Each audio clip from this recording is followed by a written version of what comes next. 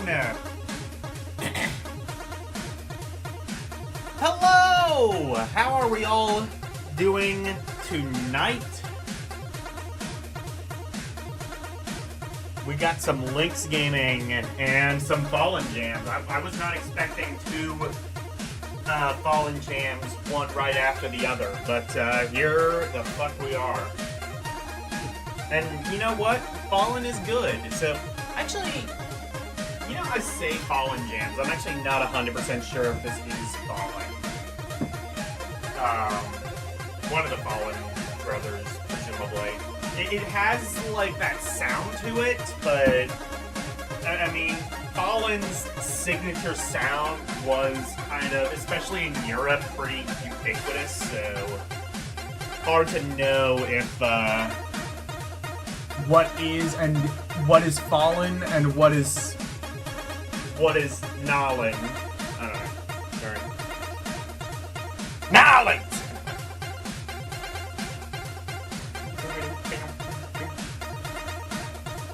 If I had my own way, I would just like open up a disco or a nightclub or something that plays exclusively just Fallen jams, and nobody would go to it, but goddamn, would it be cool.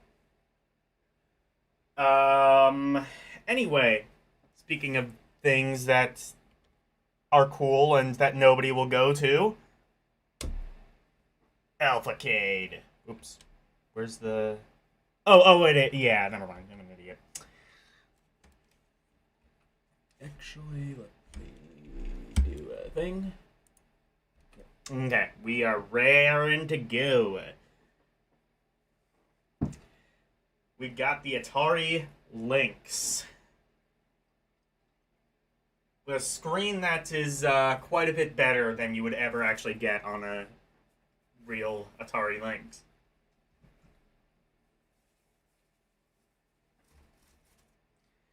Alright, let's go. So, first game we have. Also, here are the rankings, just so you can... I'll actually, point out, because we do have a couple of games. Bill and Ted, that one just went into not fun. So, I looked more into that game, and it turns out you never get a weapon, and it's all just a confusing mindfuck, and you have no idea where to go, and the clues are extremely cryptic. Yeah, so it's like Zelda, but more cryptic, and you can't even defend yourself. You can only just run away from bad guys. So, in other words, 10 out of 10. What else did I do? Blackout I ranked on there. Oh, baseball. Yeah, I put that in meh, because, I mean, it's a functional baseball game. It does what it sets out to do. And... let's see. Oh, yeah, I put APB in, fun. Because it is a fun game that, you know, once you kind of learn how to play it. Hey, Jeremiah. You were just practicing surfing and half pipe on California games to be able to help me out. I'm sure I'm going to need it. I couldn't get it to work. I couldn't get it to work initially. I don't know why. Like, it's a commercially released game. It doesn't seem like it does anything special, like, technically, that other Lynx games weren't capable of. I don't know. It's weird, but I wasn't able to... You can go back to the stream. I ended up looking up a video, and... I mean, yeah, it's a pretty typical baseball game, but, you know, it's a baseball game on the Atari Lynx. It's something that, you know, I'm sure people would have wanted, and they got. So, you know, it's a solid 5 out of 10 from what I've seen. It seemed, from what I've looked up online, it seems like a pretty much gets the basic mechanics of baseball correctly. So yeah, it's 5 out of 10 essentially. I will I will say so like if we were to like convert this all to like a numerical value, garbage would be like 0 out of 10 to maybe 2 out of 10. Not fun is like a 3 out of 10. Flawed is a 4 out of 10.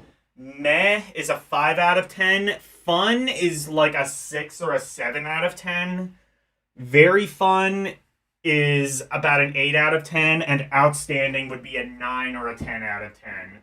Realistically, I would not say like any game I've ever played is really a 10 out of 10.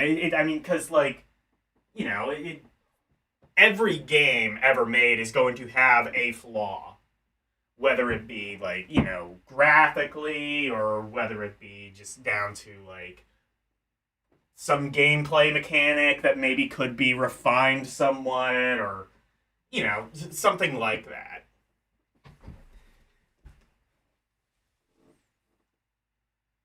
Were you able to play it at all? I was not.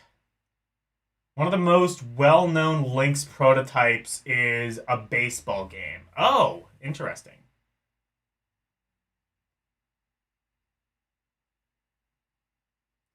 Big Hat Logan. Hell yeah. All right. So, anyway, speaking of sports, let's play some California sports.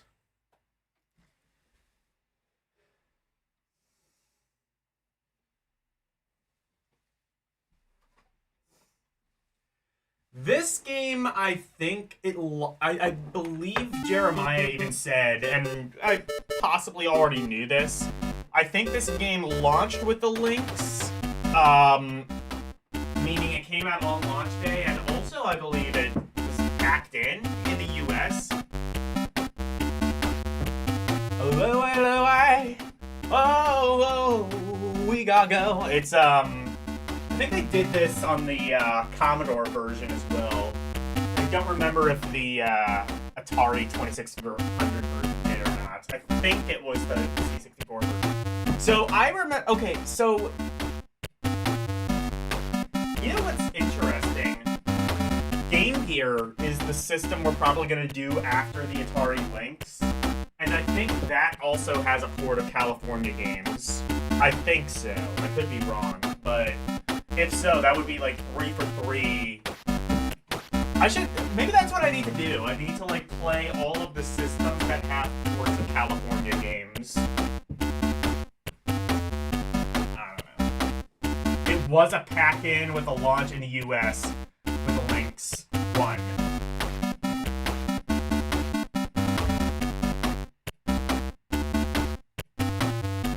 You should add firefighting to the California games. Okay, Karumi, go to your room.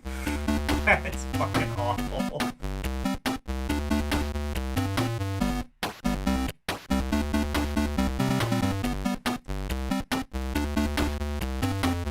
And I have...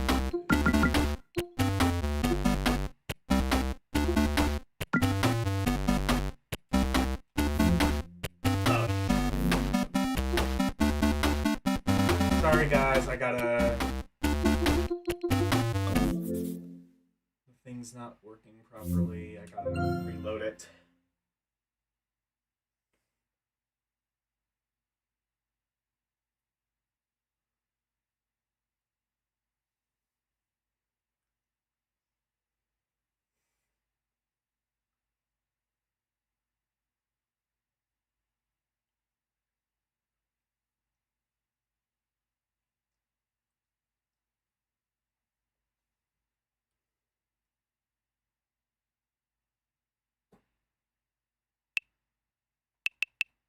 Alright.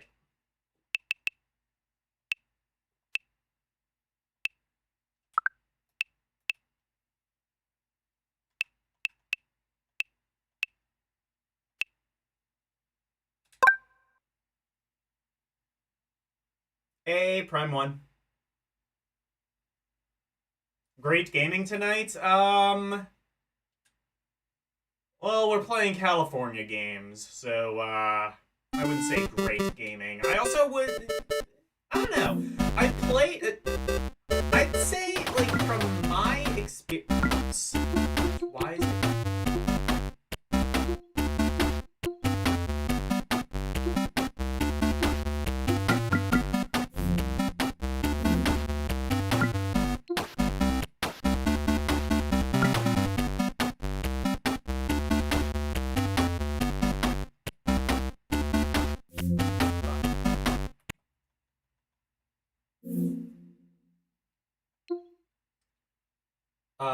So problem. I can't access the controller settings. Yeah, like my experience with California games has kind of been like the weaker the system, the better,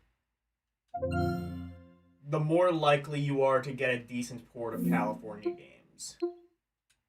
Do I have to restart the Steam Deck? Might have to restart the Steam Deck. Shit. I was having some issues with it restarting earlier too. That's not gonna bode well.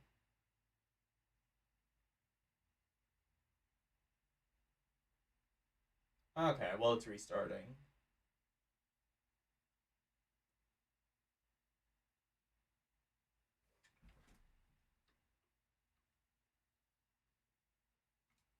Okay.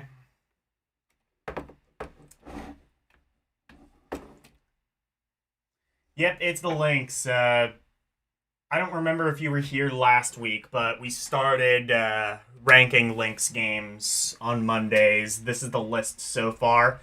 I will say no outstanding games, but also no garbage games. I can't think of any. I can think of maybe one outstanding Lynx game that I've played.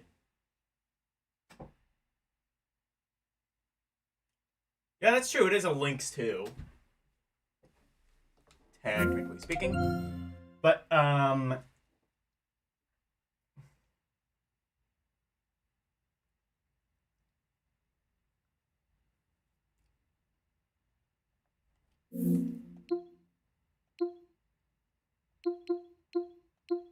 here we go.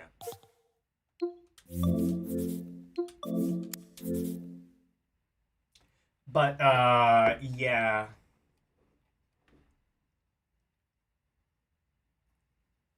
We could play Jaguar games at some point. Jaguar is an interesting system, but I don't think it's.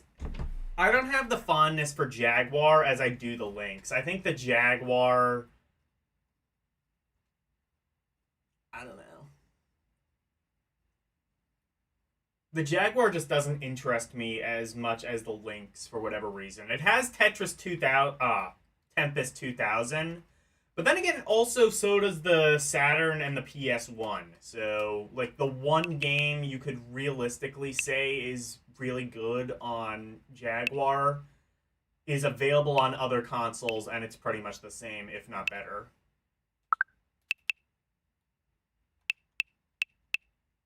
Okay. Take 3, California games. Also, hello, Nicholas.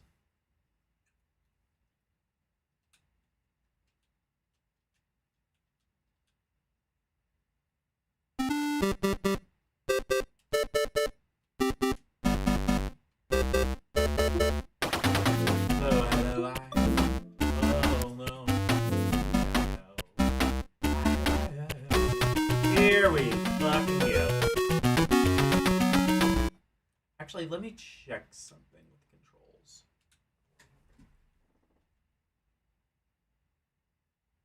Okay.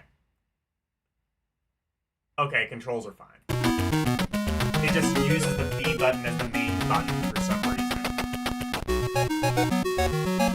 BMX.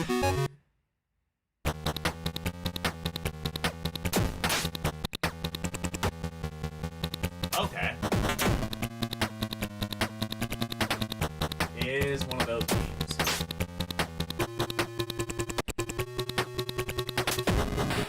I see. So it's Excitebike for anarchists. Cool.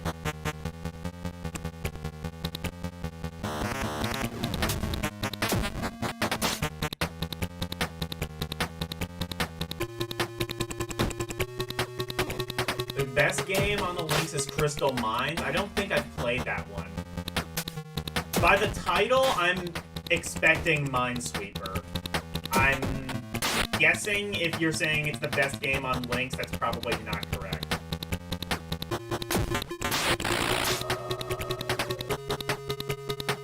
I mean, I will say this at least has intuitive controls. That's not something you could always say about the games. Especially on, like, Commodore 64, you often had to, like, do weird button combos to really accomplish much of anything. Oh yeah, Rampart! That had a port on 2600, and that one was pretty good. I like Rampart. I really like Rampart. You ever play Famicom Rampart? Would you believe me if I told you it's a totally different game than, like, the arcade? And also, it was developed by Konami. Crystal Mines is a sequel to the unlicensed game on NES. And it's great. Do I remember the game on NES?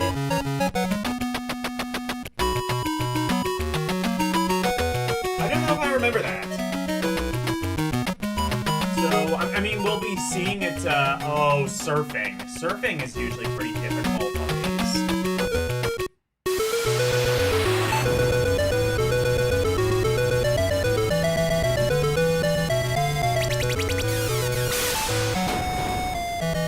I mean, we will be seeing Crystal Mines probably tonight.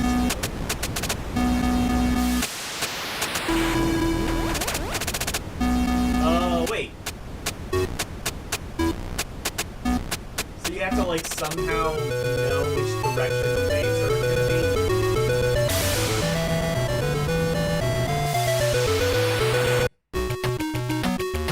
Let me try that again.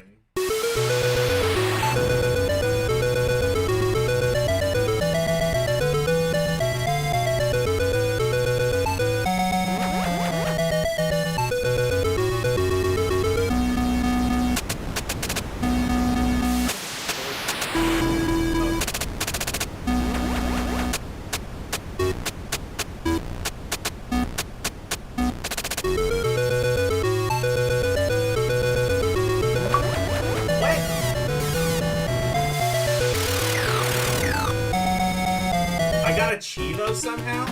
Kill. Right, Sid! Catch up on a chronic! That's the thing I remember about, like, specifically the NES version, is it was, like, it had, like, this weird lingo that I don't think anybody in California ever said, ever. Like, grommet or swoon. I remember that from the John video. I will say this is better than I remember, like, California games on NES. It's definitely better than the Commodore 64 version. I remember that one being, like, almost entirely incomprehensible. This, I think I can kind of figure out. This surfboard does not control the best, though. I see, you almost have to, like, press A to accelerate, but there's kind of a delay to it.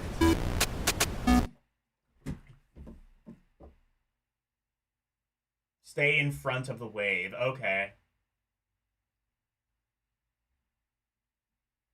Surfing only uses left and right, up and down. Oh, so there is no accelerate. Never mind.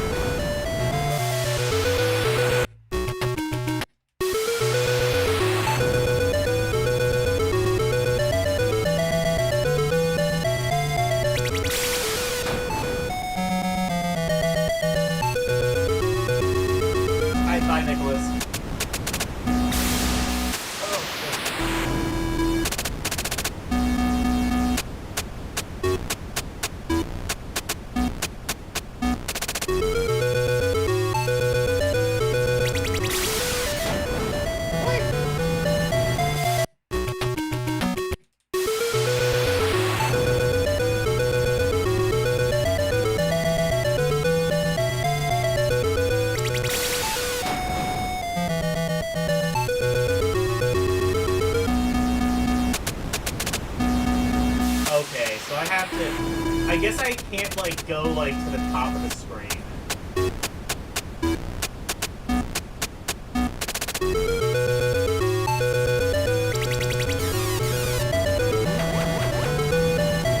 Okay.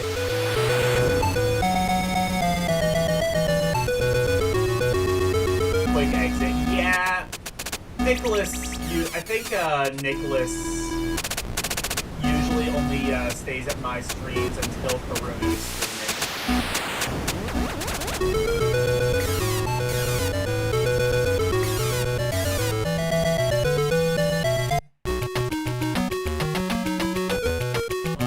Something, I think.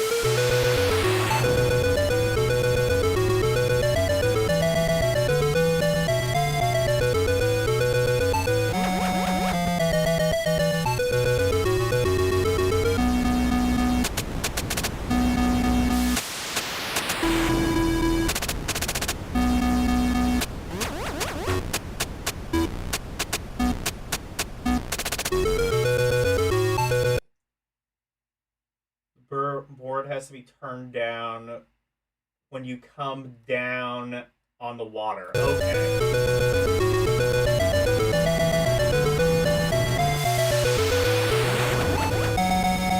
Okay. By the way, how is the game audio? Is it too loud, too quiet? Can you see me? Can you hear me? Can you smell me?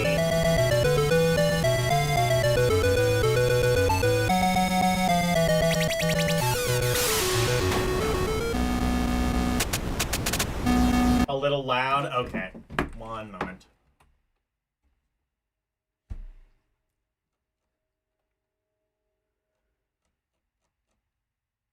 Okay, yeah, I see.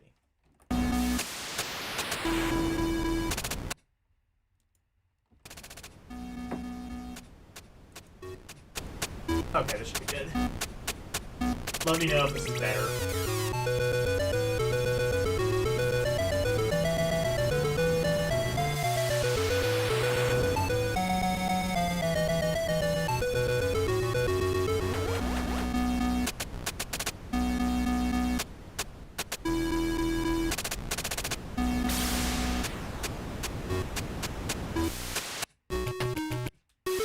I think I'm getting the hang of the surfboard, at least a little bit.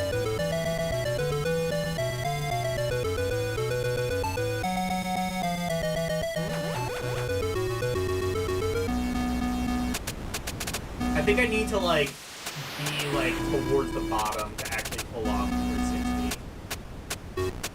Also, I think further from the wave. No, okay. I don't know how to do it 360.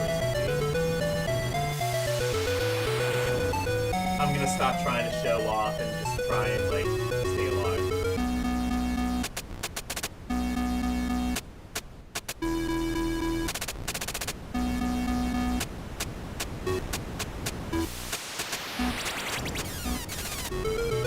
Oh, shit! Damn! Oh, I see what you mean by 360. You can do a 360 in the air.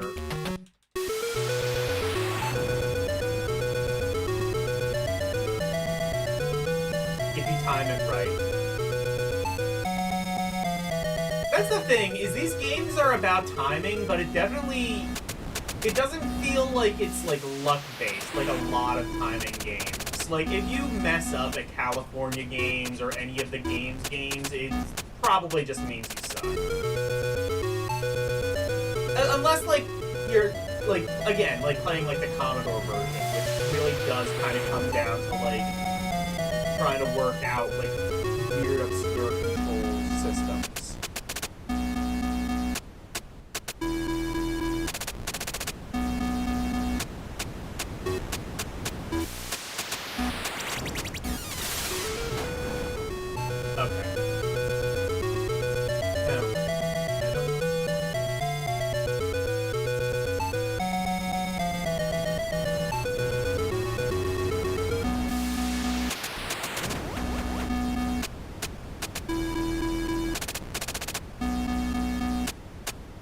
Hello,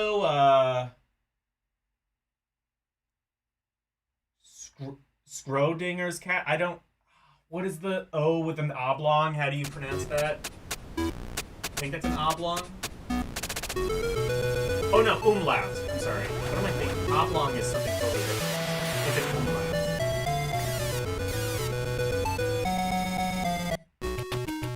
That reminds me of, like, Bill O'Reilly. Cat is fun. Okay. That reminds me of, like, Bill O'Reilly on that one phone call where, like, he got a loofah and a falafel confused. That was fun. Half pipe. Oh, this is gonna be... Oh my god, it's skate or die. Fuck! I hate it.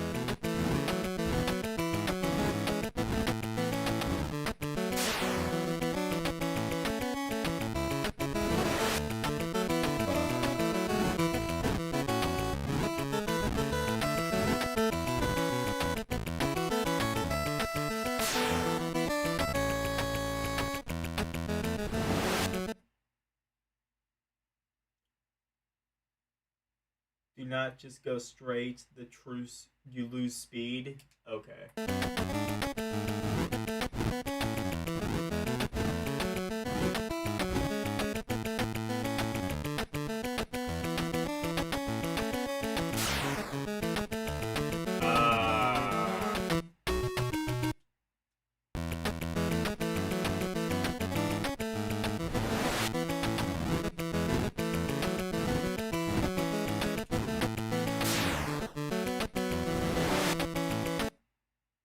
Press down when you're coming down until you pass the middle and press up. Okay.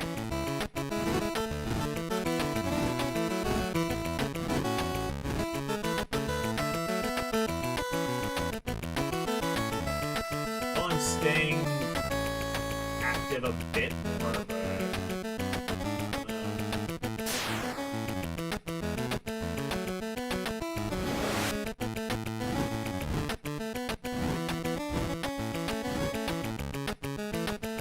Okay, so I think the buttons are break, I guess?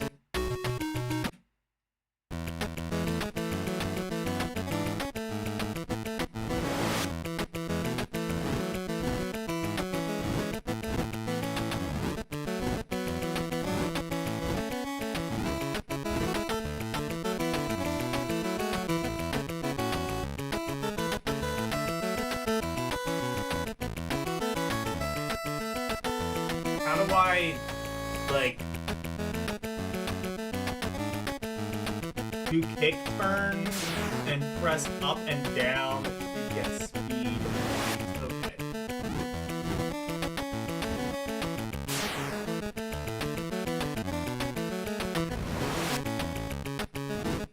Oh, I see. So I'm, like, doing tricks. I'm just fucking it up. I'm, like, trying to do tricks. It's just not happening. That's what the buttons do, I think.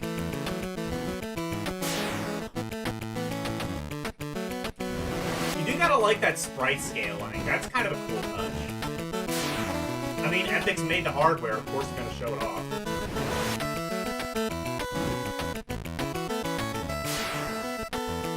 don't know what the button combos are to do, like, anything. Only the kick turn button? So I guess B or A is the handstand button.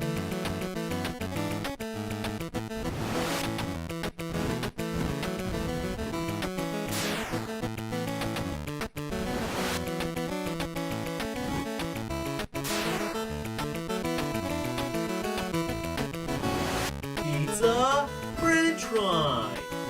Pizza. Wait, no, that's speeding.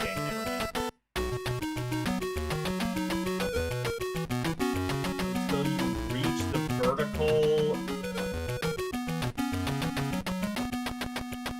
section before trying. Okay.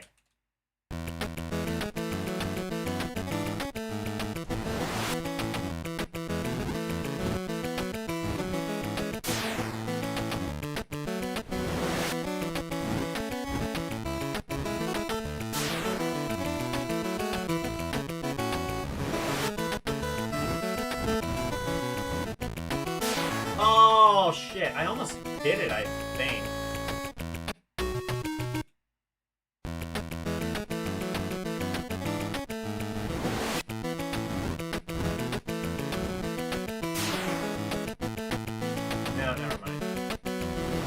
hold the button just a okay.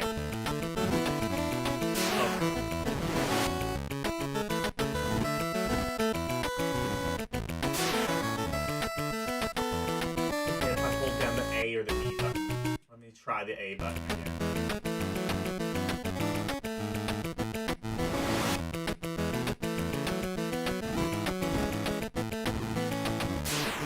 Oh yeah.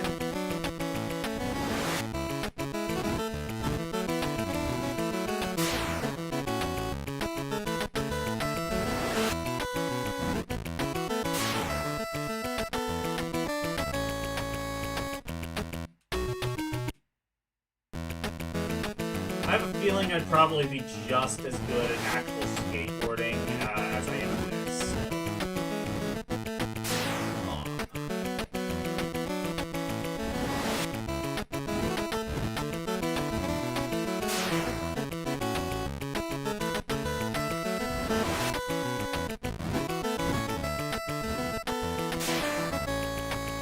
I'm done with this. Let's try foot bag or hacky sack, as I think it actually is. Because I guess they couldn't get the license to hacky sack. Oh, this is gonna be like... This is like one of the really fucked ones on C64, if I remember. I'm just waiting a little too long now. Okay.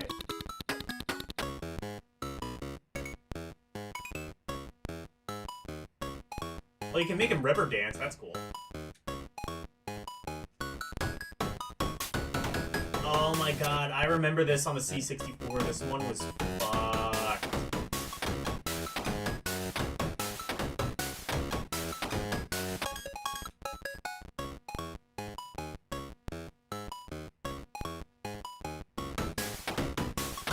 How do I, like, get the thing?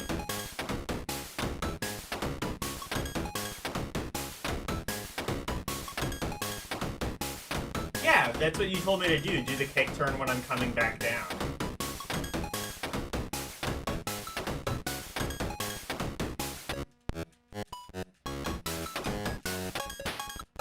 Oh, is that what I'm doing? I'm just kicking it between my feet? This is like some Great Depression era shit. Emphasis on depression.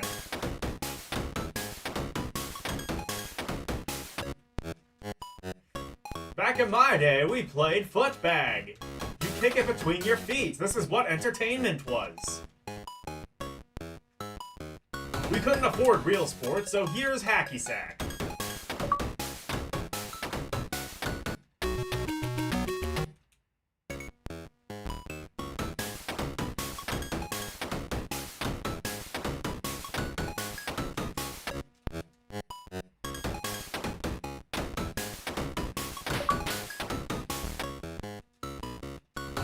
Okay, so you have to press up and then kick.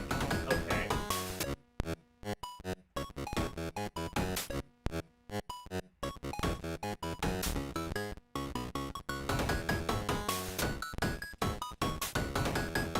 You're trying to do... Oh, okay.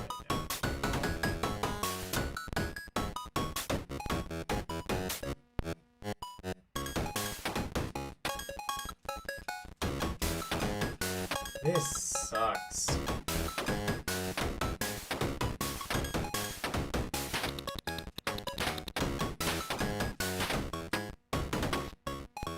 The Atari version, I don't even think had hacky sack, did it?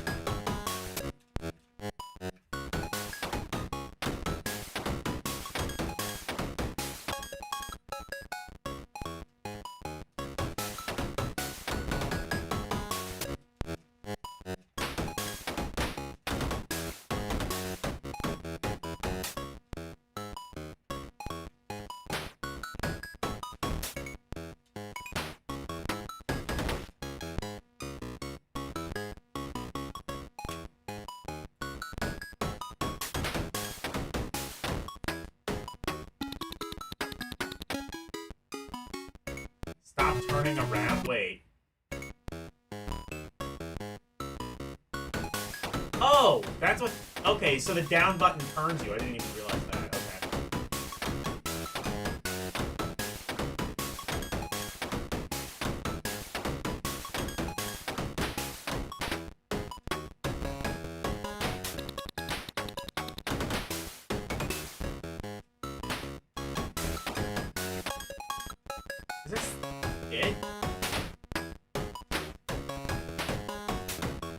Okay, I see, I think.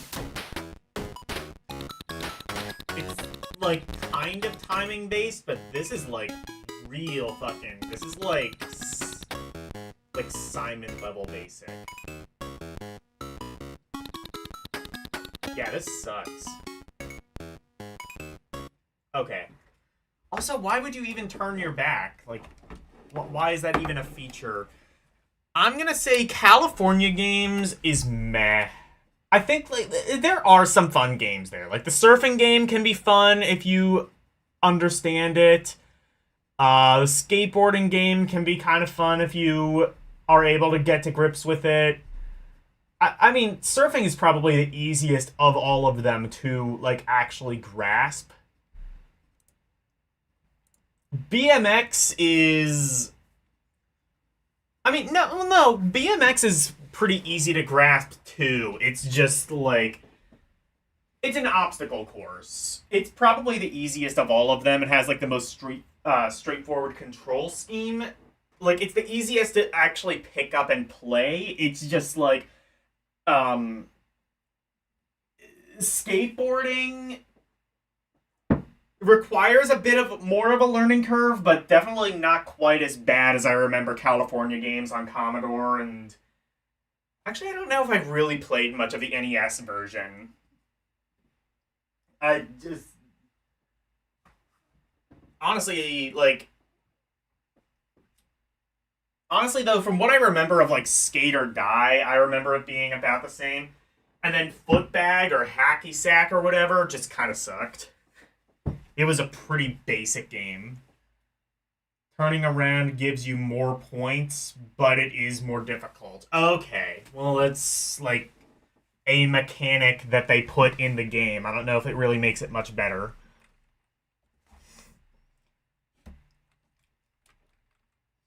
Anyway, California Games is meh, which, to be fair, is a point... Well, I don't know about fair, but to be honest, is about a point lower than I was actually expecting it would be. I was expecting it would kind of go in the fun category, because, like, California Games can be good. Like I said, I think California Games really kind of lives or dies on how advanced the hardware is. Because, like, if it's pretty basic, you get a much more basic game, like on the 2600. And it being a more basic game kind of makes it more fun, in my opinion, because it's easier to sort of pick up and play. There's, the games on 2600 are kind of just like, easy pick up and play, try to match your high score, try to get your high score, whatever.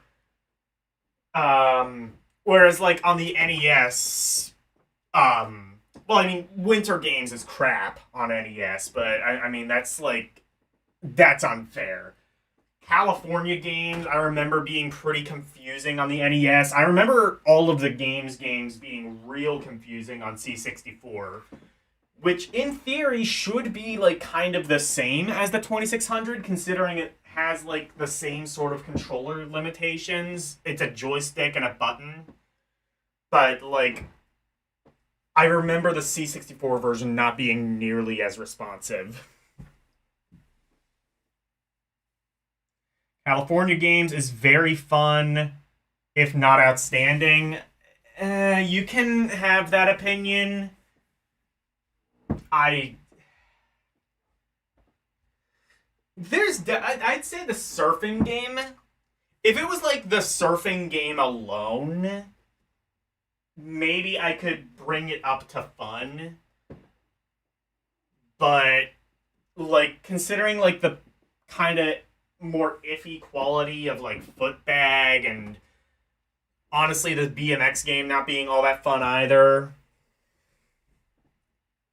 On the NES, you could never get good at skating or flying disc. Yeah. Anyway, Centipede. Now, I'm not going to rank this because I think it is a prototype. I think that because I've tried this off camera and it doesn't have any sound. So I don't think this is legit. Unless my emulator is just fucking up. This is one of the vertical games. But yeah, it's Centipede. Also, it kind of runs like shit, too. Very slow. It is kind of funny, too, how, like, the resolution of the Lynx is so low that you have to scale the screen just to, like, show all of Centipede on screen.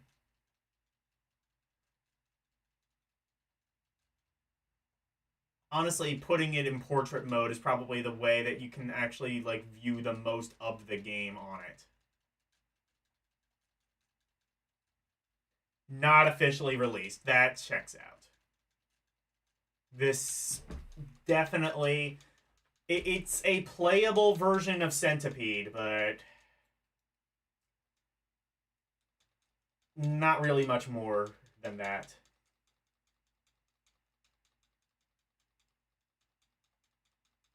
This seems pretty early in development, too. Again, because, like, the no sound and the... I mean, I don't know if the slowdown would have really been able to have been helped, because the Lynx did infamously have a pretty slow processor, but, I mean, even the Game Boy could do a pretty decent port of Centipede, so...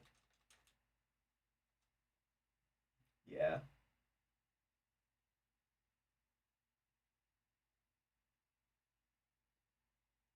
AALCX. Yeah, not officially released, I thought. Anyway, Checkered Flag. I'm aware of the version on Jaguar. I didn't know there was a Lynx port. I can't imagine it being much worse than the Jaguar version, but let's see. Was this an arcade game? Yeah, Centipede was a prototype. It has been finished by Songbird Productions and released. Okay. I wonder if the finished version kind of plays better. If it has, like, that sort of, like... kind of like the slowdown issues. Also, if it has sound. I would assume it would have sound if it's finished. The Lynx version is much better. I mean, I can't imagine it being much worse. So, it's only up from there. Checkered Flag was... Am I thinking of, Oh, no, I'm not thinking of... What was the other... Club Drive, I think it was? Where they showed it at a planetarium, or, like, they showed it at an E3 or something like that. And they were like, look at the amazing 64-bit power of the Atari Jaguar, and the entire crowd was just laughing at it. Man, there's so many good stories about the Jaguar. What was there was the one, like, guy who got, like, high... They, like, spiked his tea with LSD, and he was writing reviews for a magazine while playing Cybermorph, and it was just like, the colors feel like real life, man! It was pretty cool. Club Drive is pretty fun. On the Lynx, lets you link up to 6 people. Oh, interesting. No arcade version, okay. Okay.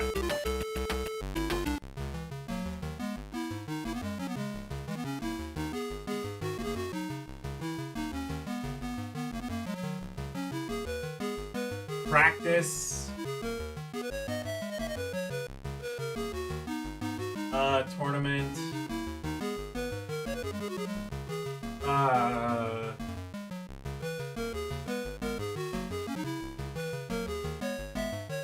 Drones? I don't even know what that is. Laps. Free. This is pretty decently customizable, at least. Horse. Do that. Ridgemont.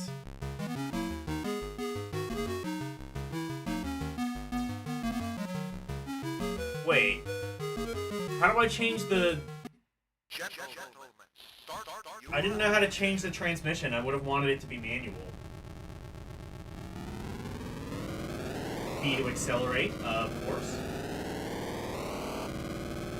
The buttons aren't, like, swapped on the Lynx, right? It's B, then A, like, you know, like on an NES controller or just about anything else.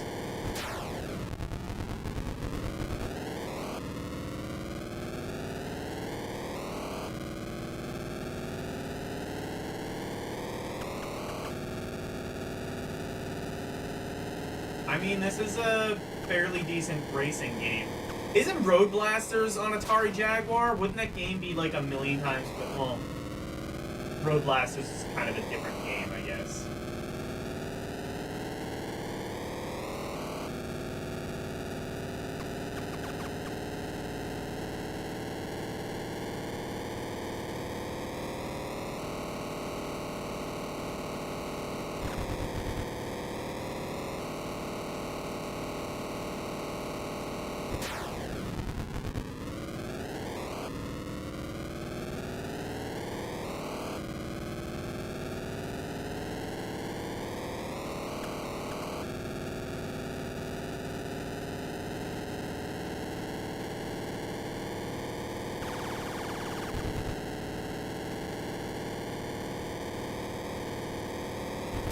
Okay, B is brake, that makes sense.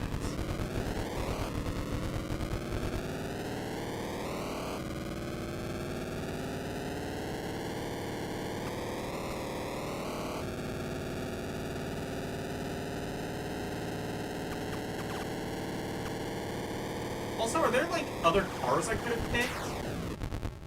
Let me check something real quick. Retro Doc 79. Hello, welcome to the stream.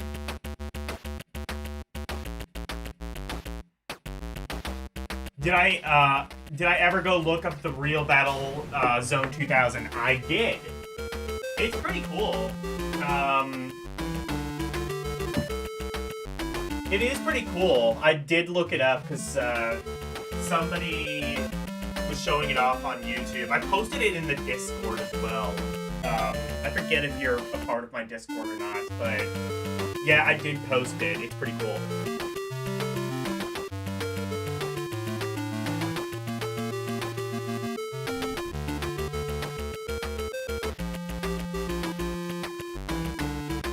You're in first place, no drones. I don't know. Road Blasters was on Lynx, not Jaguar. Okay. Yeah, I didn't think it was on Jaguar. You always wanted an Atari Lynx, but couldn't afford it.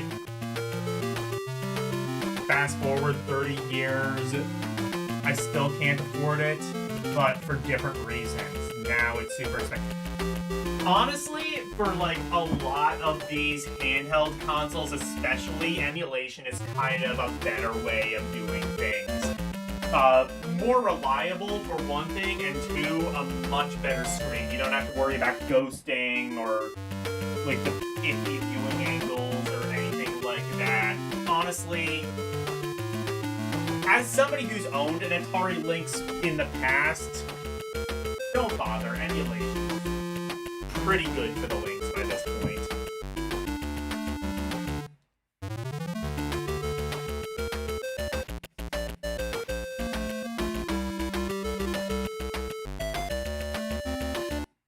You do not think you knew I had a Discord? I'll post it if you're interested in joining.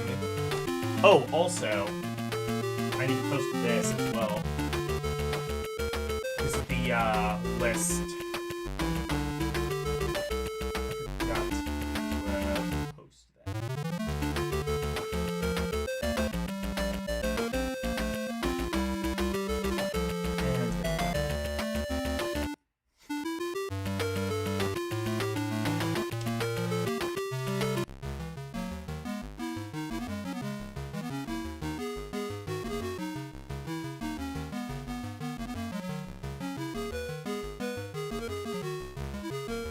Star position random.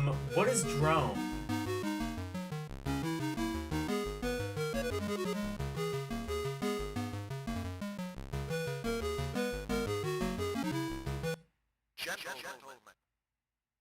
Is it option?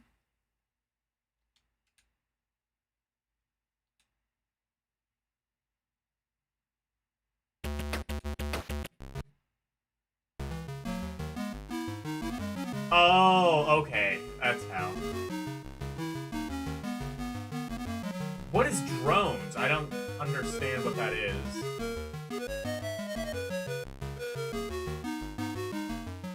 Maybe I'll try with 2 drones. I don't know. Laps. 50? Fuck off! 3.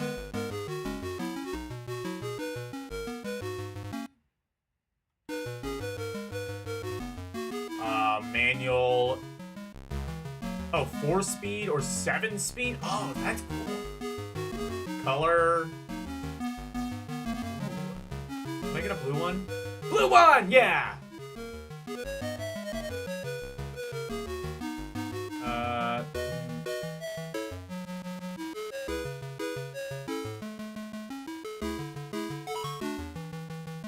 Or I could have the white one. That's cool. I'll do that.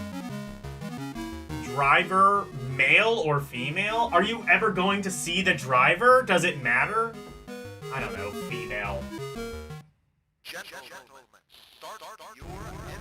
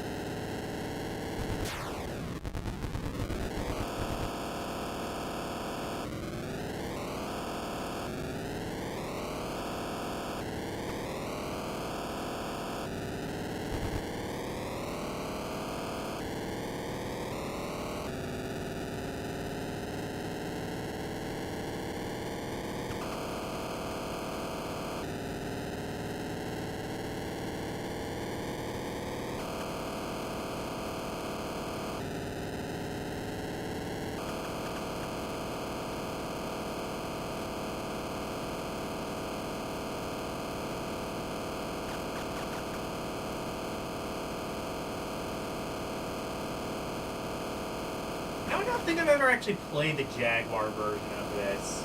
I don't know if it's as customizable as this. Probably not as good at playing a game as this.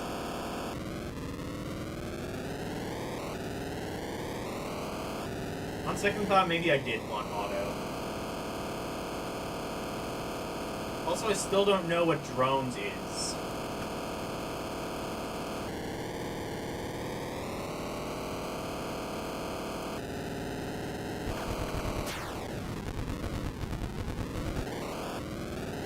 Can I crash into the trees? Hold on. I must try this.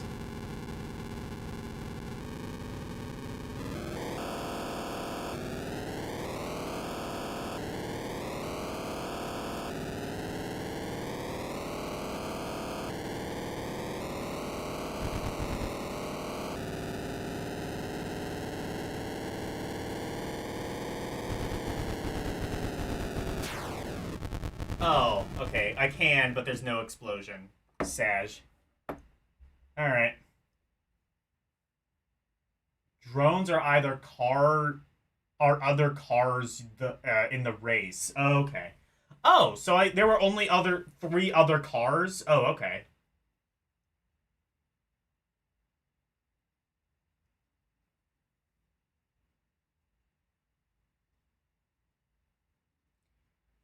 The Jaguar version is impossible to control. Cool. Okay. Checkered flag. I like. So here's my general stance on racing games. If you haven't heard it before, I've definitely said it on stream. Racing games, typically speaking, especially like realistic style racing games, are only really as good as the technology that they are on. Whenever the latest and greatest thing comes out, especially like simulation style racing games, but also some arcade ones tend to like, what I mean is like, like no like frills or anything like that. Like Mario Kart can stand the test of time. Like you can say like your favorite Mario Kart is 64 or Double Dash or DS or something, and that's a valid opinion. I don't really know if there's any reason to play this now when there's like, the latest Forza or Gran Turismo. You know what I mean? Like, it doesn't really do anything better than those games, and in fact, it probably does a lot worse. That said, I love the customizability of this. You can make it so it's 50 laps, which there's no fucking way you're doing that on the Atari Lynx battery life, but you can, I guess. Just make sure you bring an AC adapter. I mean, you can adjust. You can have a 7-speed manual. You can adjust the amount of cars that you're racing against.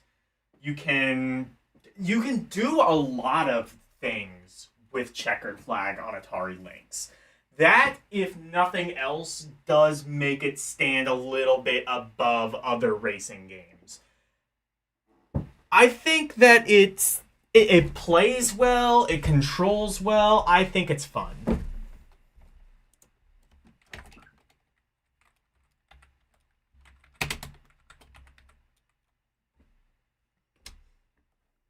Okay. Yeah, here we go.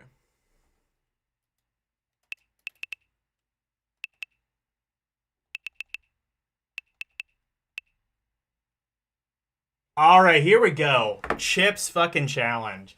Now, I could play the game, and I will, but before I do that, Past Logan has already played it, and in fact, can even give a little bit of insight into it. This is me, 12 years ago. Well, probably like 13 years ago.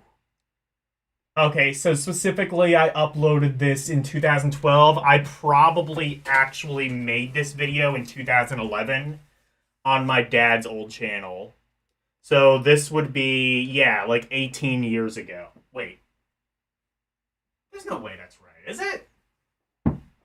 18 years ago. I'm 26, so. Or did that say 12 years ago? Wait. No. Sorry, I'm having an existential crisis. Yeah, 2012. So that would have been like, yeah, 13, 14 years ago. Okay, that sounds right. In fact, I think it actually said 12 years ago, not 18. Yeah, 14 years ago. So that would have been when I was 12, I guess.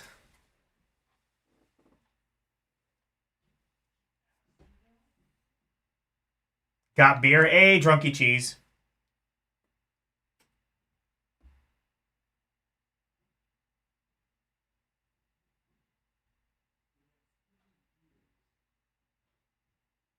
You could do 50 laps on 6 AA batteries. Nothing else, probably, but you could finish the race, I guess.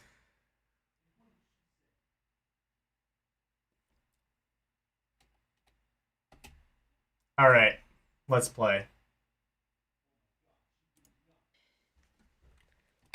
So, without further ado, Let's go. 1, 2, 3. Power on. Wait for it to load. There we go. So this game is Chip's Challenge. This is the only game, by the way, I got with the dead pixel thing here.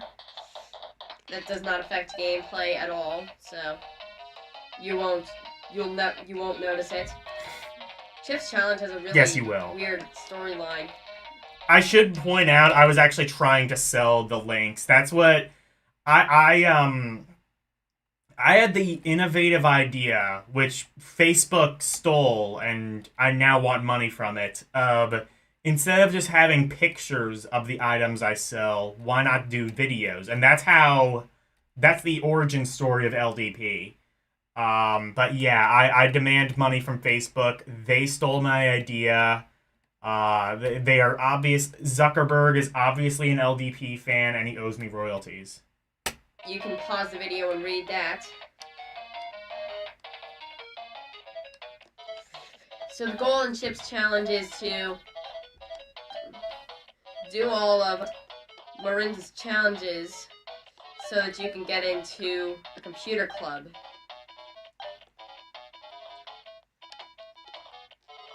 This can probably be classified as a puzzle game. It is. I will also point out, I've said this before, but I'm not doing a very good job at filming the Jaguar, or I keep calling it the Jaguar, the Lynx's screen, but also it's not this much better in real life. I remember it's being fairly washed out. It's very addicting, I'll tell you that. It is. It really is. And of course, as I said... Look at my sexy hand silhouette. Screen. Wait, I was 12. Don't call me sexy.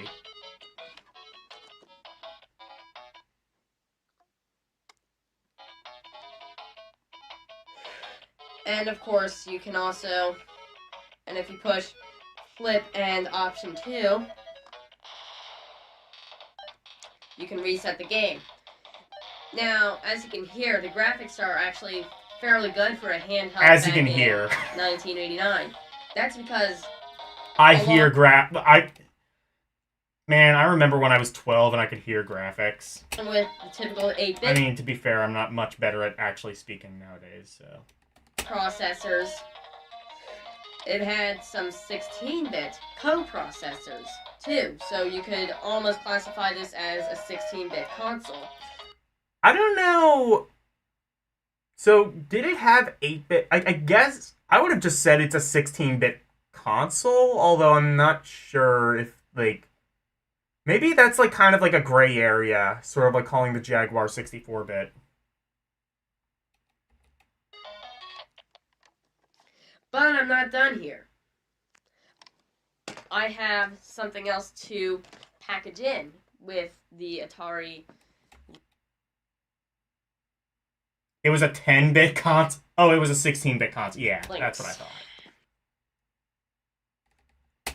To be continued. I packaged in the 999 Game & One LCD game. I sold the Lynx for like $40, and then I sold I might have just like sold that 999 in one thing for like $5 or some shit.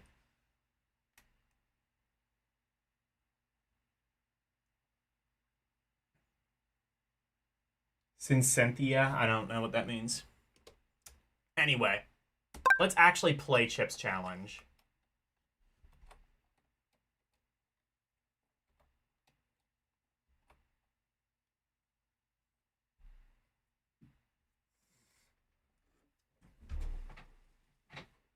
And you're gonna see it here in way the fuck better quality than I could have ever done with a shitty Lynx screen and a shitty iPhone port.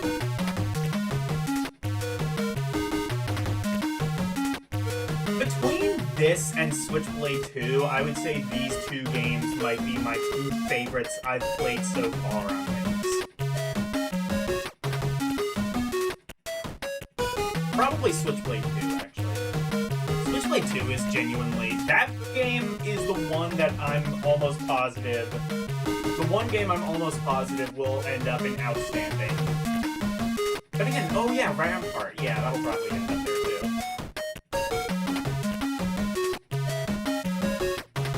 Chuck, yeah, Chuck is, by the way, still, I think still has the rights to Chip's Challenge and is still putting out Chip's Challenge games on Steam. Yes, this was yes, this later, as L points out, this was eventually released on the Microsoft or Windows, whatever game pack. But it was released on Lynx first. And the Lynx version has, I would say, a much better presentation. First of all, it has this story. Nerdy Chip McAllen suddenly stops eating lunch. Melinda, Actually, why am I doing this? Nerdy Chip McCallahan suddenly stops eating lunch. Melinda the mental marvel is sitting down next to him. Melinda smiles. Chip, she says, if you finish the challenge, you can join our computer club, the Bitbusters. The Bitbusters. I like that. Also, I have the idea of, getting this story and then, doing, a search and replacing the names of Chip and Melinda to Karumi and Novetta.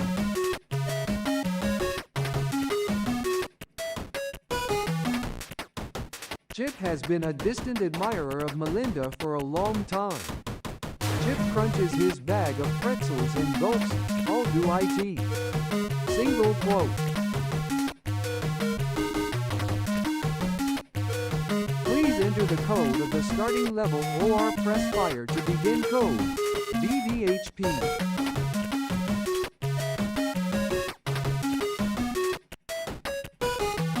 Beating all 150 levels of Chip's challenge on your Lynx took you a long time. Yeah, I got stuck fairly early, but maybe I can get a bit further here.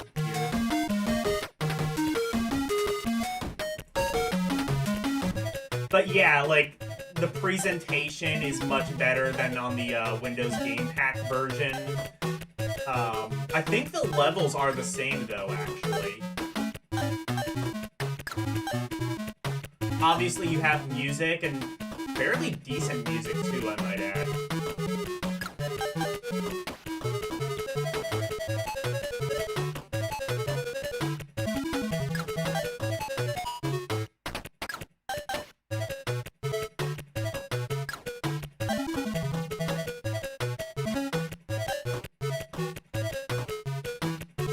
Wait, what did I miss?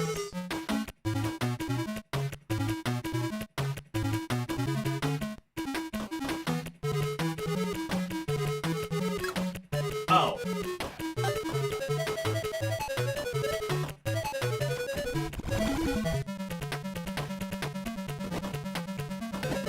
It starts out fairly basic, but it gets to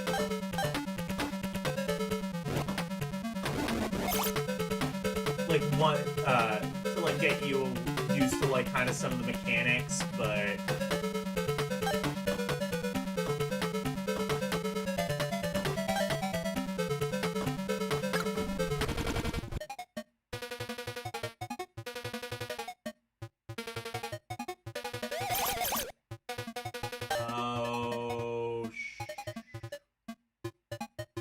which one do I do first? I forget.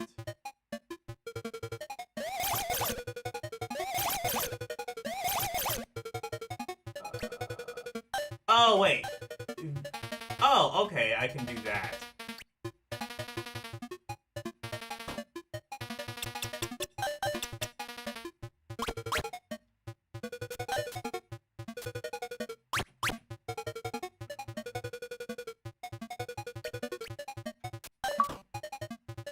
Okay, there we go.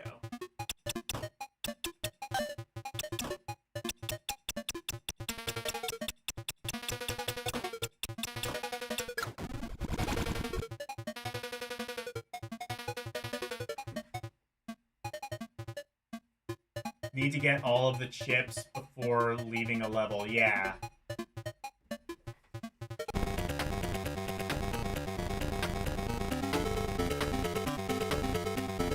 This might be the level. No, I don't remember. I think I did end up passing this at some point. I forget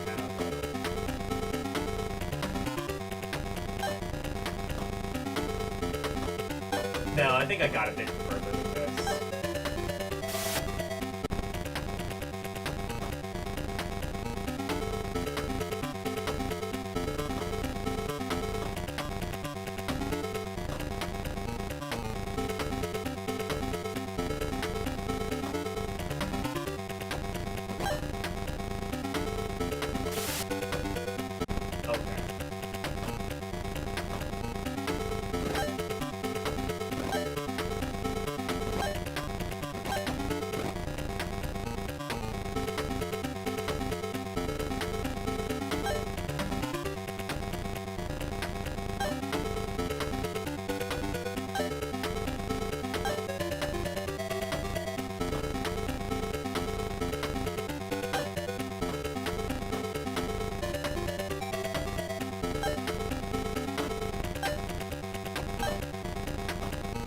Okay, I remember.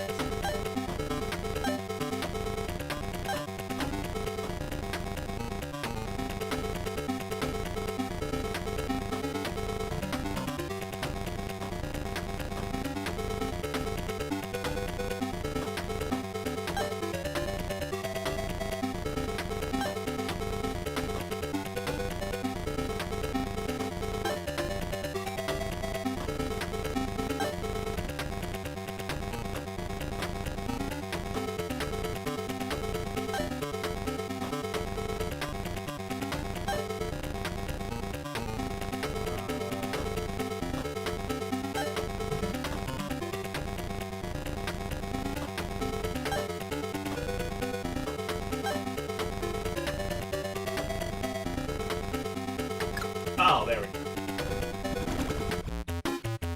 I remember the teleporter part. That was like the bit that like that's where I got stuck. I think that's like in a few more levels, but maybe it's the next level.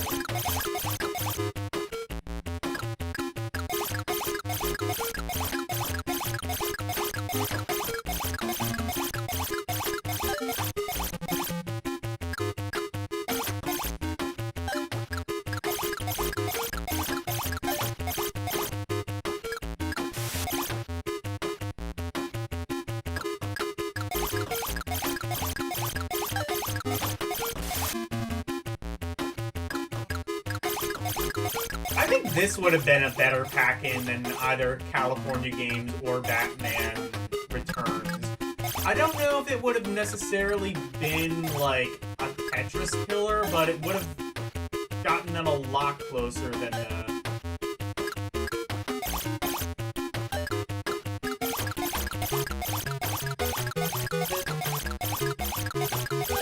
Oh wait, I see.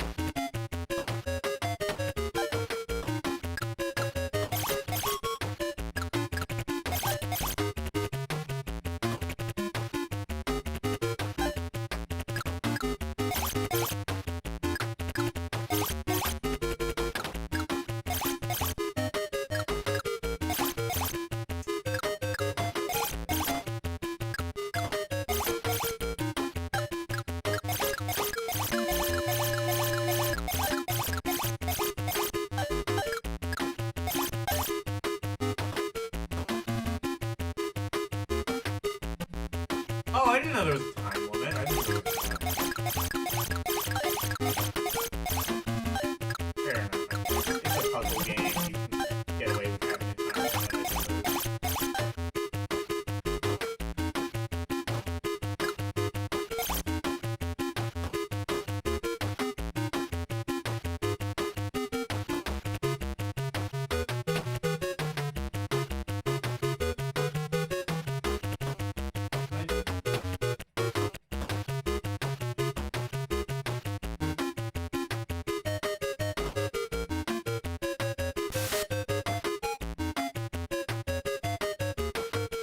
Oh wait, I see what it was.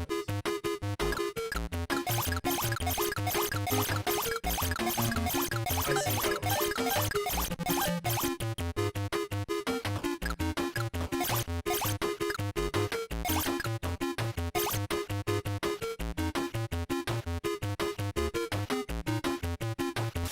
Oh shit. I see.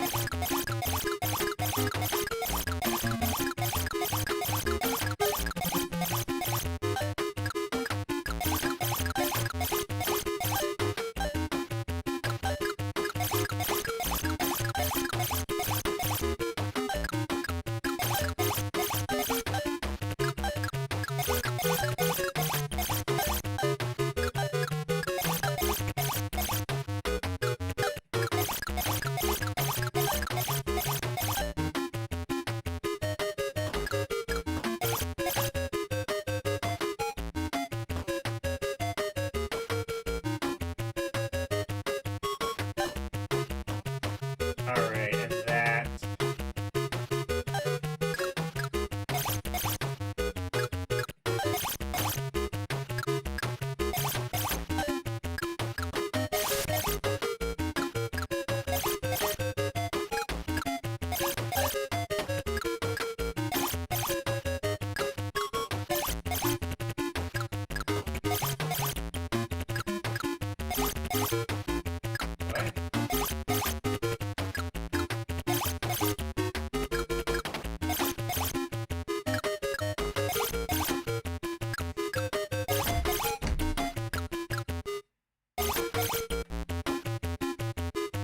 Okay.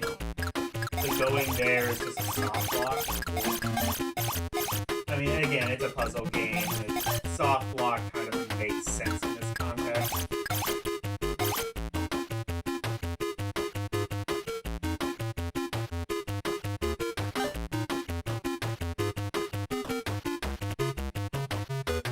You know, thinking about it, this is kind of just Sako Bond, but it's so fun you don't even realize it's going to be terrible.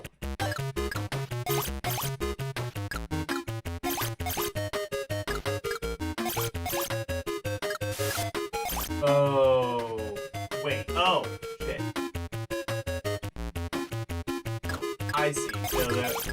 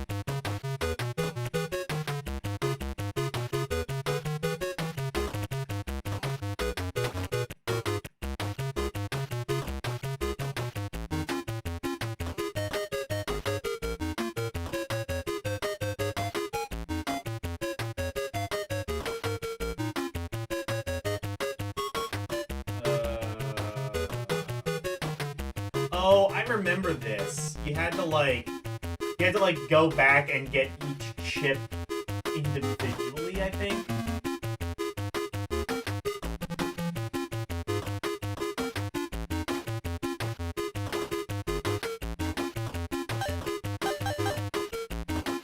Or something like that.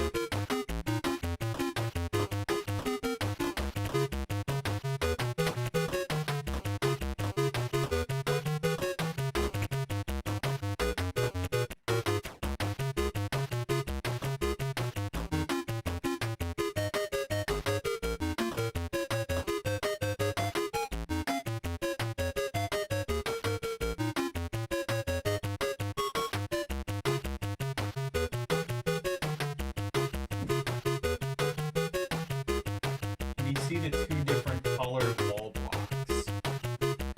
I did not. I've had enough to leave. Where do I leave?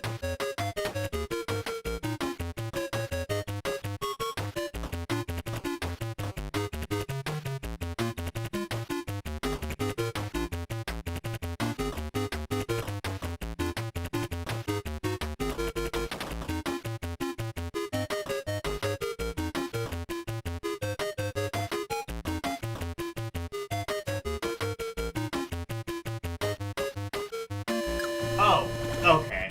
I see. This, I think, is the level I got stuck on.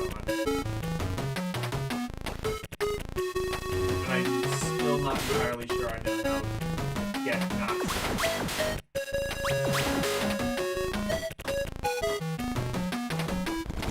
Oh, yeah. Oh, this is teleporter maze. Yeah.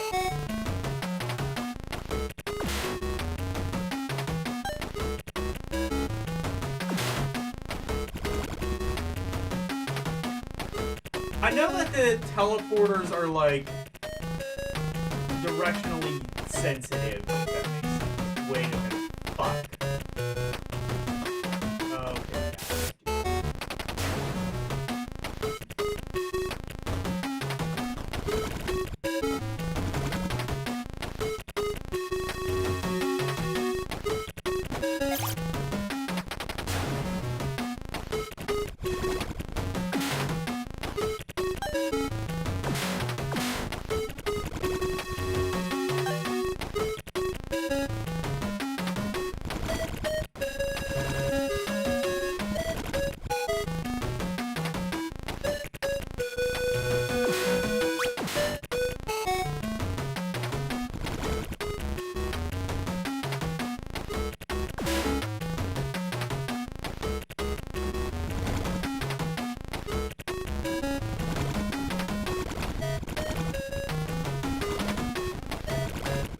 Right, wait.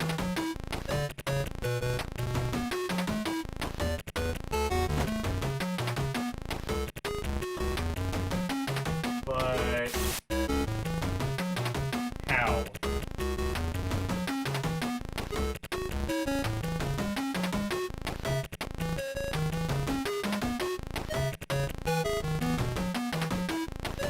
Oh, the head is a thief. He will steal your items. Okay.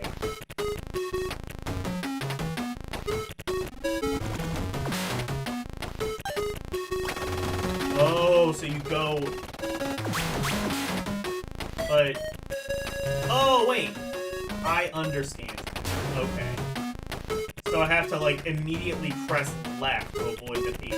I didn't know that's what that was. That's why I was stuck on it, I think.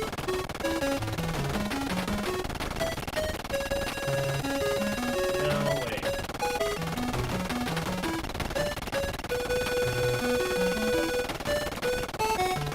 Now,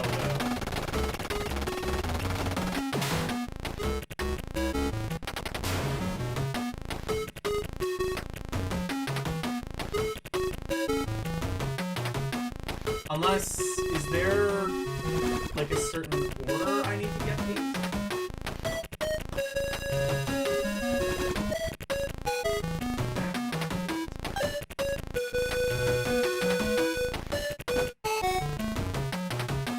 You know what?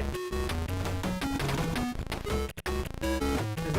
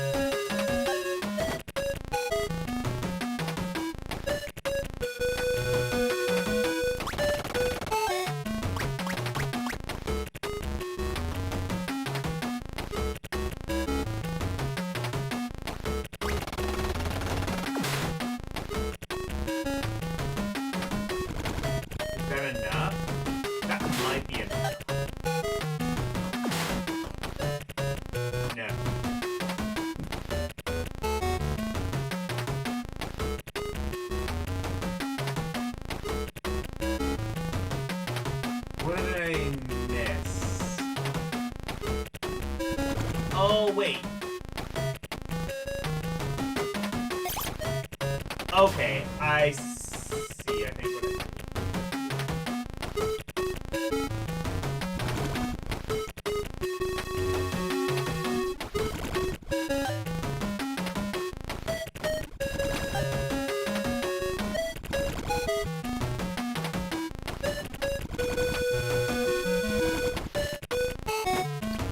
okay.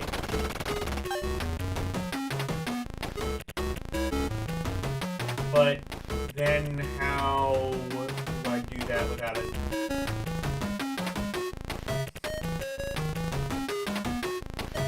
Oh, wait! Okay, I figured it out. So you have to get one before getting the other. Okay. So I have to get the fire. And then... Oh, shit. Okay. No, I have to get the fire and then avoid the water so that I can come back and get it.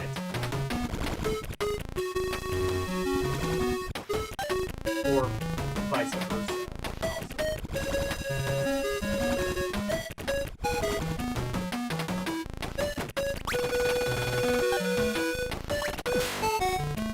Yeah, that makes sense, because I don't need the water thing.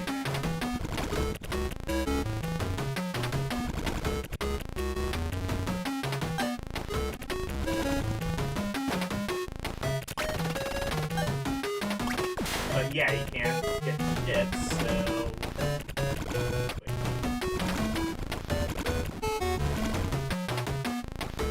Oh, and then... There we go. Okay, I did not know how the thieves operated. Now I get it. That is officially the furthest I've gotten in Whoa.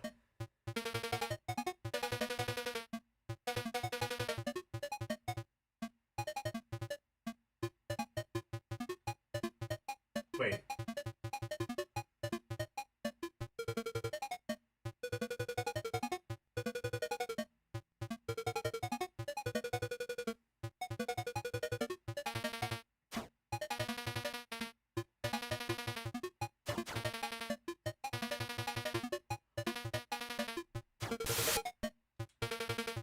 Okay, I see then.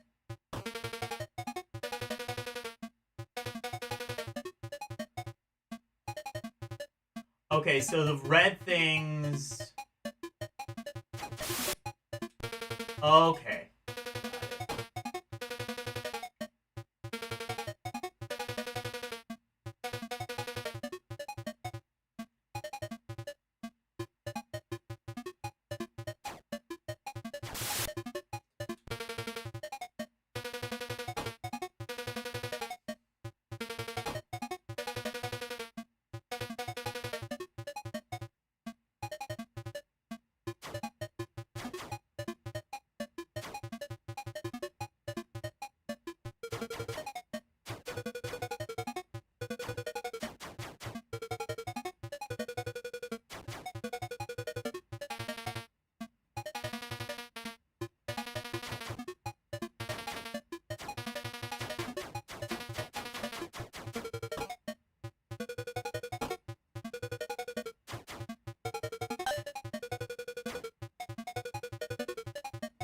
Okay.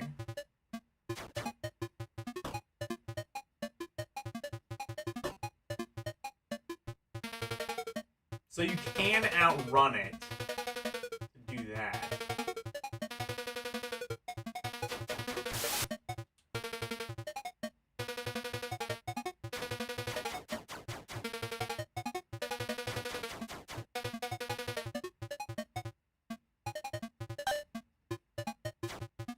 Now, where's the exit?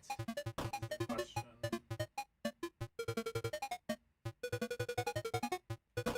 Oh, here. Okay. Now I see. Hey, Arus. And Renee, how are you?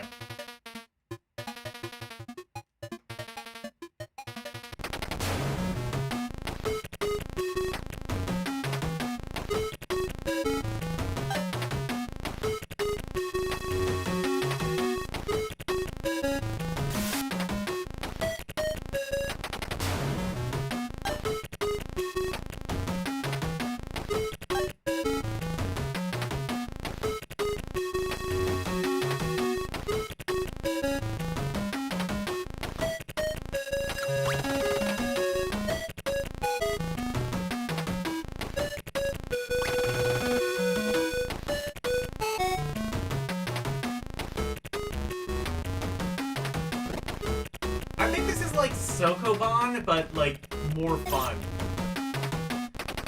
Anyway, I'm gonna play more of this on my own time, but I've played enough of Chip's Challenge, I think, to make my point. Chip's Challenge, I feel, is very fun. It's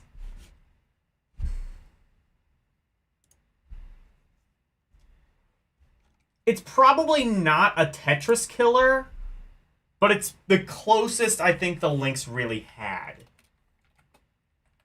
It is one of my favorite games on the Lynx. Which, yeah, I am the cheap challenge. No, I don't think so. Now Crystal Mines 2. Okay. Wait, no, there's Conquest of Zhao. Whatever the hell that is. Came out in 1996. Okay.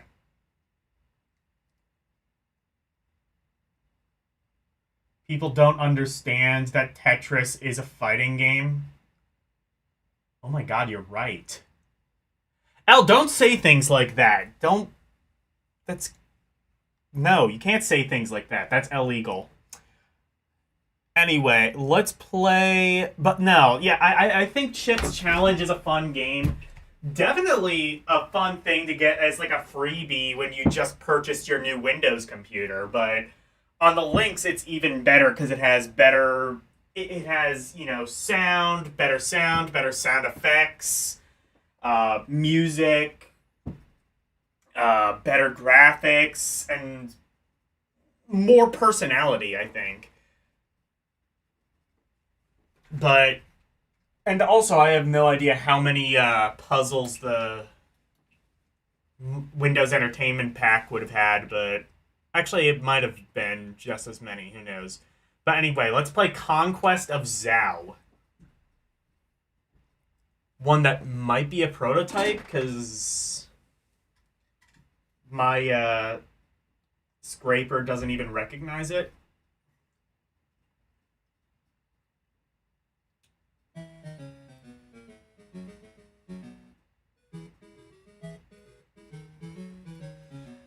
Monty Python's Flying Circus!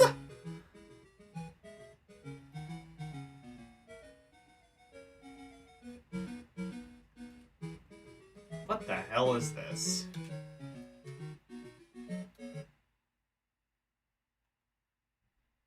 Combat screen, sound effects.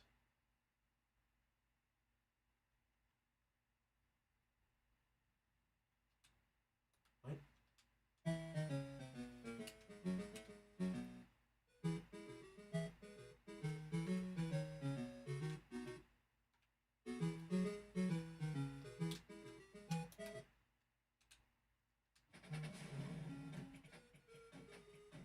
Wait, this is just Chip's Challenge music. What the fuck is this? Is this a prototype? Or like some proof of what the fuck is this? Jeremiah, explain this.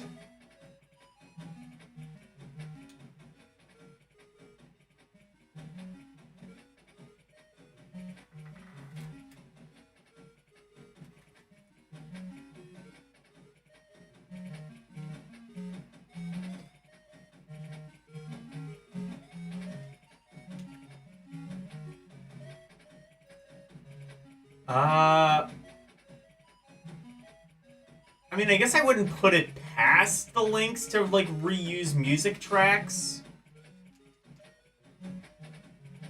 What?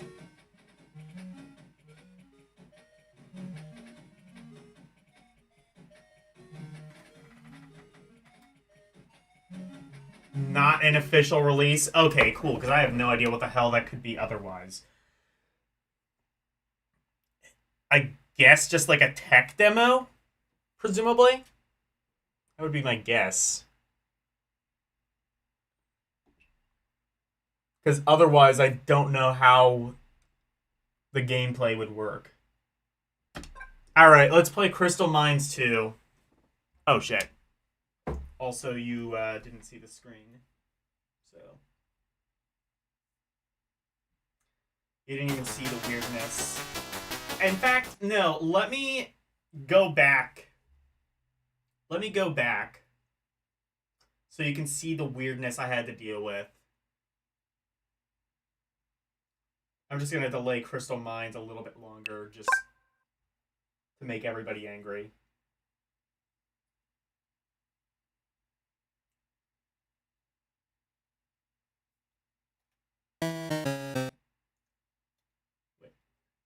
So it starts out with Monty Python music.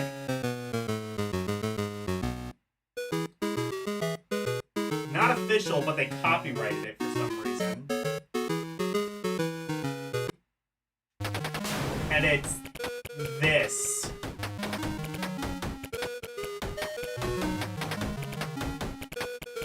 That's what I had to deal with, and you couldn't see it because I'm a dumbass.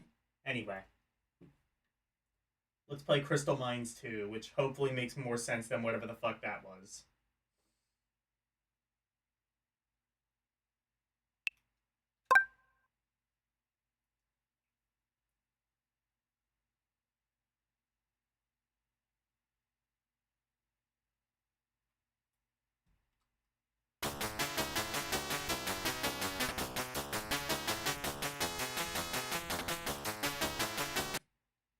I'm not sure I remember the NES game.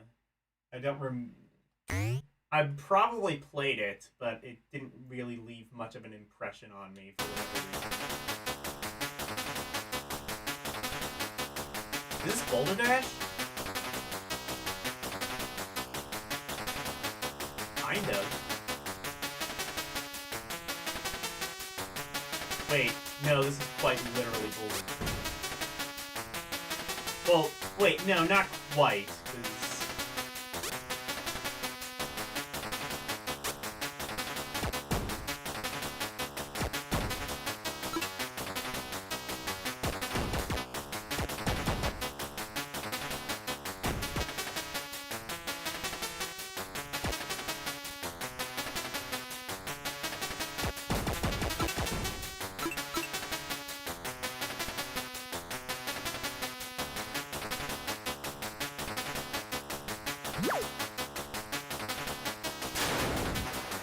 Yeah, this is kinda like Boulder Dash.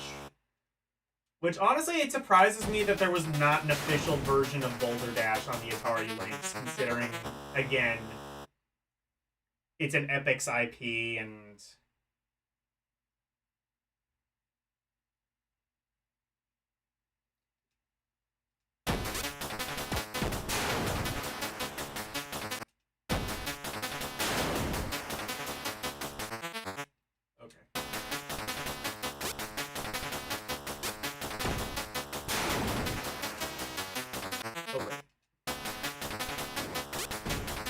Oh, okay, yeah.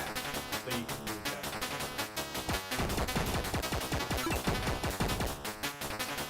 Oh, you can do that, too. Okay.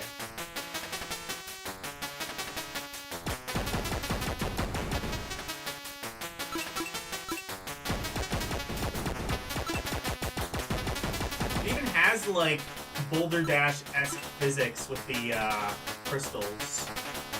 With the gems.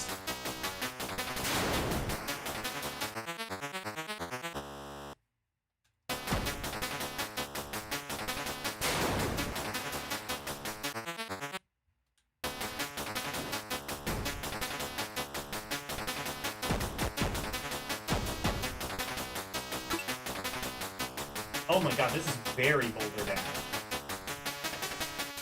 I guess so you didn't get Boulder Dash on the Atari Lynx, but you got this, which is a little bit better. Is this an Epix game?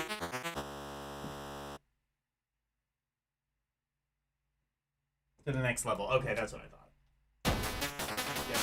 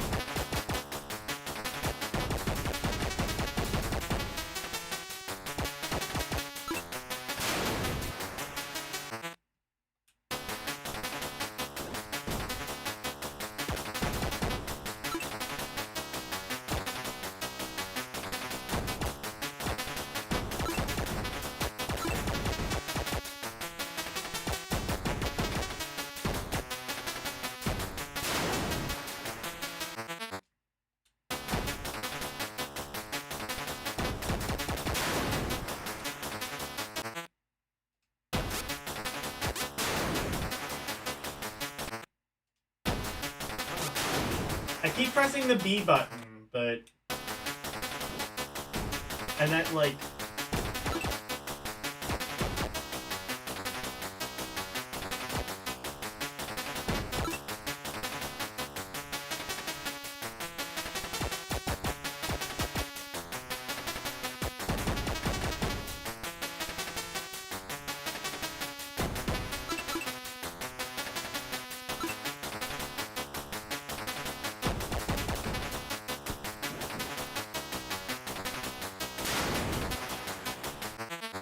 Okay.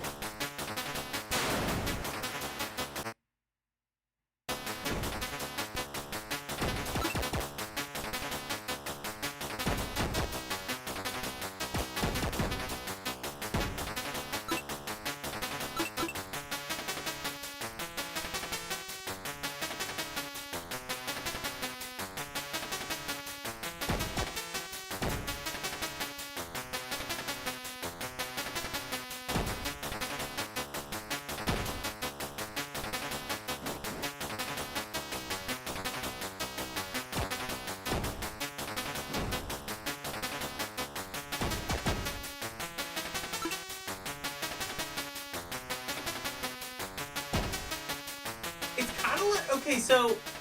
It's like Boulder Dash, but... The physics are kind of different. It relies less on, like... Physics manipulation. Well, no, it is kind of physics manipulation. I don't know how to describe it other than Boulder Dash, but, like, totally different. You've seen a Java version of this on phones? That doesn't surprise me.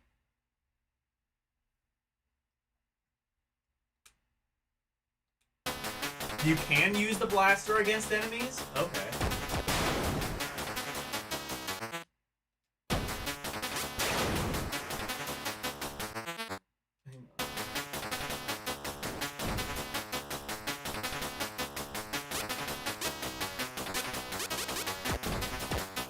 Okay, yeah, you can.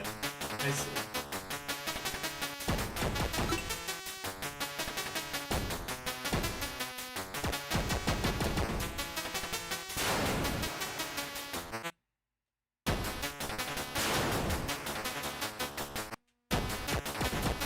Oh, you can! Oh, yeah, you're right. Okay, cool. So it's Boulder Dash, but you get a weapon. Now my understanding. Although that weapon kind of sucks, so you may as well just like crush them with boulders.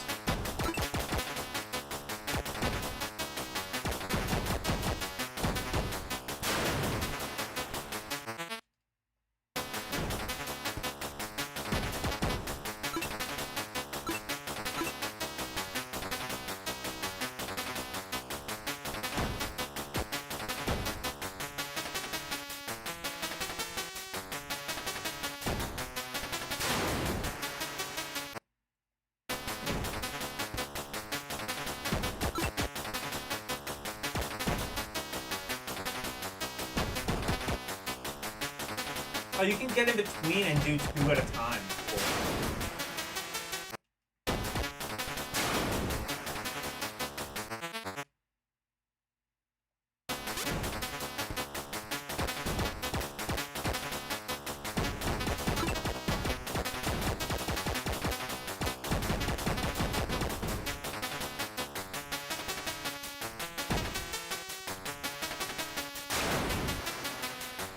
Actually, I can do that. That might actually be the best. Just like move, just say fuck the boulder and like the manipulation and all of that, and just like do. You gotta kind of do it from a distance.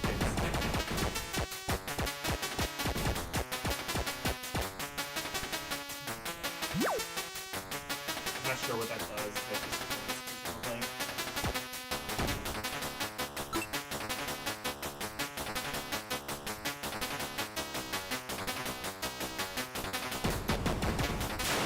Boulder Dash, by the way, I will never understand the hate for Boulder Dash. I love Boulder Dash. It's kind of like Dig Dug, but with more mechanics. Which makes it sound like Mr. Do, but it's... Okay, Dig Dug with more puzzle-like mechanics. I really like Boulder Dash.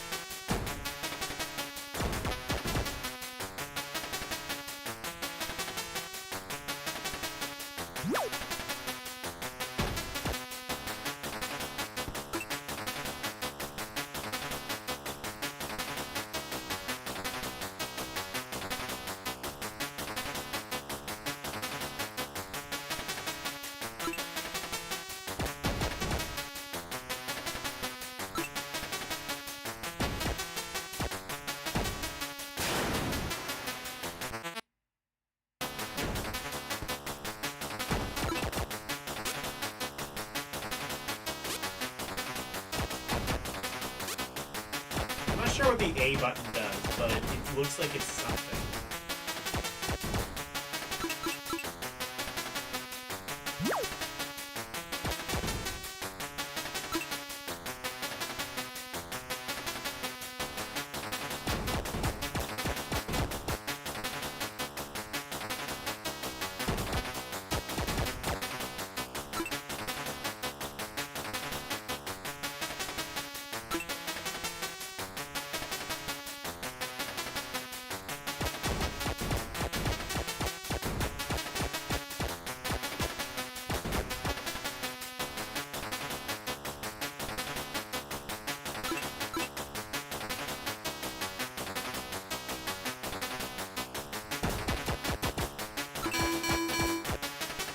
What? Oh! So you can complete the level without? So I guess you don't have to... A is for bombs, I guess, whenever I get those. Okay.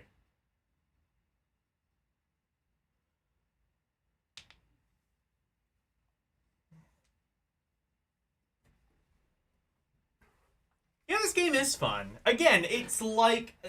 I've said this a million times already, but it's like Boulder Dash, but kind of like an evolution on that. I guess that answers my question, though. Why was there no version of Boulder Dash on the Lynx, despite it... I think it was a game published by Epix initially. I think it was like their first big hit. But, yeah, that's why, is because there's a version of it that's better. Also, there's apparently a version of this on the NES, so I need to check that out. That's cool. Anyway, let's see what the next level is.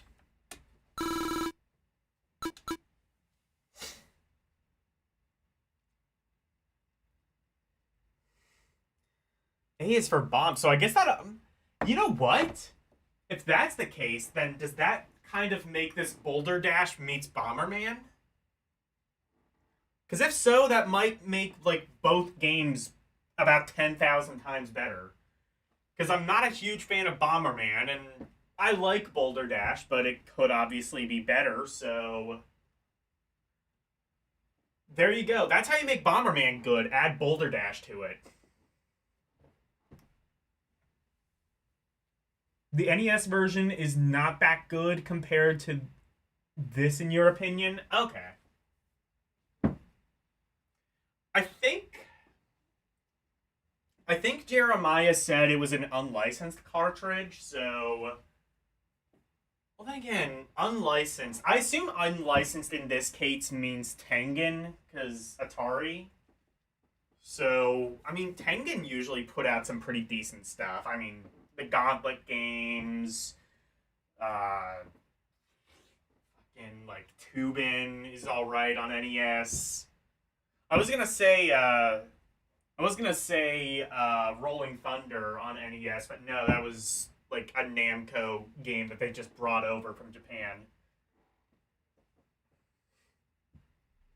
But yeah, Tengen put out some good shit.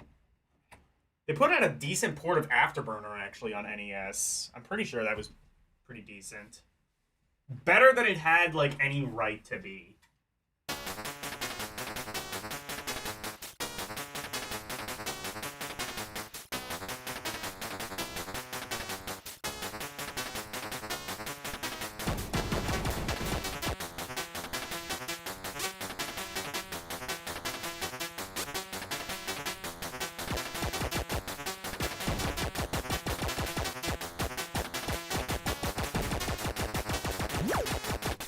Okay, so you can do that. I see, so you can, like, do blocks. I don't think I need to do that now, but... Oh, wait. Can I move those two? I can, okay.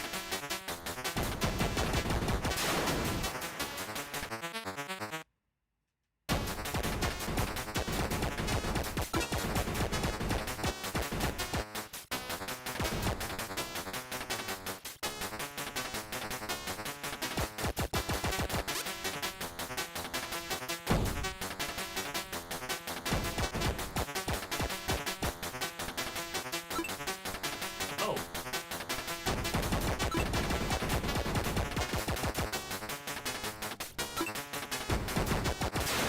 You get, like, gold gems now.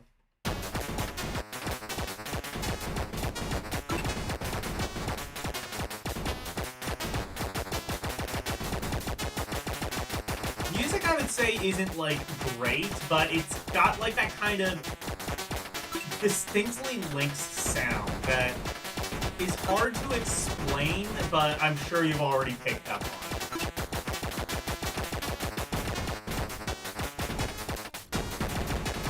It's like, kind of like, almost atonal, but still you can pick out what the melody is.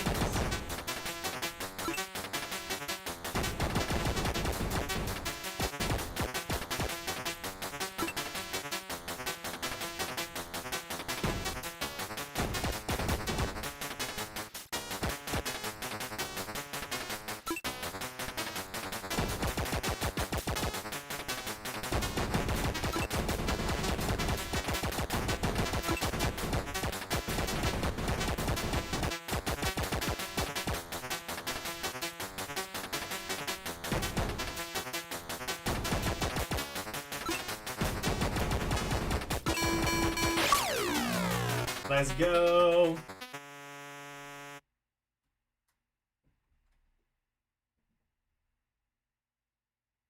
Sounds like a typical earlier arcade game. Yeah, it I don't know. I would say like it has. I would say like that, or again, kind of like a, well, like a computer game, like an early computer game. Again, like Bomberman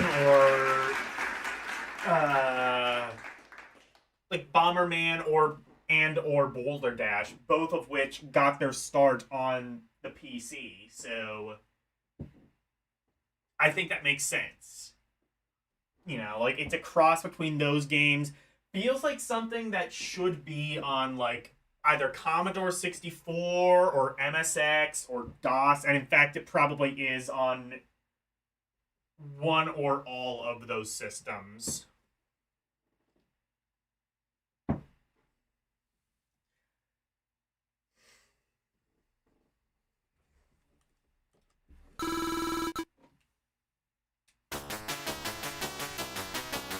Okay, so it's like mostly more of that. Understood. Crystal Mines.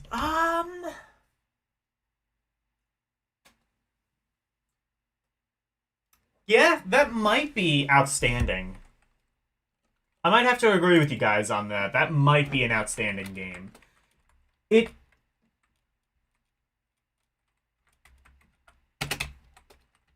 Is it Crystal Mines? No, Crystal Mines 2. Okay. Yeah, because I mean, like, though, like, I would say it, what was I gonna say? Yeah. It's, like I said, it's a mix of one game I don't really care for and another game that I like that everybody else hates. You put them together and you find something that, well, everybody hates now. They loved it back then. But you find something that I think is a good combination of the two. And I think it works. You know, and like the further you go on, I would imagine there's even more mechanics. Obviously, I know there's going to be bombs later on that you'll have to use.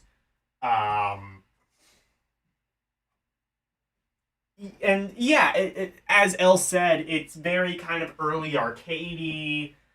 I would even go as far as to say, like, comparable to something on, like, the 8 and 16-bit computers in its sort of simplicity, but a little bit more complex than the arcade stuff was doing. Like, again, like, Boulder Dash is like Dig Dug or Mr. Do, a game that was already in the arcade, but more puzzly, I think. So, yeah, I do think that goes in the outstanding category, for sure. Desert Strike. Is this an EA game? Did EA put out a game for the Lynx?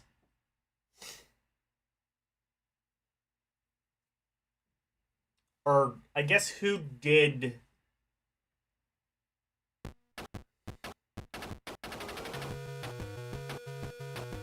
Maybe EA didn't publish this game initially. I'm not a huge fan of this one. I've played it... Oh shit, never mind. It does say Electronic Arts. Okay. I'm not a huge fan of this one. I've played it on the Genesis, and I never really cared for it. Maybe on the Lynx it'll be better. Who knows?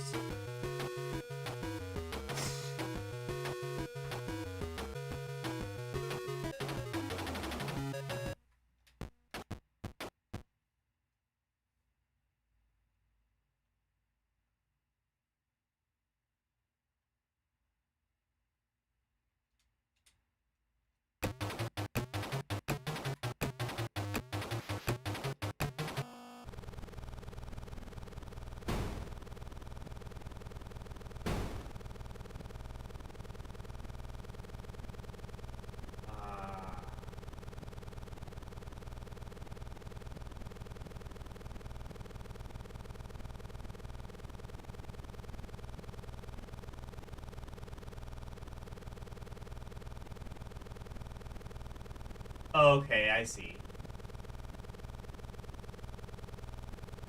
Could you not shoot in Desert Strike? I thought that's kind of what it was. I thought it was sort of like Raid on Bungling Bay, but...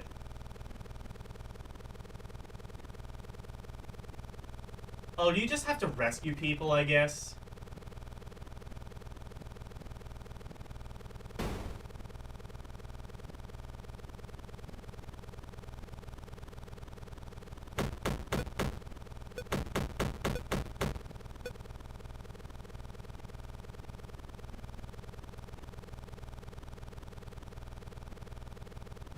Oh, these controls are kinda...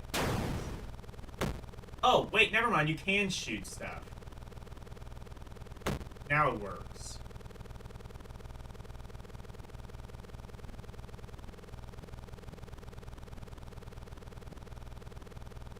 This game is kinda ass, if I'm being honest. Telegames licensed this for the Lynx release. Not sure who did the actual programming. Yeah, I guess I don't know either. It's probably not Electronic Arts.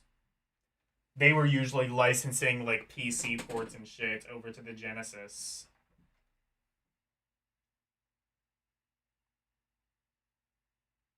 You were But beating all 180 levels on the Lynx took a long time. Yeah, I would imagine.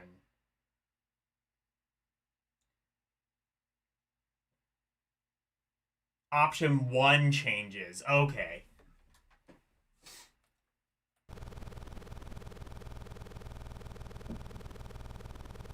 Somebody must have liked this game because it was ported to fucking everything. Genesis is like the most well-known port, but also I think it was on Game Gear, might have been on Super Nintendo. Game Boy, I think, got a port. And also, I don't think any of them were all that good.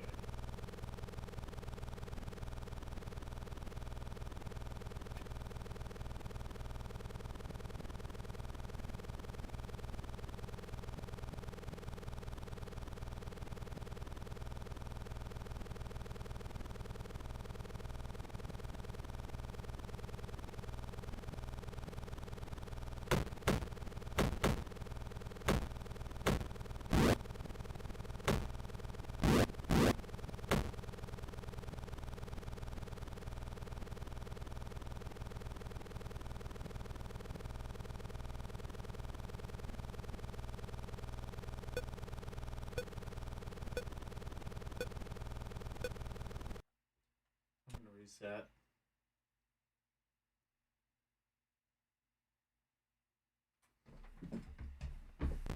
Is the only one you have ever beat? Okay. This is the only one you've ever... To a POV or fuel or ammo, the hook and crane will automatically come down. Okay.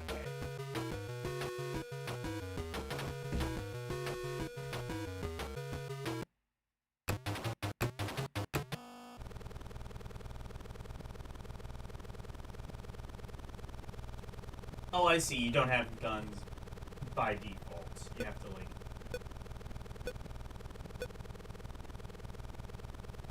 Ah, I see. That's how that works.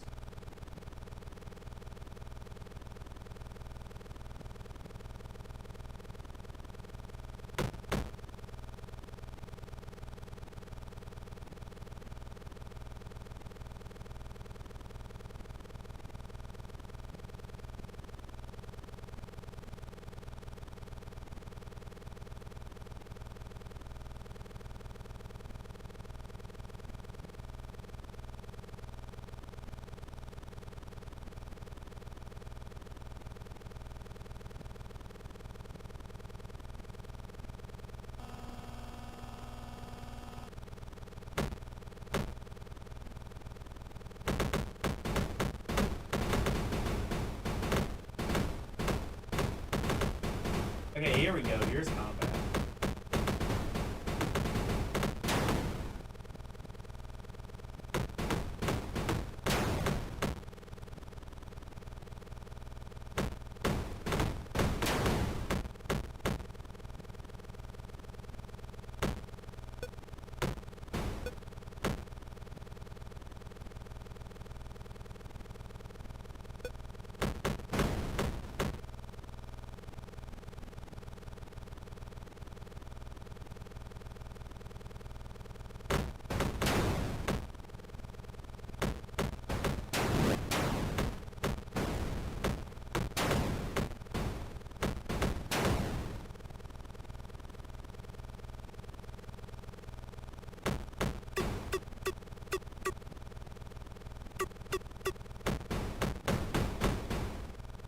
Oh, I see. So A shoots the missiles. And I think... Or you have two gun turrets, I guess? I don't know.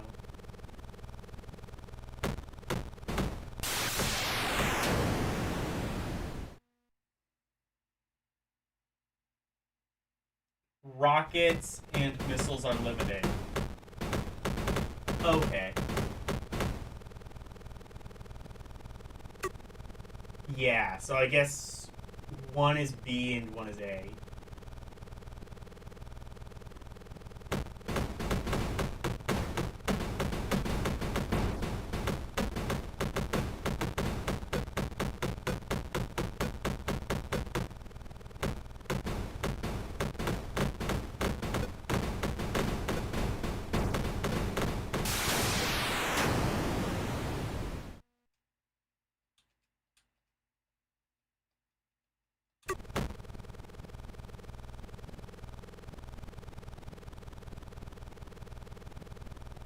Kamikaze mission.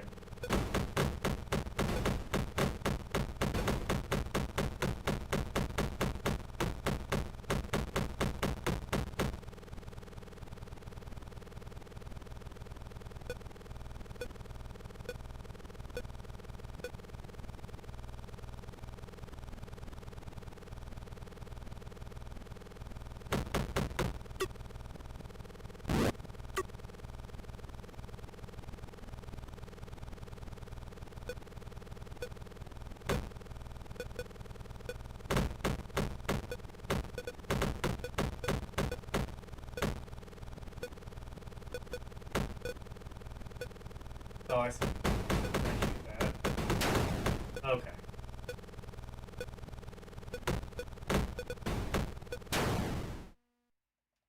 Okay.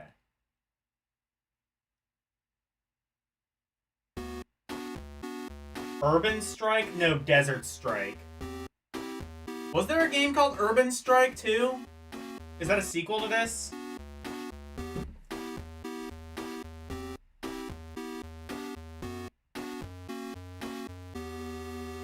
You think the Game Gear version is flashier? It might be.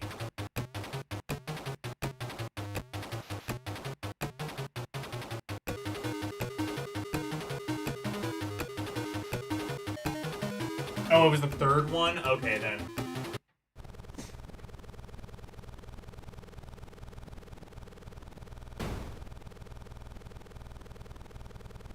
First the desert's going on strike, now urban. Man. Thanks a lot, Trump. Actually, wait, no, it was Biden where everyone went on... Oh, Jungle Strike! That's it! I didn't even have to look at chat. Okay, I like my redeems. That's right, Jungle Strike. I remember that one, actually.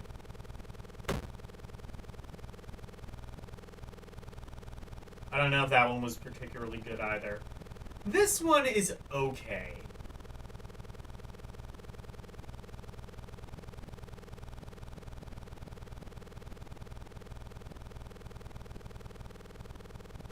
It's like, what if...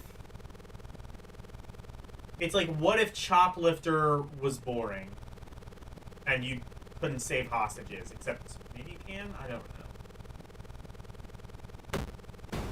Actually, is that the case? Is this just isometric Choplifter?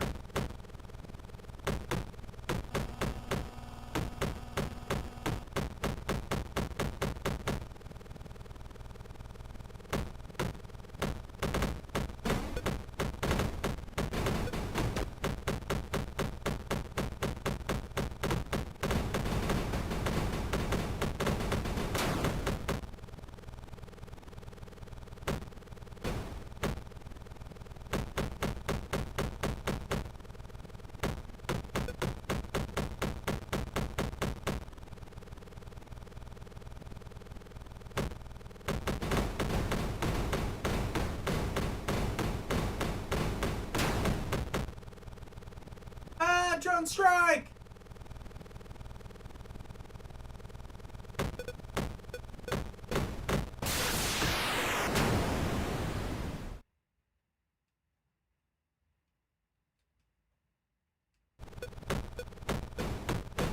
Also, the controls aren't great either. It takes you a while to turn your helicopter around. I haven't played, like, any of the better versions of this game, or any of the, like, home versions of this game, like on Genesis or anything, so I don't know how much of an issue, if that goes much faster. generally, EA did not put out very good games on the Genesis. They put out a lot of like weaker ports of better like computer games, i.e., Sword of Sodan is like the most infamous one. Uh,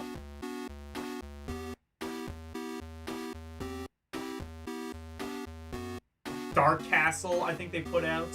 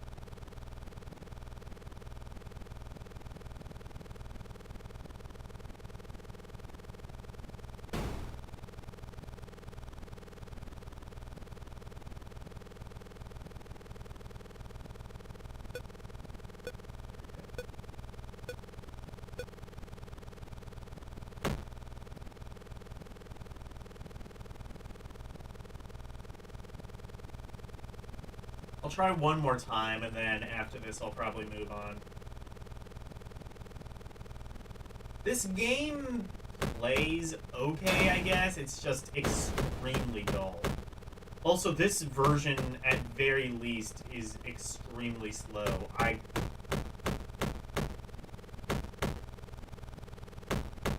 I'm not qualified, though, to say whether that has to do with,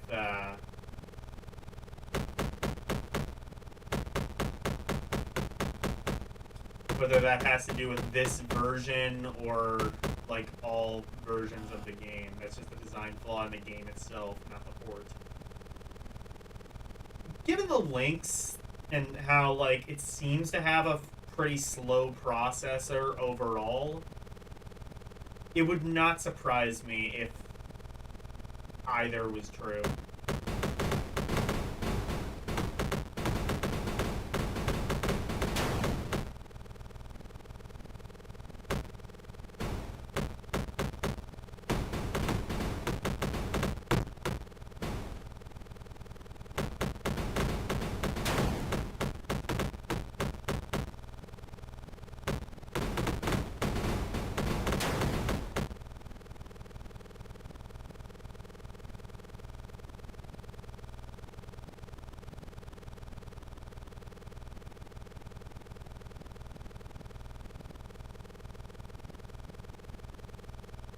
I think the Genesis version at least had music. That is a common sacrifice with Lynx games, as you've probably noticed. A lot of them, I think kind of like the Amiga, there was like a sort of restriction as to like you could only have sounds or music. I think it had like limited sound channels.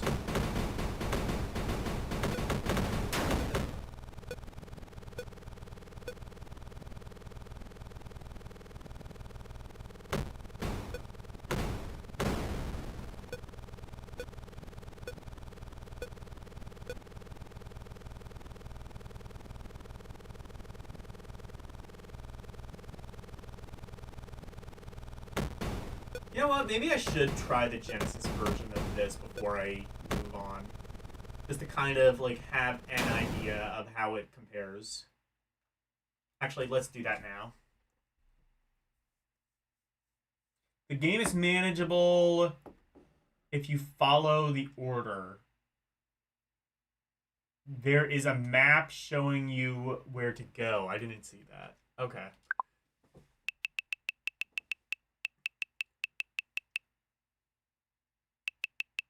Let me quick try out the Genesis game, because I've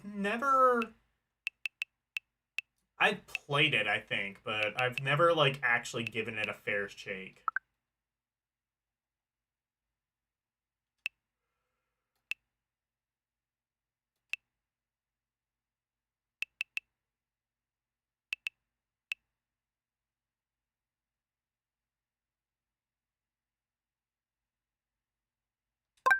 Return to the Gulf. I wonder what major event inspired this game.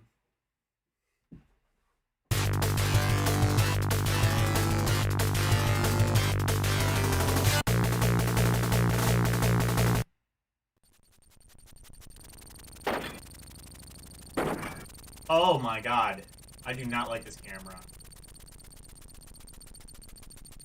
Oh, that camera is nauseating.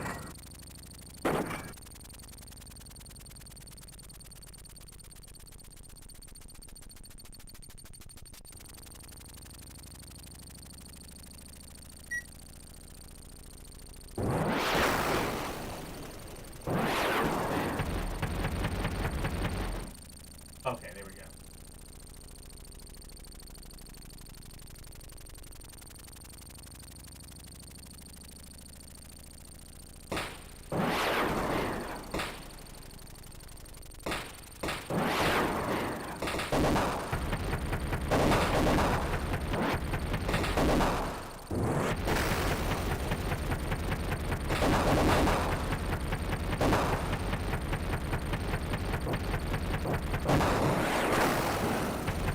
Okay.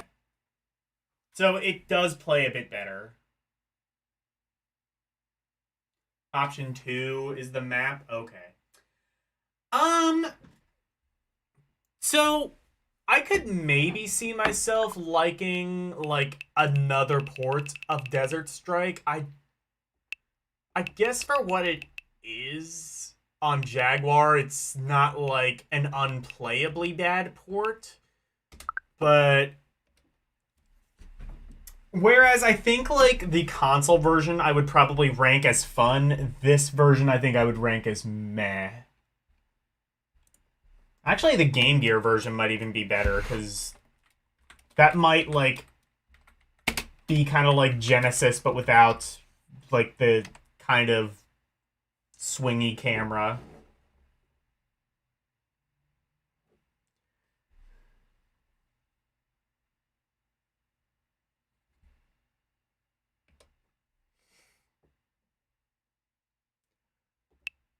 Anyway, Dino Limp. Oh god, we're playing another California Games like, presumably.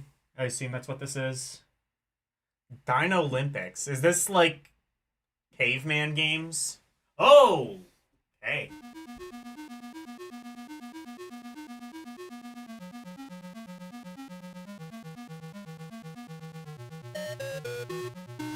Imagine.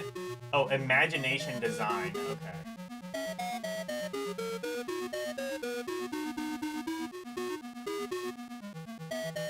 Oh, it's a puzzler.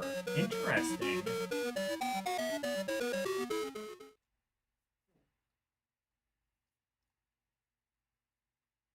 Was not expecting that. Code correct. Okay. Level 1. Let's get the spear. You have 10 tribal members. For this level, you need 3 members. You need to complete level in 4 minutes. Is this going to be like Lemmings?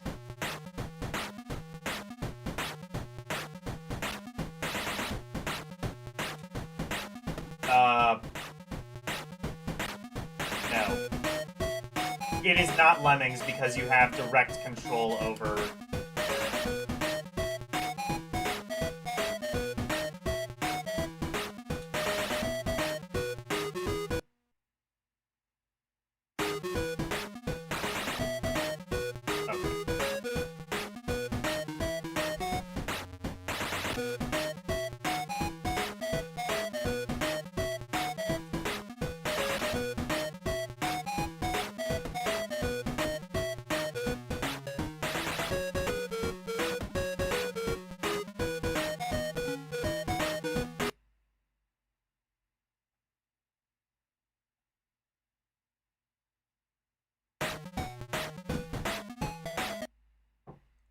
Also known as Evolution Dino dudes on the Jaguar and the humans on Genesis. Okay. Get up next to the cliff, face it to make a human ladder. Okay. Then switch control to a different... How do I do that?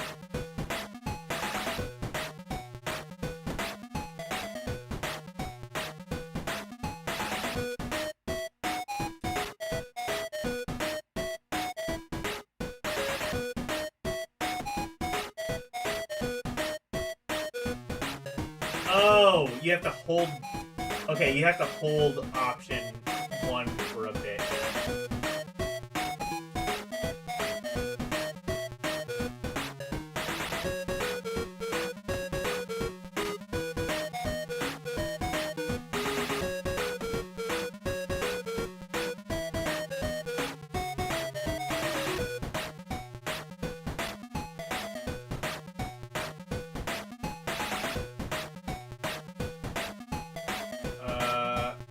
Okay, now what?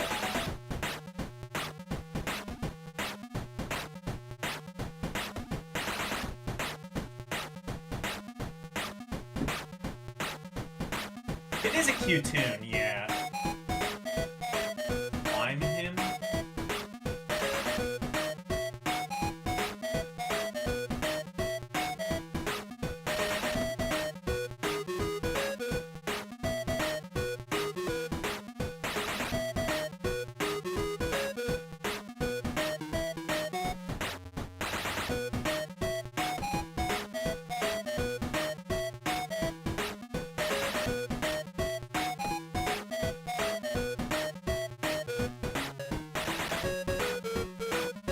Is there a menu?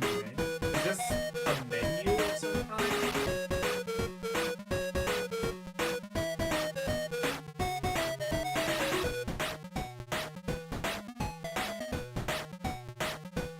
Up and down don't seem to do anything.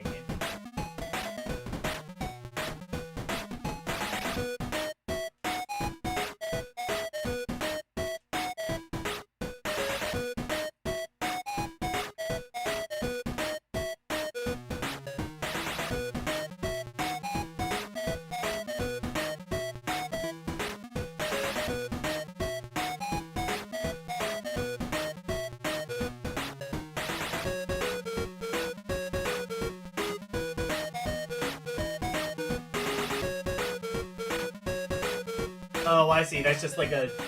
I see what Caveman, Mario, and Luigi look nice, yeah. Then have the next one climb on top of him.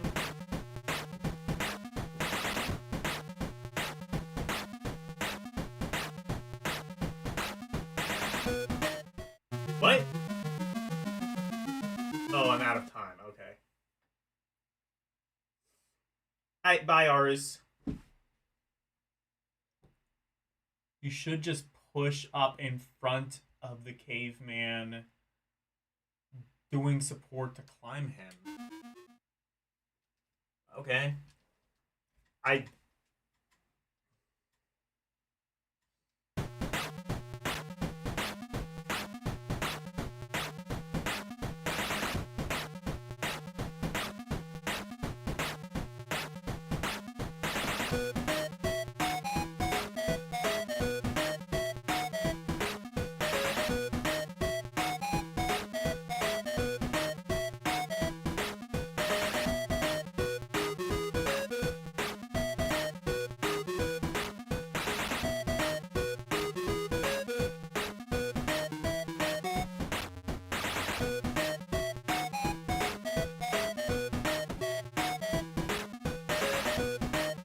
Yes, of course.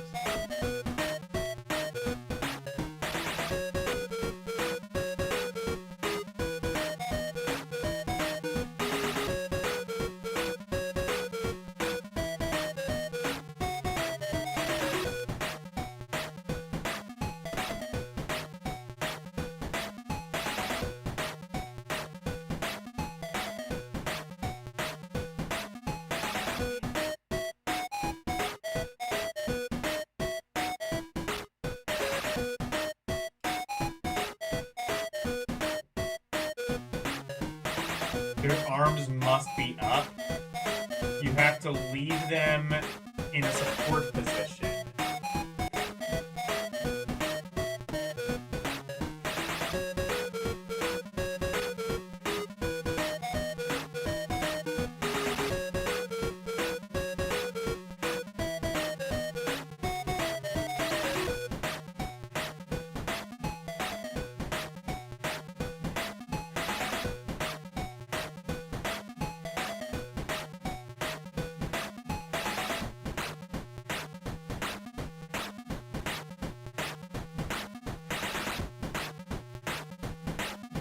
I don't know how to do that.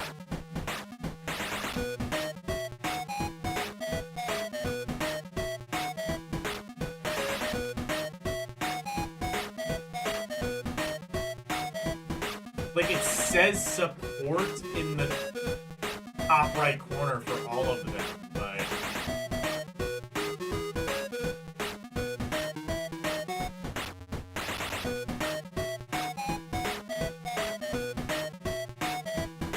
Oh, wait. That...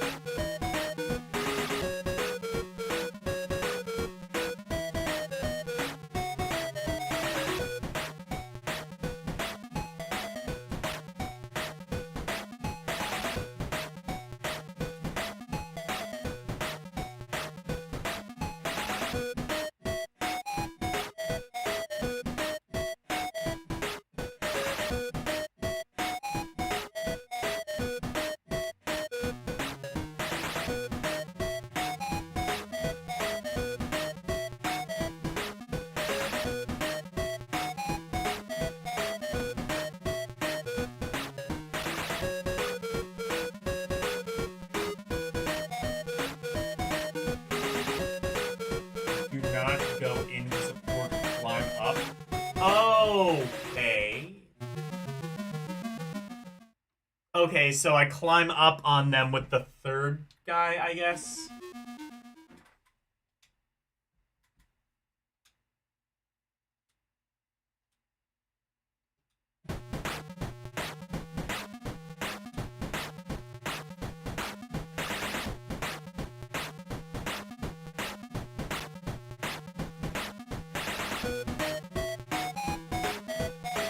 No. Oh, shit, okay.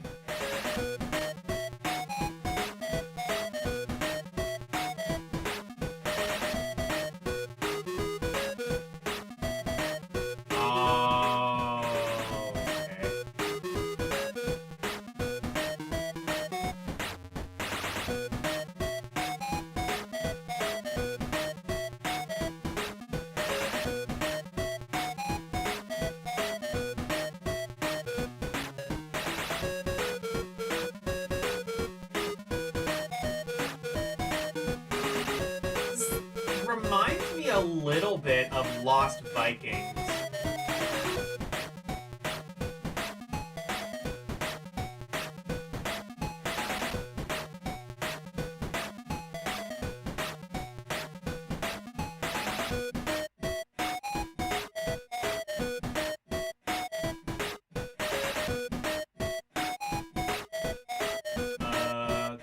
Okay, now what?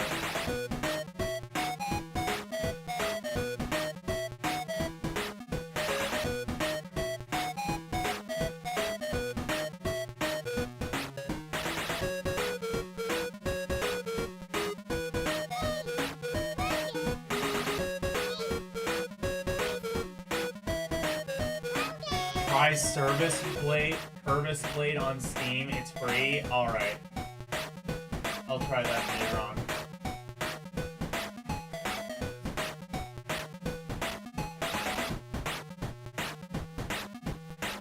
Oh, wait. I see another ladder. I didn't realize that. Okay.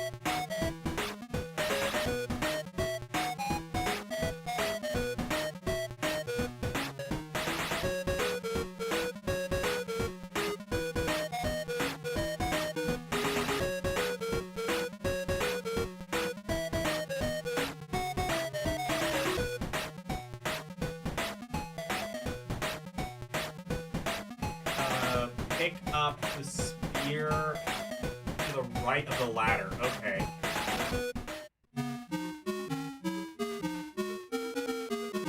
Got the spear. Oh, okay, cool. This game is actually really fun. I didn't know there were other versions of it too. There's one on Jaguar and one on Genesis, apparently. All three versions have different names.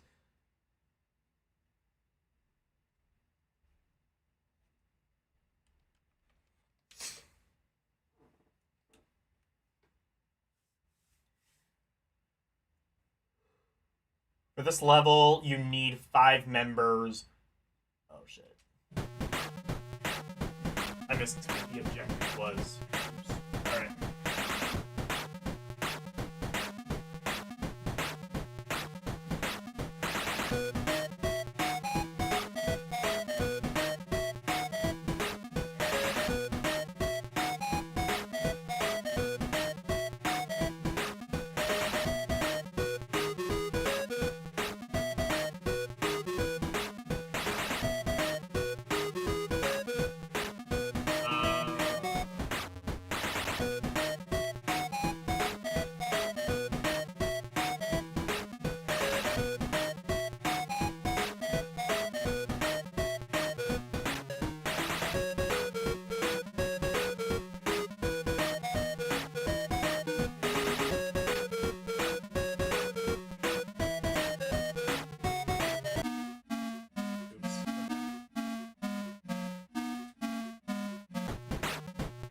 I think I know what I need to do here.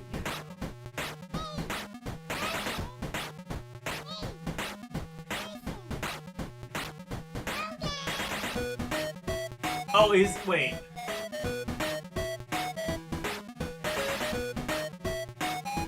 Oh, there's a spear. Oh, there's another spear. Okay.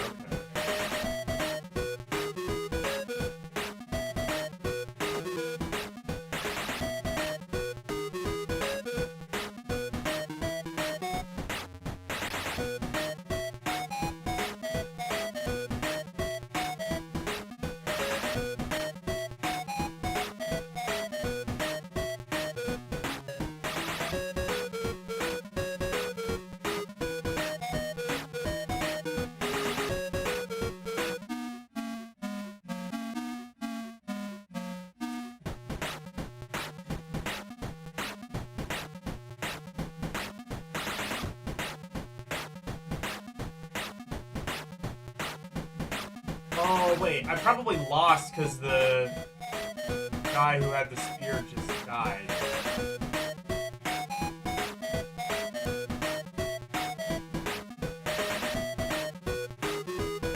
Let me see if I can do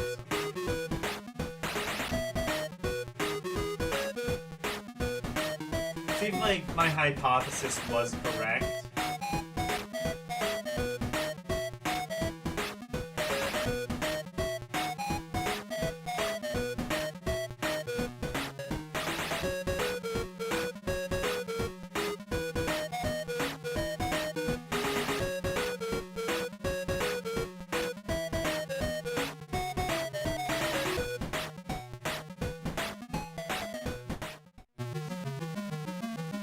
Oh, I ran out of time. Okay.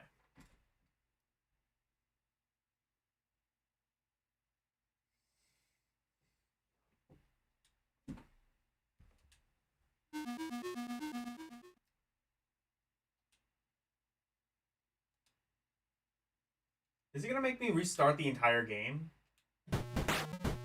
Oh, that is some shit. Alright.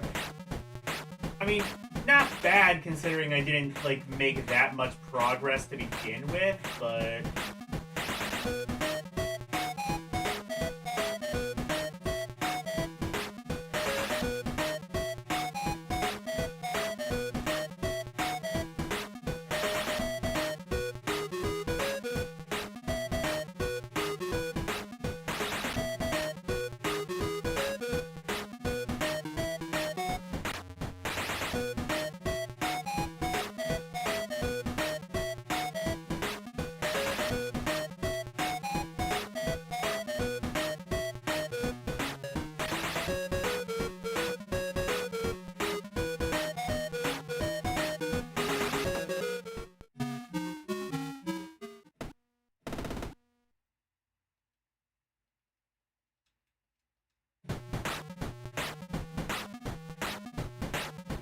might be one of the best songs I've heard on the Lynx.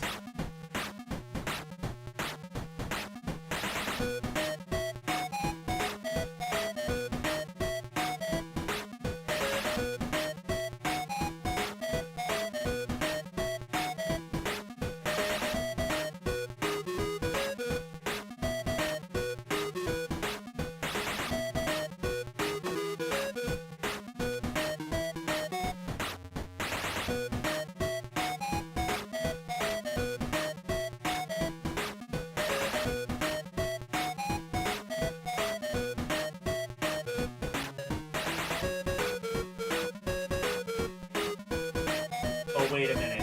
Shit.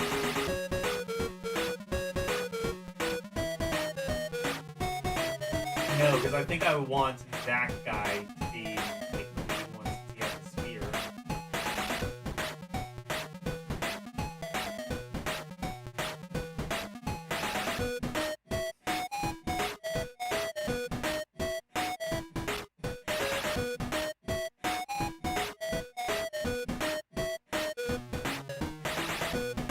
I'm kind of hoping that there's like some kind of Wile E. Coyote time to it.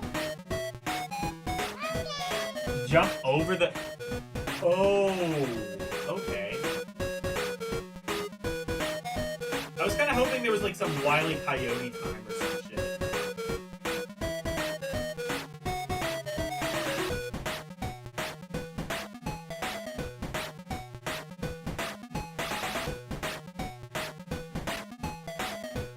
So you use it like a pole vault. How, though?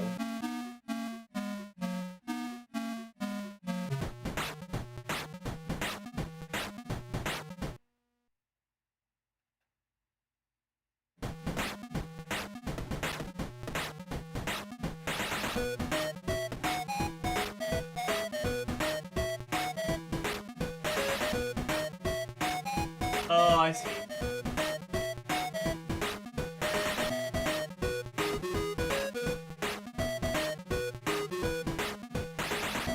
Oh, you can... Okay, so...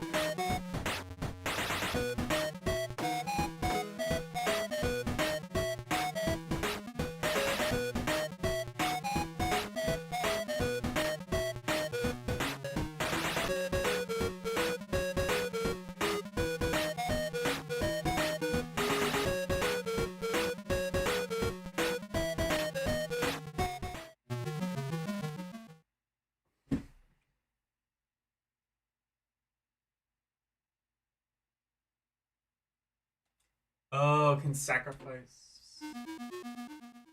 Okay. Let me try this one more time.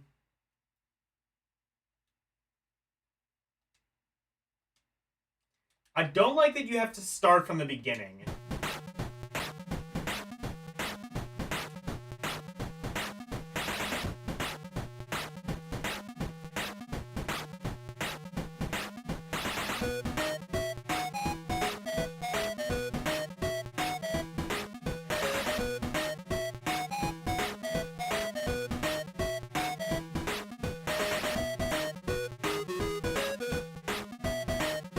Like, there's no continuity whatsoever.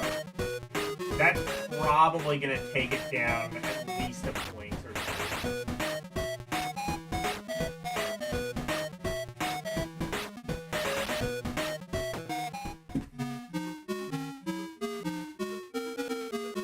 Oh, you get a code after every 5th level. Okay.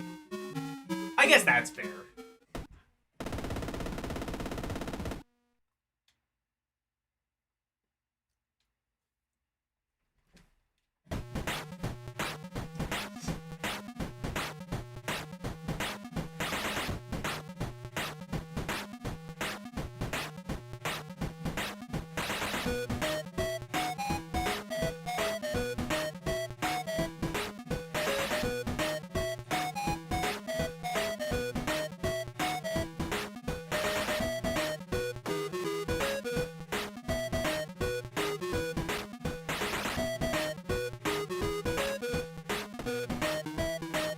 Oh, is the...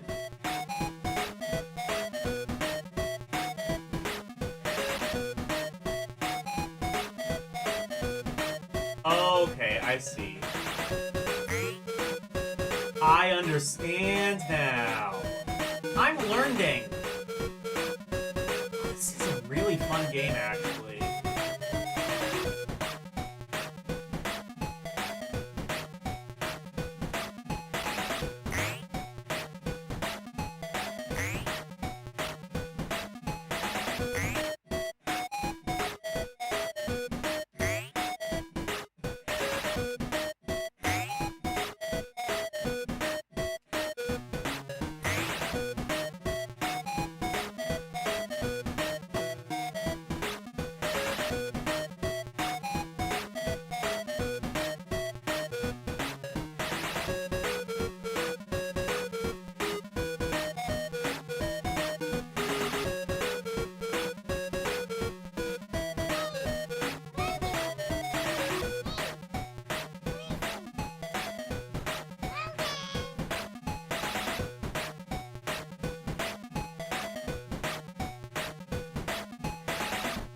Throw the spear back for the... Oh, okay.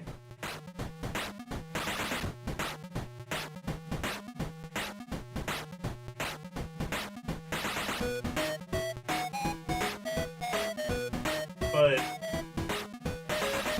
I might have fucked it up.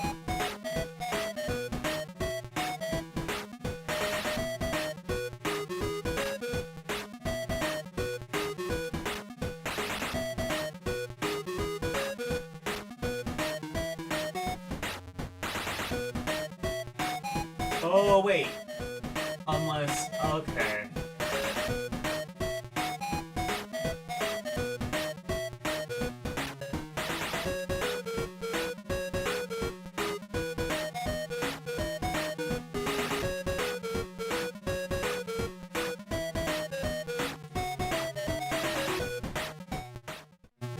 Oh, got it.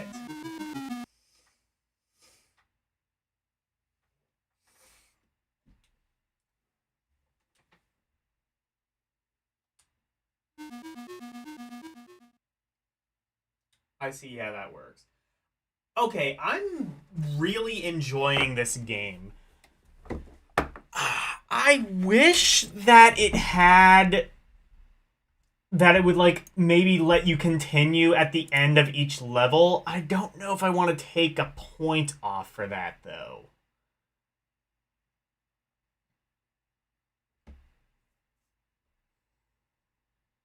I'm gonna go with very fun. I think that's fair.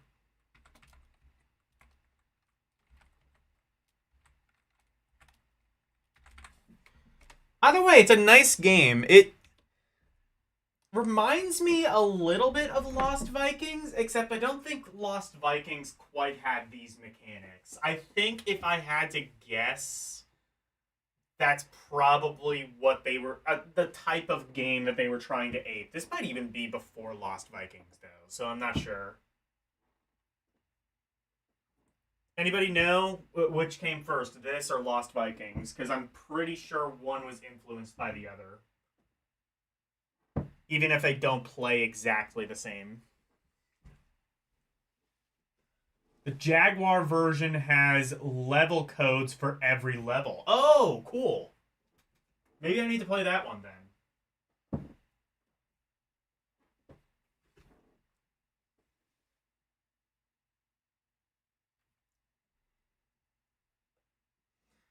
Okay. Dirty Larry Renegade Cop. You know, I can think of at least 3 now. Cop-based games for the Lynx. It had a... I don't know if it was a pro or anti-cop agenda, but it was some kind of agenda. I think it was probably anti-cop.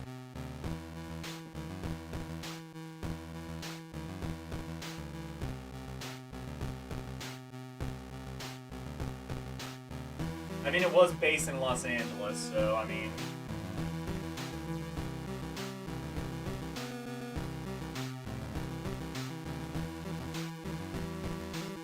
That's the 3rd car this week. You need to learn to respect police property. Hold on. I want to read this actually because it looks pretty cool.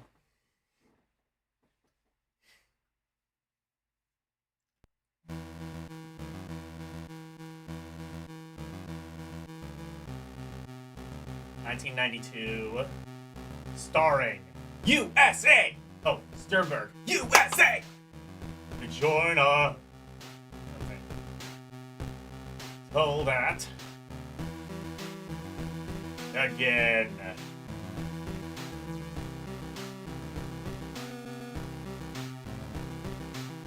And draw it, Larry! And darn it, Larry! That's the third car this week! You need to learn to respect police property! As of this moment, you walk or take the subway! God damn it, Larry, you keep fucking up.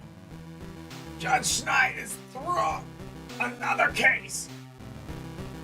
Get into Nightshade Hotel.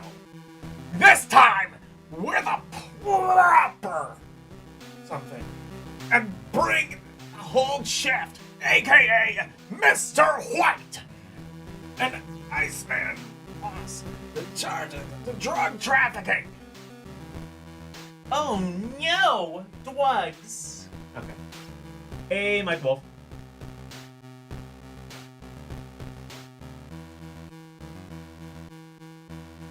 This game is like Batman Returns, too damn hard. Cool. I love hearing that.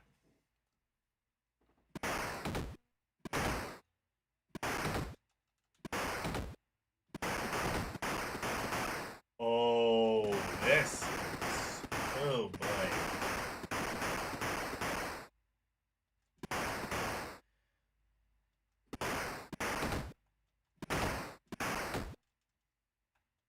This was, Oh, I had limited ammo? Shit. Oh, I think I can still punch people, though. At very least. Oh, no, I don't have limited ammo. I just can't shoot people when there's just nobody. Okay. Oh, it's like a... Oh, okay, so it's a platformer, kinda, not really. It's a running gun. But it's like almost like beat 'em up style, where like you have to shoot everybody on screen before you can move to the next screen.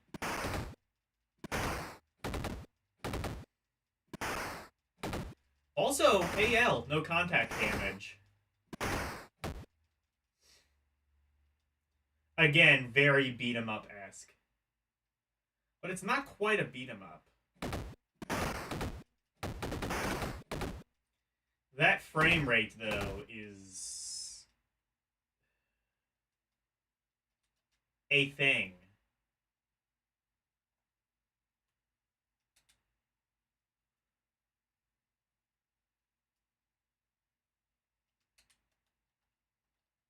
Game over, and I can't... I have to reset when it's game over.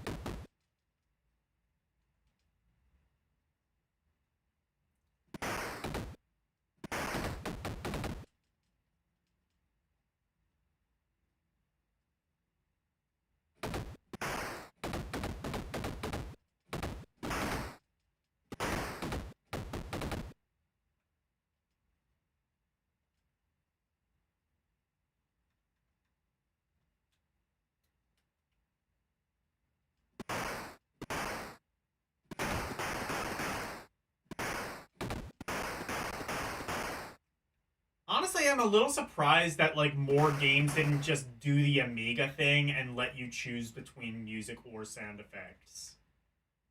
Because I feel like they could have like programmed some music for this and just given you the option between the two. I mean, I guess it works for what it is, but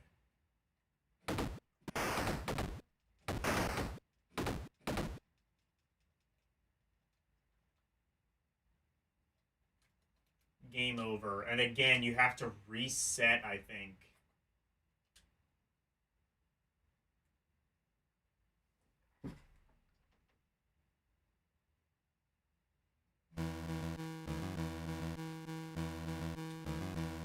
That is a weird...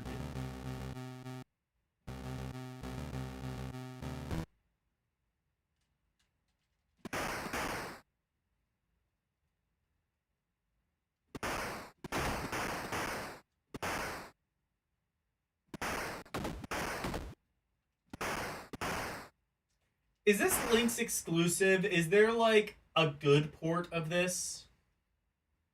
Because the concept isn't too bad so far.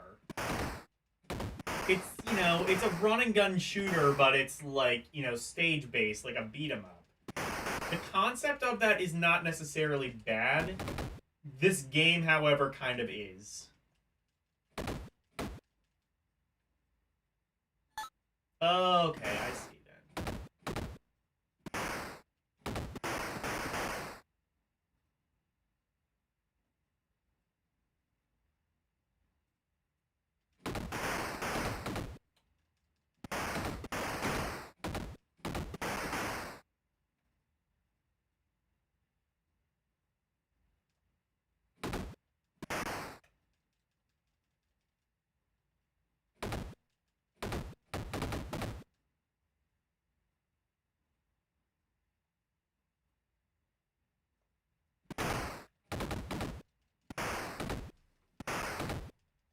This is only on Lynx? That sucks. That really sucks. I would have played this if it was like on Atari ST or something. I feel like it probably would have played better, but yeah. Also, I really hate how you have to reset the game every time you get a game over. That is... Okay.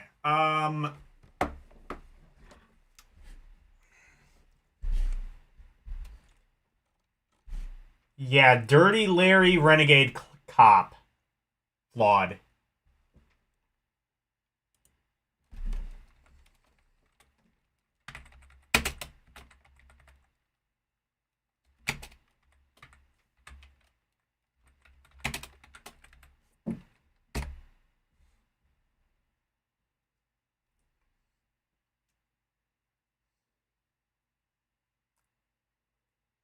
Well, you gotta ask yourself one question. Do you like Lynx?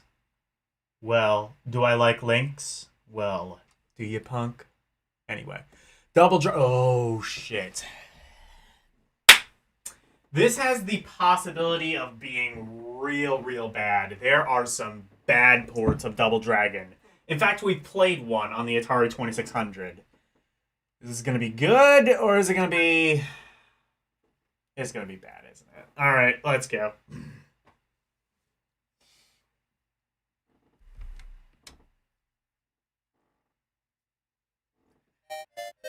Telegames!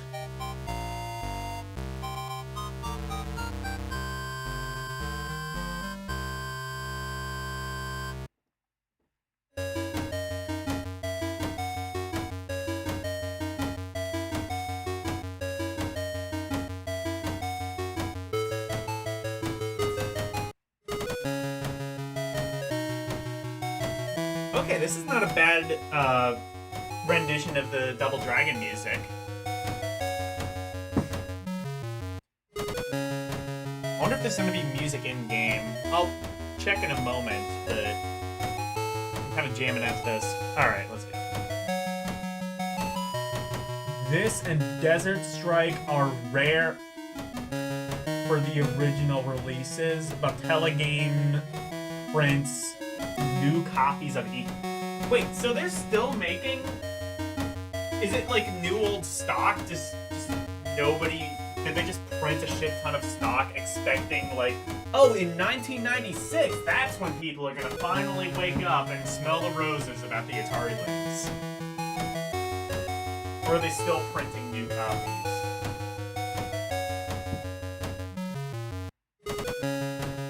Brand new copies. Okay. That's kind of cool that they're doing that.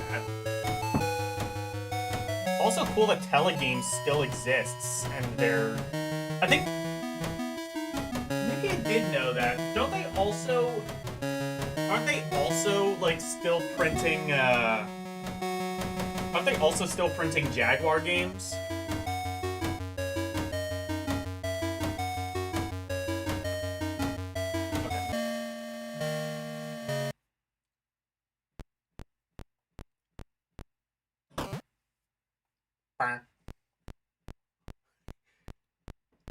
Blocky Dragon. Blocky and Jockey Lee.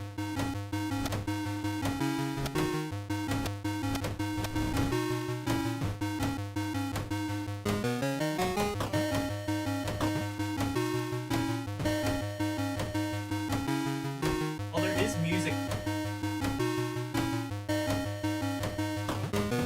Well, there is music.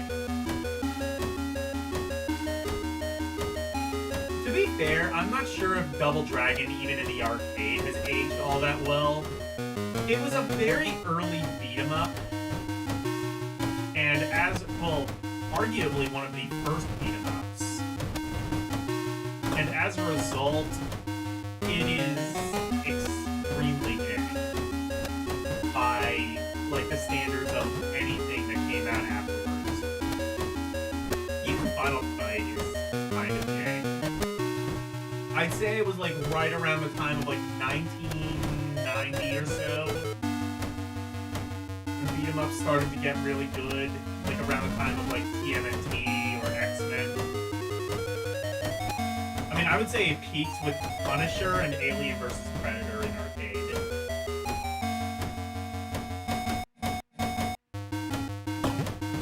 But, like, Final Fight, I guess, is, like, okay enough to where you can still play it and have a fun time. This is admittedly not a terrible port of Double Dragon. It's not as bad as I was expecting it to be. It is entirely playable. It's just... I don't know. I don't know about Double Dragon.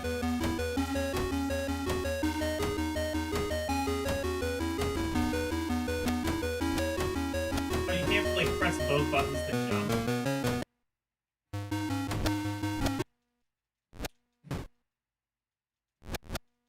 Oh! I was gonna say you can choose between music and sound effects. No, I think this just has both. There's just no sound effects for punching. Okay.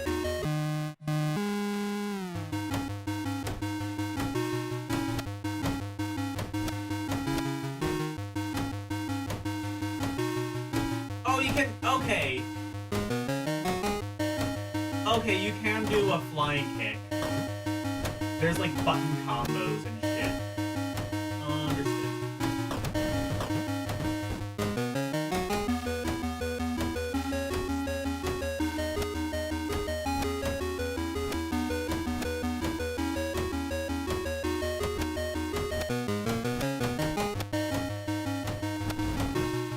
So it's up and B to do a flying kick.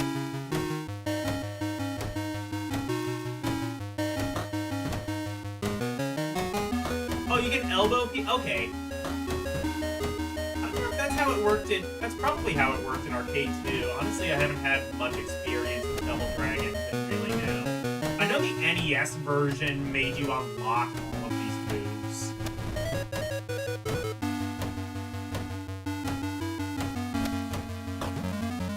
Does this have multiplayer?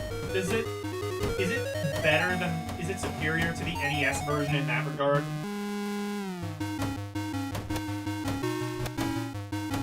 NES one was better than arcade. I think that's debatable.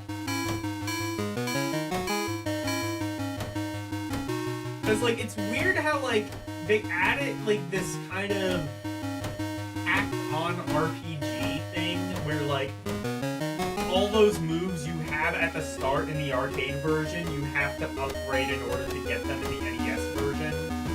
I think the NES version would be a decent game if it stood on its own, but compared to the arcade, I'm not sure. Also, the lack of two players, you know, the very infamous issue.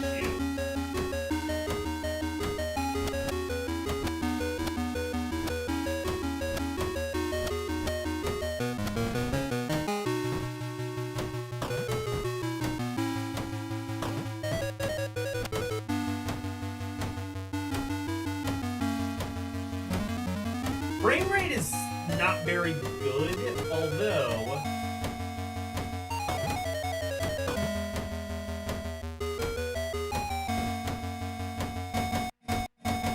despite that, I think this works pretty well.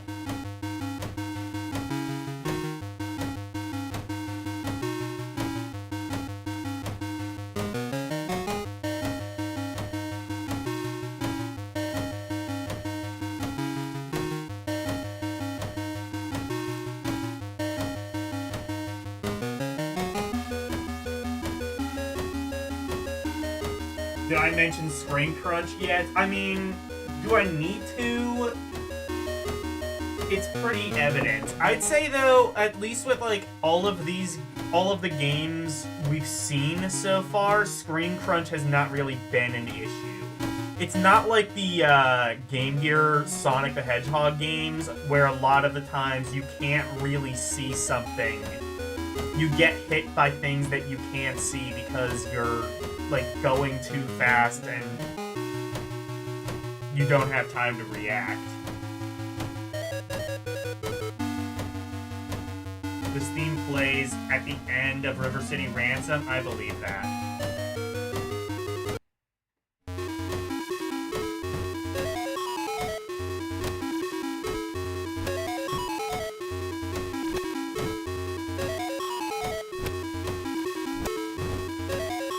They printed most of their Jaguar games still. Okay.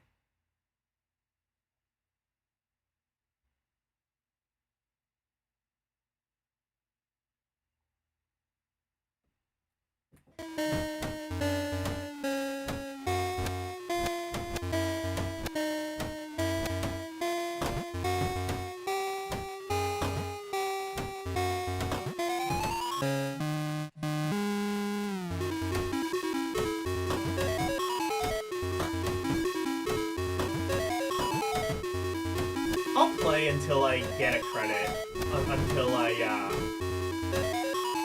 Until I lose, get a game over. Because I'm curious if this has continues.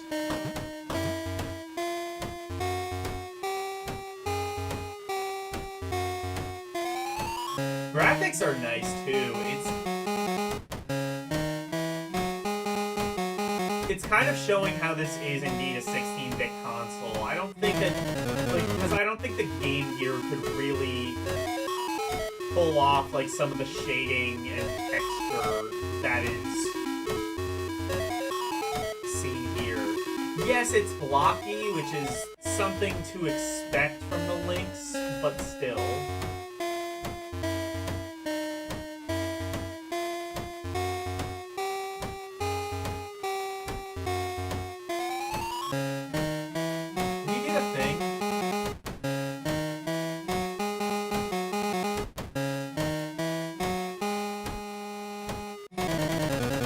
No, it doesn't have the NES glitch. Okay.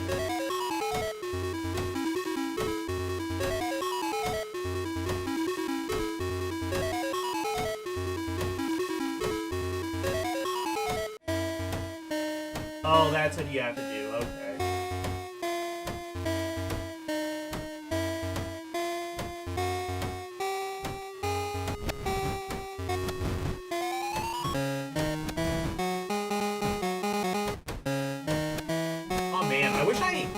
still had my arcade joystick, but I forgot to mention, I did get... I mentioned this on Discord, but I did get my Mayflash joystick. It's a good joystick, except it doesn't fucking work, so I have to return it. The joystick, the down switch seems to register multiple presses. So I'm going to return that and probably buy a replacement. Hopefully that works better.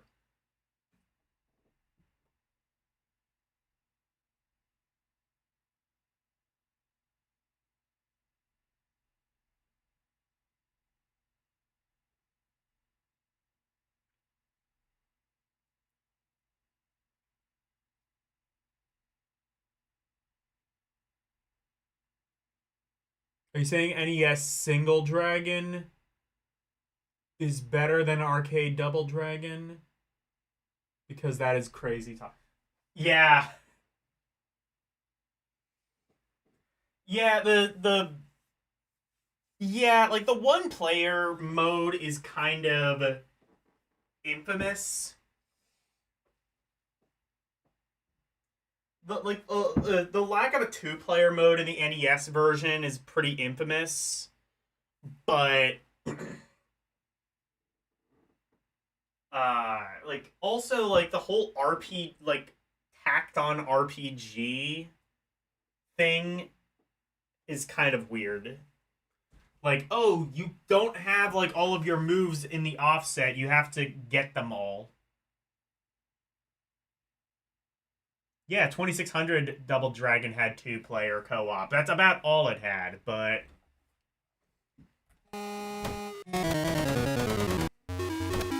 Although, L tried it, and he actually...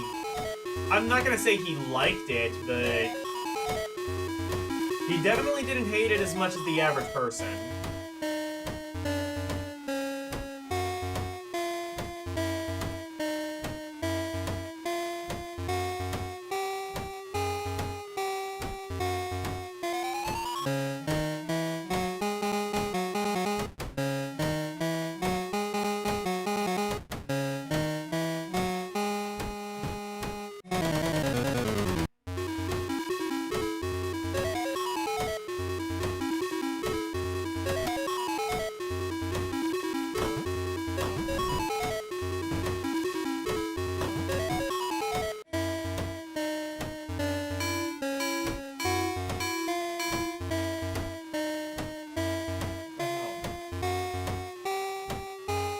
Oh, there we go.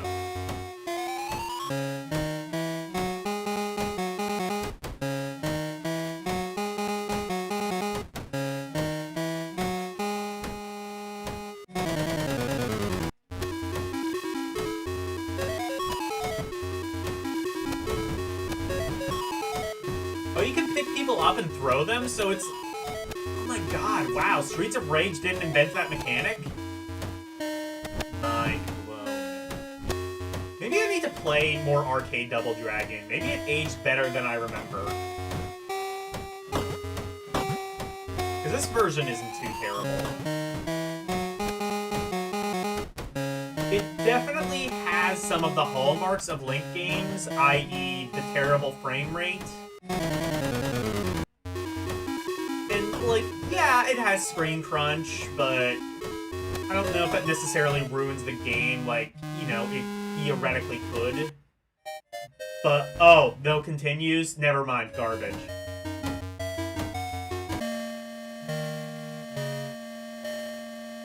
Okay, I will...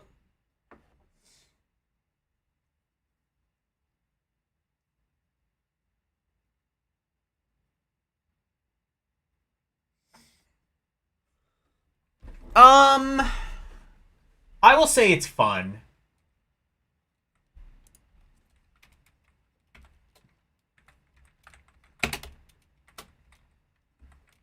Wait, is that fun or meh? It is fun, okay.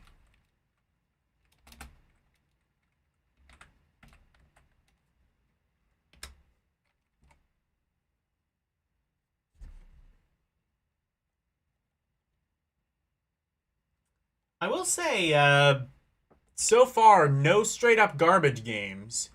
Will that change with Dracula the Undead? I'm sorry, I'm just realizing now there is a Dragnet game. What the hell is that going to be?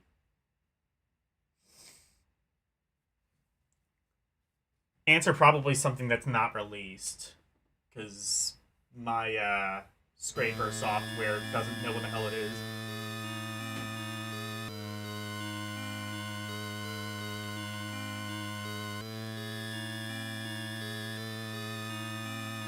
So this would have come out around the same time. Dracula is like a point and click. Oh, you know what? I might have played this. Now that you mention that, I think I did play this. Yes, I did. Oh, yeah, I played this. This is good.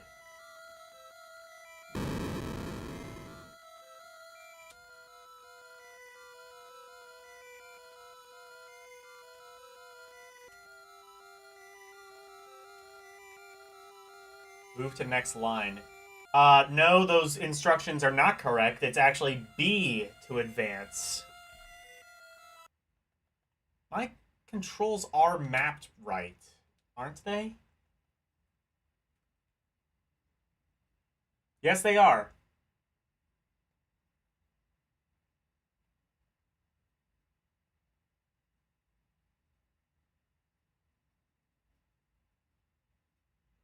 Oh, you can just, like...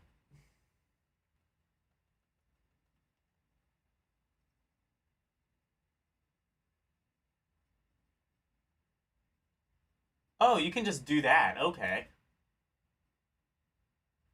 Why has that not ever worked? I don't know.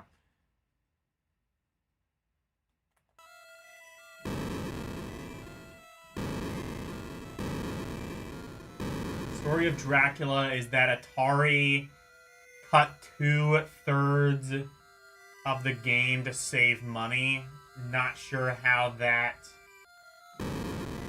true that is, though. I believe it's true.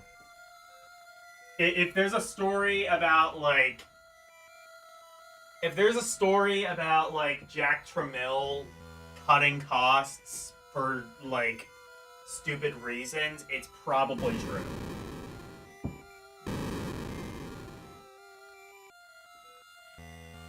I mean, this is a Dracula game that's clearly kind of meant to invoke the Bram Stoker Dracula movie that would have come out around this time. But they didn't get the license, so I think they just, like, licensed the book, which would have been public domain by this point.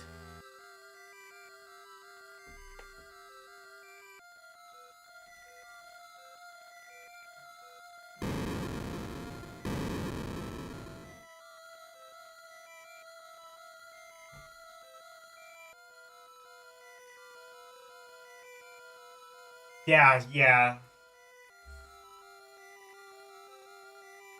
Yeah, Double Dragon. 2600 Double Dragon was fine. Yeah, you and Jeremiah can hack that out. Because you're crazy. You're crazy for thinking that.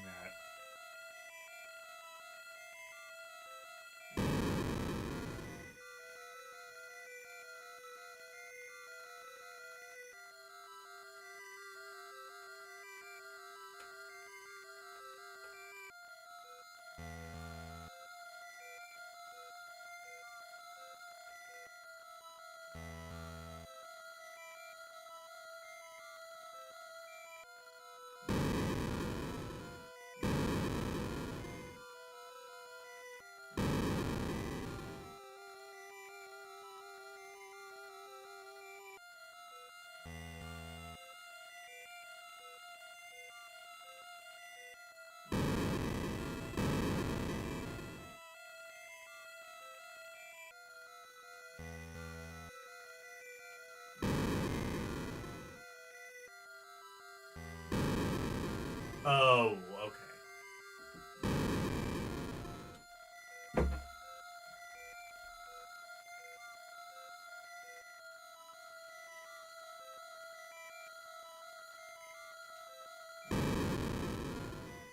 Oh, I see. I have to...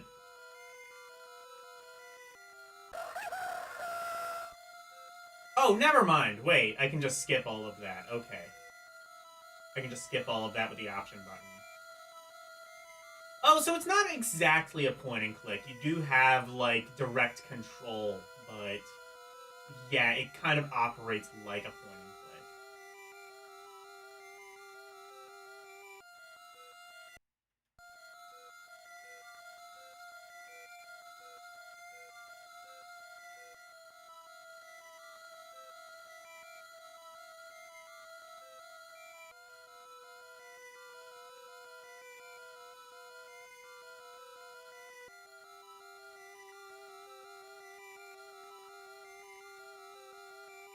There's also a thing in the right corner. Oh, actually...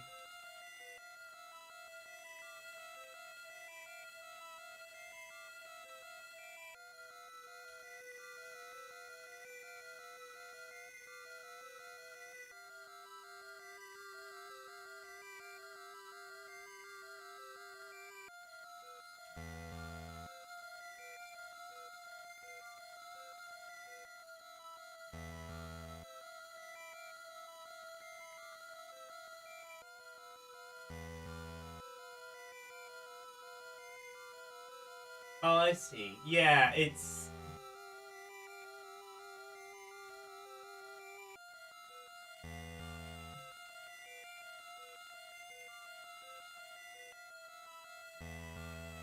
Yeah, it's kind of better than a lot of point and click games, even around this time, because it's a bit less reliant on, like, pixel hunting.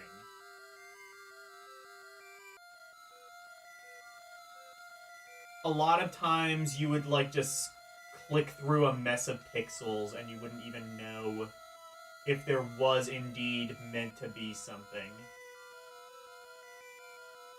I think I actually played... I think there's a...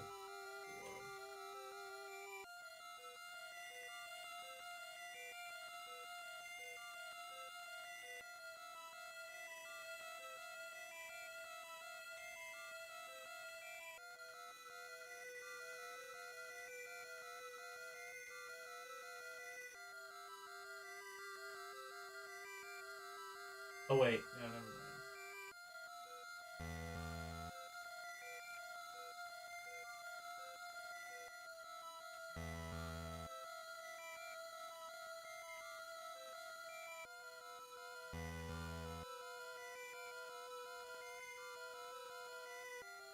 I do think I, like, attempted to play through this at some point, and I got somewhere.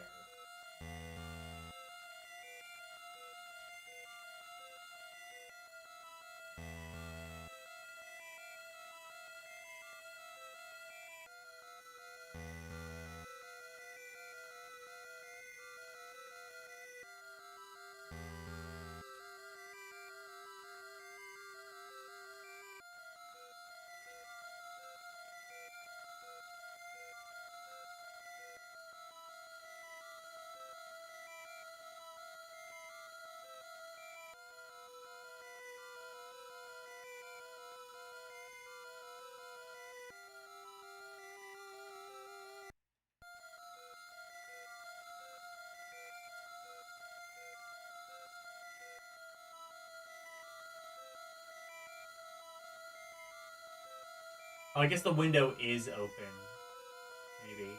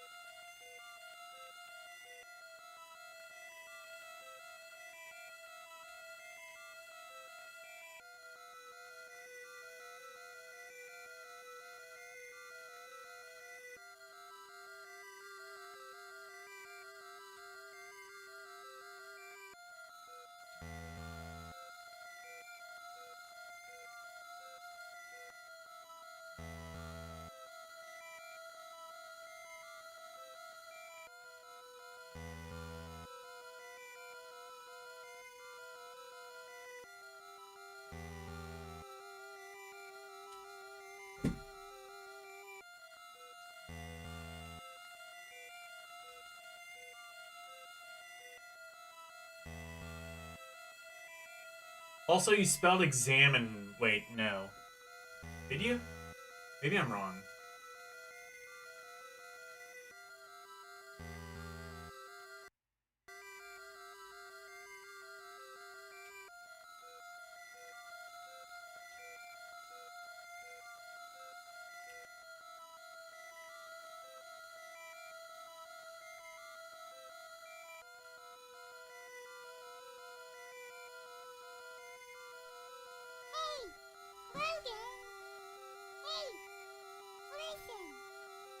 What happened to my screen?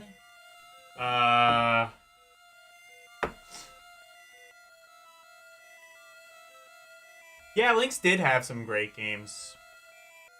Is the screen not working? It seems to be.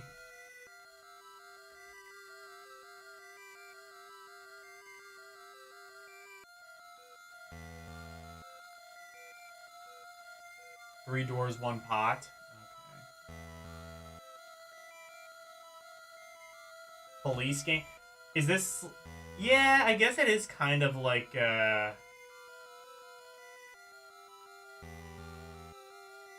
Oh, okay. Yeah, I was gonna say, I thought the thing was working. I guess it is kind of like Police Quest, except Police Quest was more like...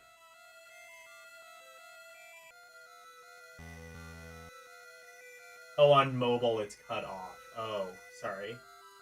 Let me... see...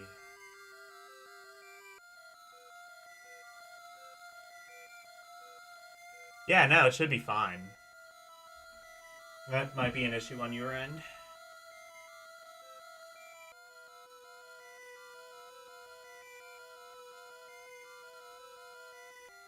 fact, the screen is smaller than usual, because, to fit this border.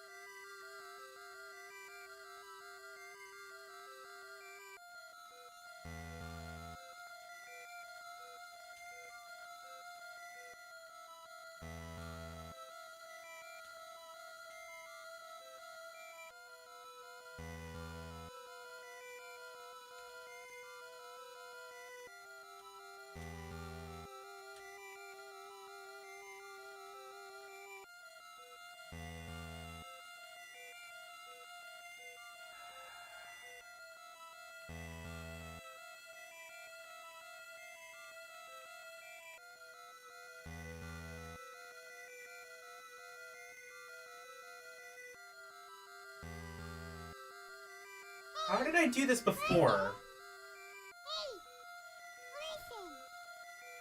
Is this broken sword? Yes. Yes, it is.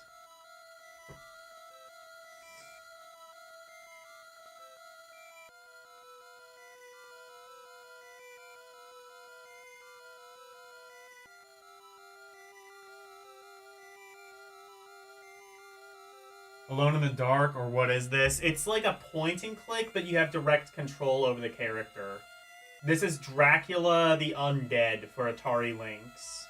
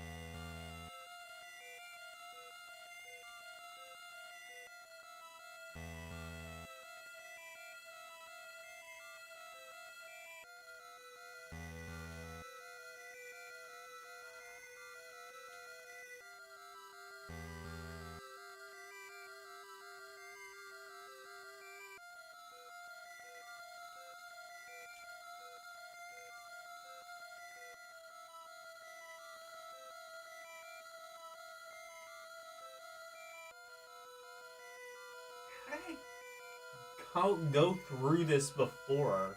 Oh yeah, because I used a walkthrough. But like, this is like a game that kind of fascinated me. I have to like relearn how to use it though, I think.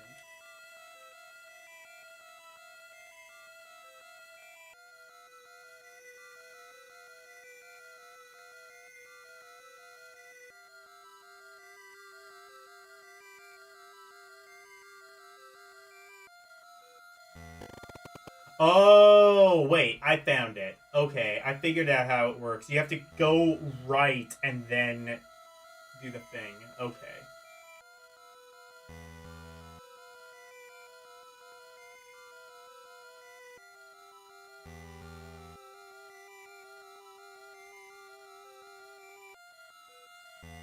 In that case...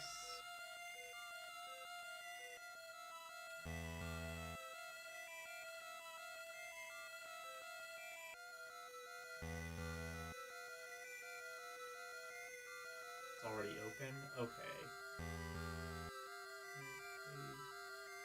Examine drawers. Okay. I don't think there's anything else there then.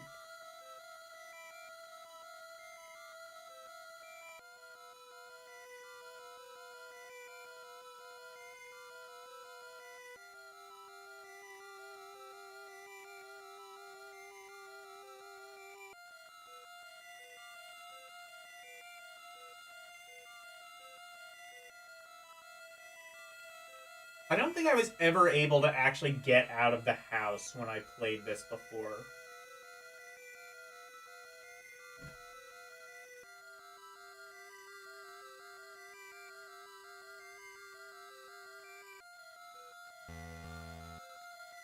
And the only reason you got the Jaguar is because a guy moving away worked for him for like $5. Cool.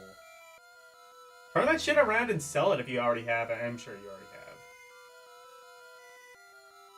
That would be like the easiest fucking profit you ever made.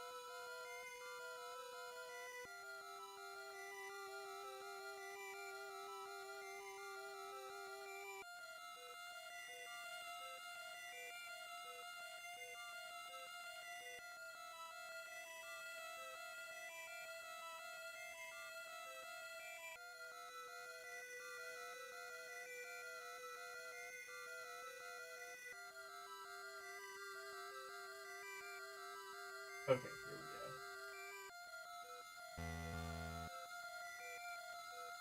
we go. It is very Alone in the Dark looking, but it isn't Alone in the Dark. It's not like combat based, really.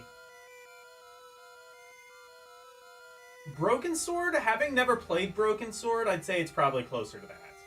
I know Broken Sword is a point and click game, but I don't know if you have like that direct control that is typical of a Broken Sword. Or that is typical of this game.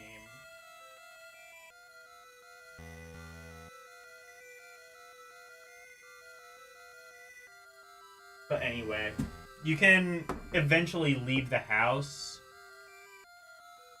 But yeah.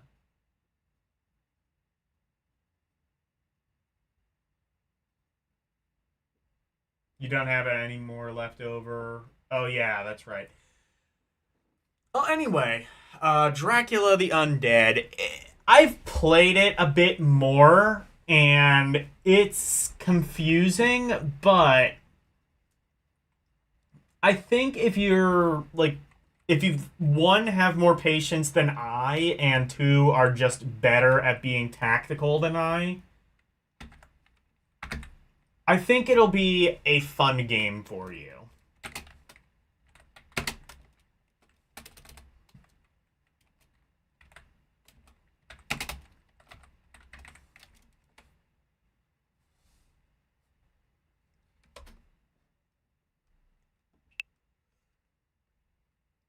Okay, Dragnet. Is this an actual game? It reminds you of The Last Door. I've never heard of that.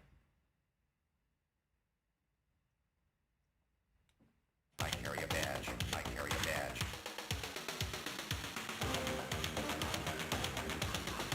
Oh, shit.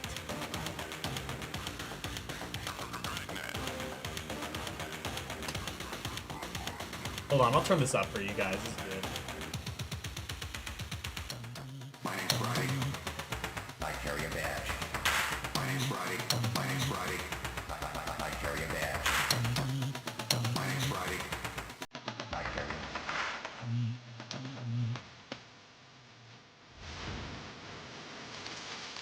Holy shit, this is good.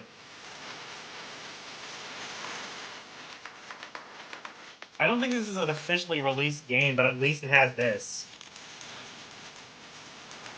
Wait, is this from the movie? I carry a badge. I carry a badge. Is that Dan Aykroyd?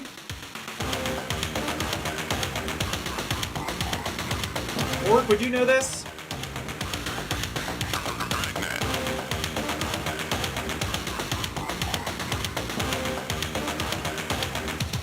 I just know about the Dragnet movie because Tom Hanks and Dan and Aykroyd are rapping.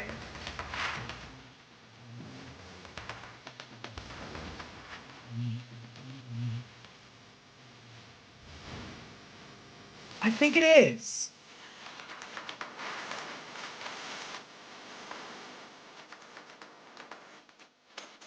Okay, this is just a demo, but cool.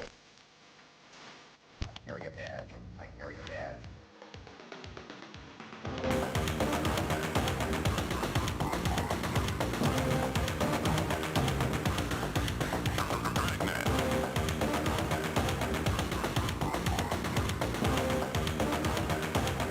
Okay. I'm done with that. That might be copyrighted. Actually, it probably is, but hopefully it's low enough quality to where YouTube won't ding it. Anyway, Electro Cop. This is a fun game. This, if not a launch game, came out in the launch window of the Lynx.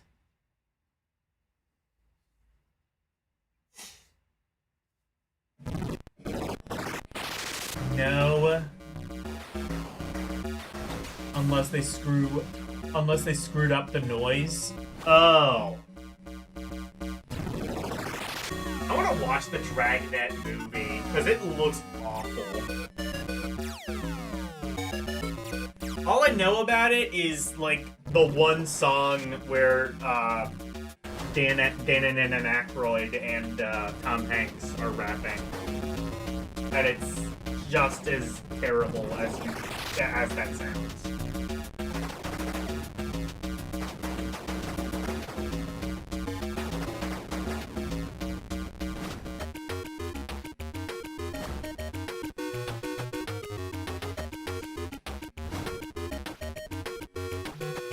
But yeah, look at that sprite scaling. This is like when the console was like just coming out and they wanted to just show off. Oh, look at that demo scene or shit.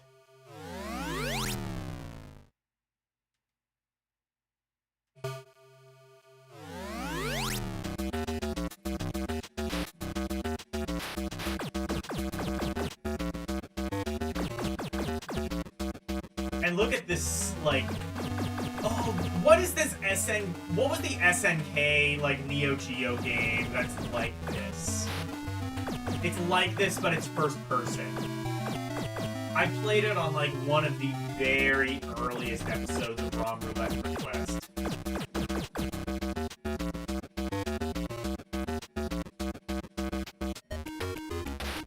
played this game before, though. It kind of is a technical marvel. Frame rate is iffy, but look at this! Look at this shit! Game Boy owners were playing Tetris and Super Mario Land. Lynx owners were playing this.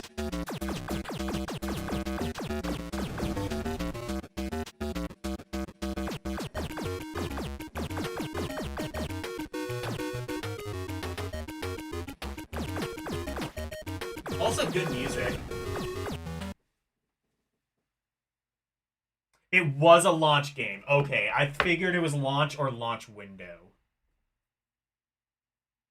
You'd rather watch Naked Gun? I mean, I would always rather watch Naked Gun, but unfortunately, for whatever reason, not every movie is Naked Gun.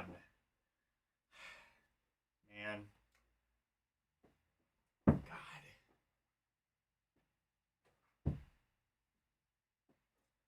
Every movie needs to be Naked Gun or Airplane.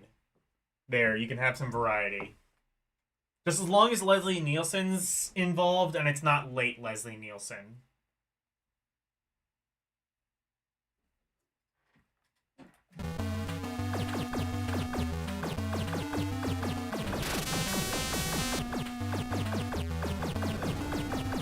I would say the only issue is that, like, the graphics are kind of a convoluted mess. A lot of the colors sort of blend together. And obviously you do have the issues with frame rate, but... And again, you know, I keep complaining about frame rate. I feel like the ghosting... The, Lynx's screen did not have, like, a very great refresh rate. So I wonder if that might mask some of the frame rate issues that the Lynx had. Metal Slug? No, it's not Metal Slug. It's like an obscure one.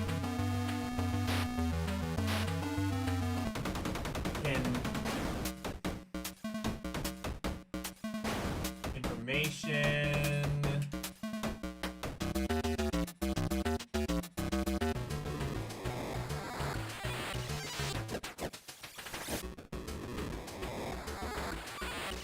Icebreaker.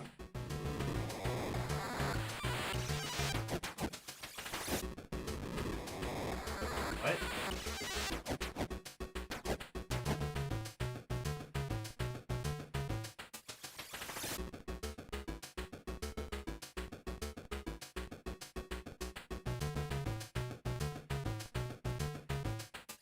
Games? What? There's fucking mini games in this? You can play asteroids inside of another game? Jesus Christ, why didn't the Lynx take off? Oh yeah, because Atari's a bunch of idiots. Holy shit!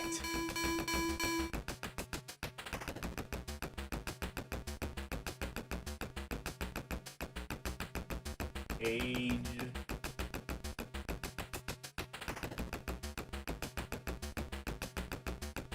What? I don't actually know what.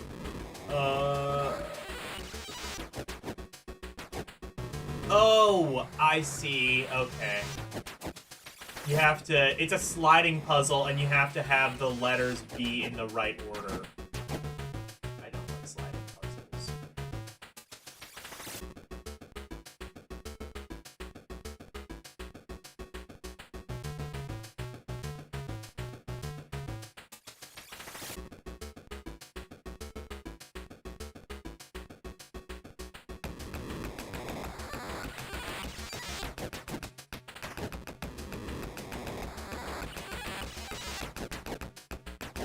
Okay, I'm done with this.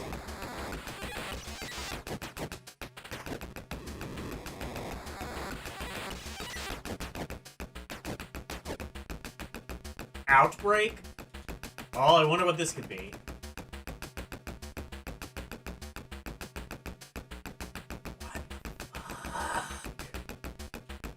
This is so sick. Dude, package this with the fucking Lynx! What the hell are you doing packaging California games? A game that, like, is not nearly as self-explanatory.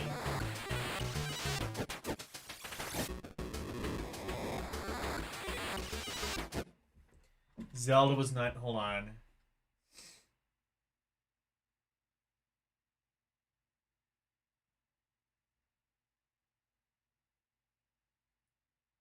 You're gonna head to bed? Alright, bye, Orc.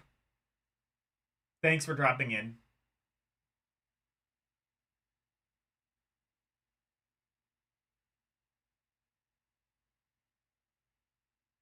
Yeah, like, this would have...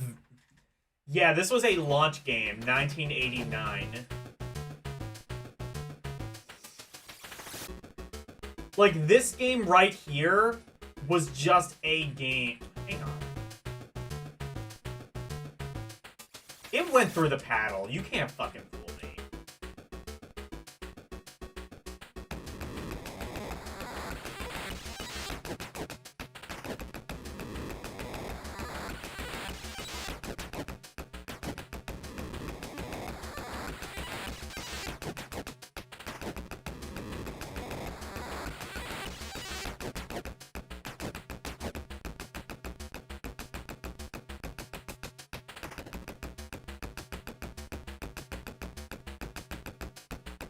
Oh.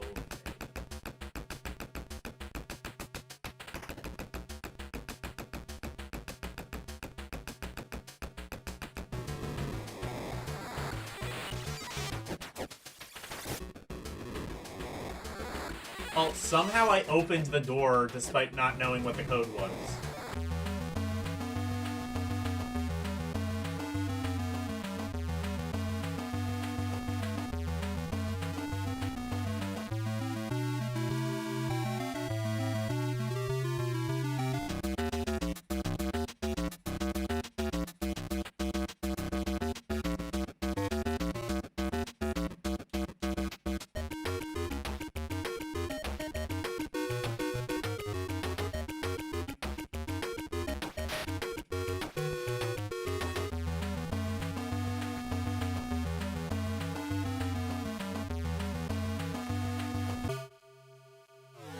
Oh, here we go. That's why the gun wasn't working. Oh, never mind. The gun still doesn't work. Am I out of ammo or something?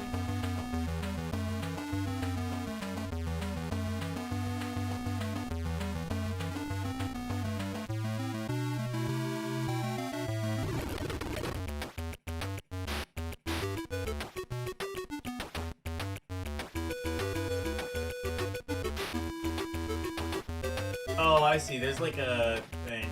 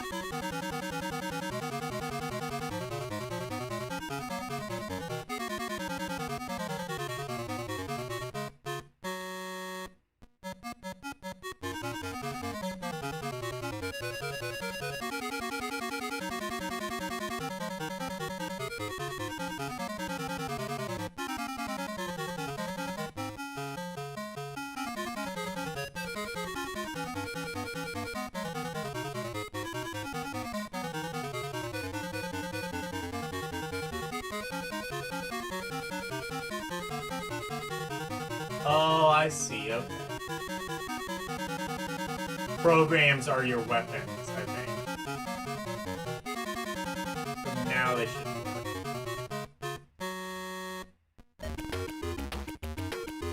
Except not.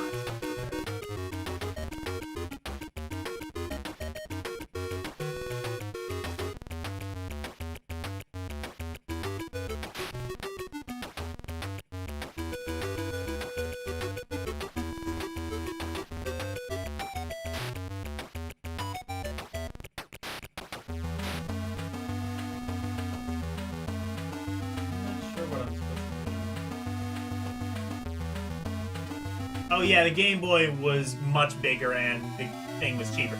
Yeah, for sure. But like, I think this could have at least competed with the Game Gear if nothing else. Oh, I can go. I have to go back. Got it.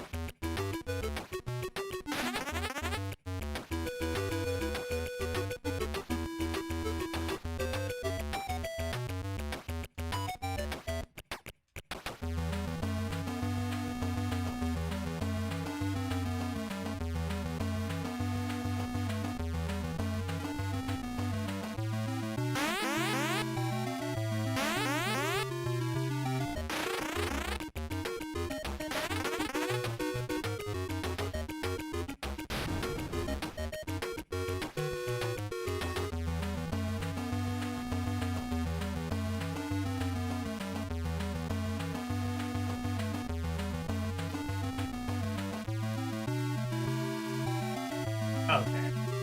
I think I've got it. Alright, well.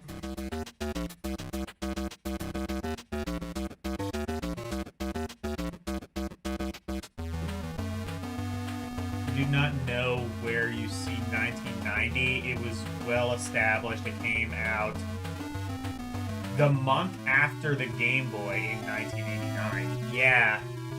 Maybe in Canada? I don't know. Maybe it came out later in Canada.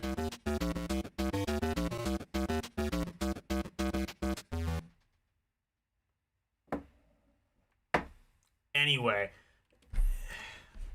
Electrocop is kind of a technical marvel, but also it plays well, which is kind of the even scarier part. Like,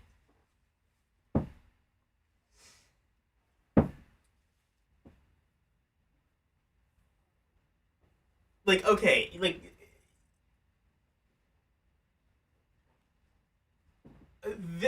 this is how you do a launch game. Like, okay, California Games, I don't think it was a good pack-in, but I think it was a good launch game. I think that, like, you know, it's a mini game collection. You'll probably find something that's mildly amusing at very most. Like Blue Lightning is a good technical showcase. Electrocop is an amazing technical showcase. It should have launched with the Lynx. I think it is an outstanding game.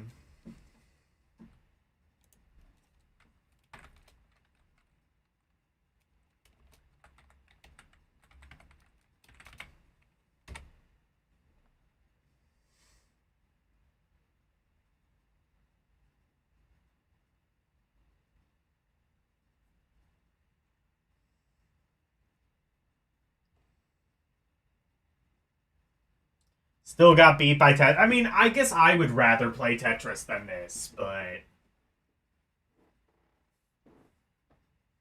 it's definitely more technically impressive than Tetris, that's for sure. The Lynx Game Boy, Genesis, TurboGrafx 16, and Turbo CD all came out in 1989.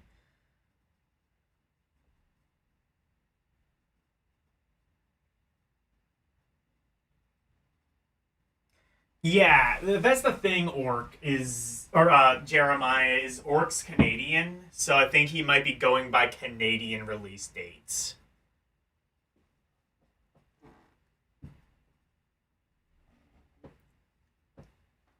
But yeah, I like Electrocop.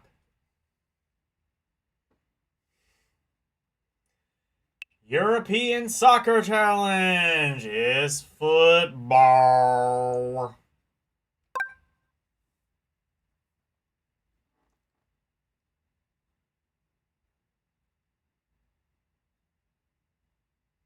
You've never been a fan of Tetris? Get the fuck out of my stream, Jeremiah. Wait, no, never mind. You're the only one who knows what the fuck they're talking about. Stay here, please.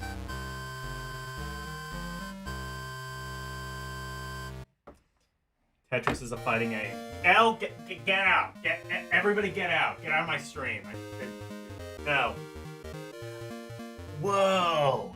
It's like an Atari Lynx inside an Atari Lynx, man. What the fuck? Also, I love how the Lynx is so low res that it can't even render an Atari logo properly. That's cool. Wait.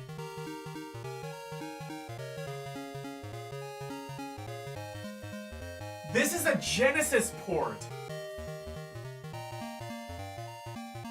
This is a port of a Genesis game, and I know that. I know that because I have the Genesis. I have the Genesis music in my intro playlist.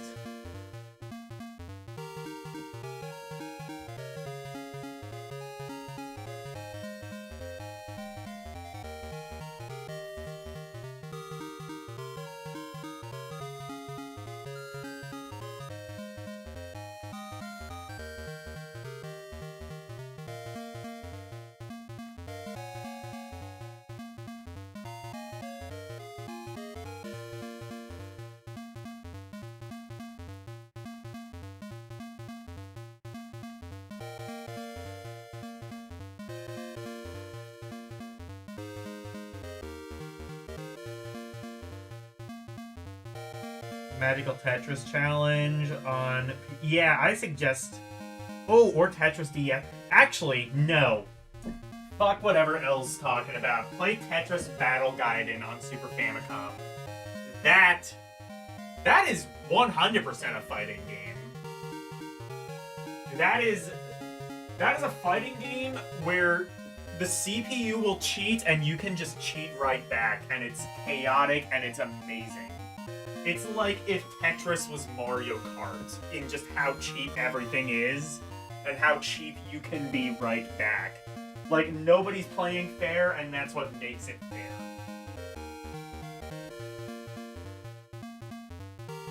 It's like, you know, military combat in that sense.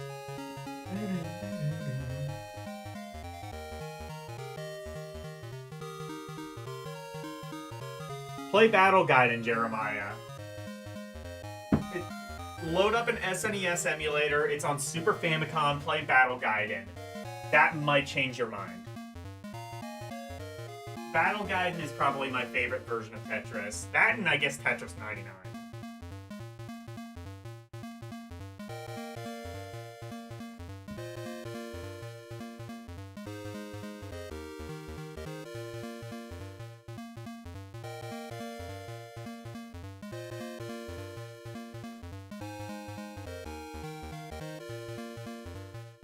Game Boy, NES, some random PC one. Okay. Tetris has, like, different... Modern Tetris has different mechanics, though. And also, like, those games aren't competitive. Like, if you play, like, Tetris versus CPU, it's a totally different game. That's why I'm suggesting something like Battle Gaiden, because it's the best possible versus Tetris experience. It is like classic Tetris rules, but again, like there's like... God, do I have to play Battle Gaiden?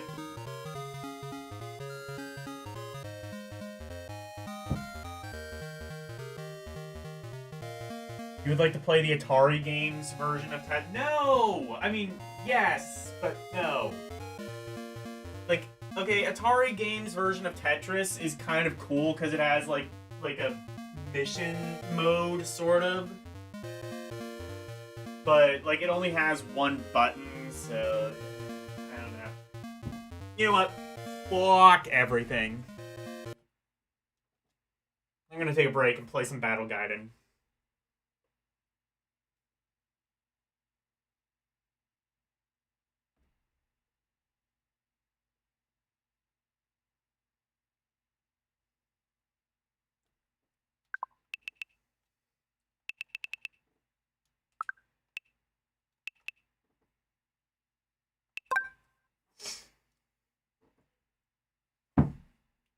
I'll just play it on easy real quick, just to like kind of show off what it's like. I love Battle Gaiden. I love it so much.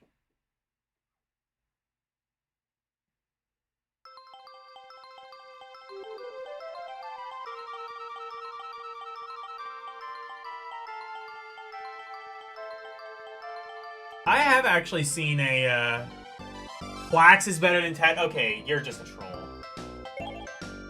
Nobody actually thinks that. Quax isn't bad, but it is not Tetris. I have actually seen a Tetris arcade machine, though. It was in Utah.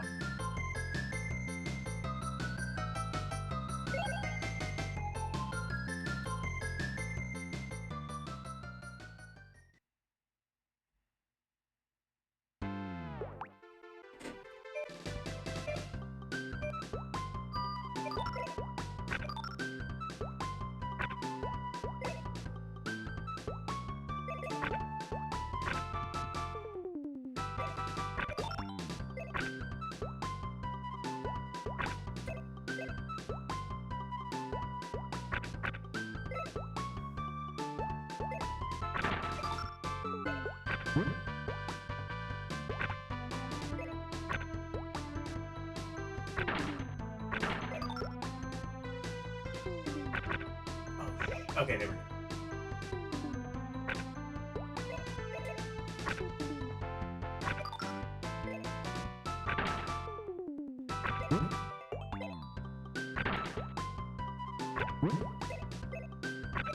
Oh shit, I fucked up.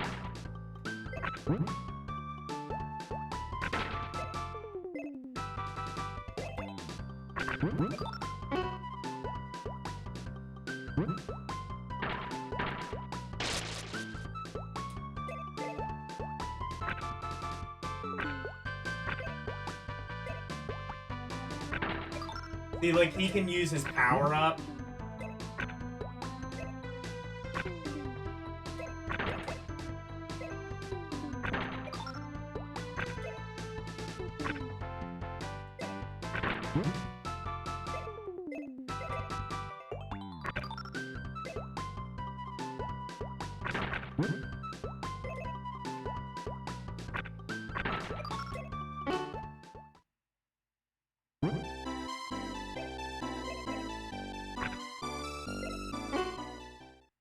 This mode, you have to, like, turn the controller upside down.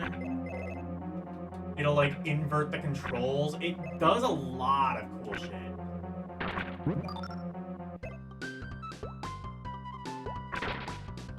Tetris Battle Gaiden, the best Atari Lynx game. Full stop.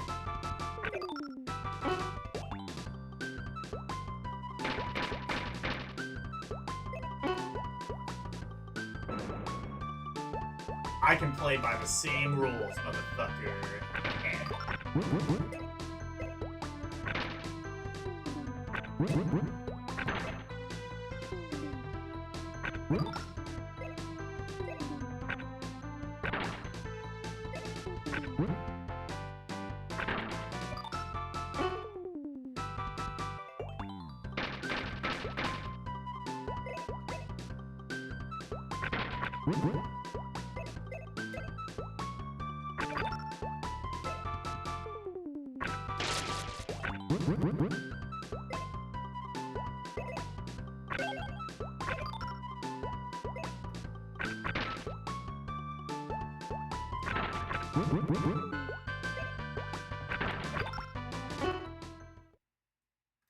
Oh shit, look what I can do. Yeah, eat shit. Oh man, I love that mechanic.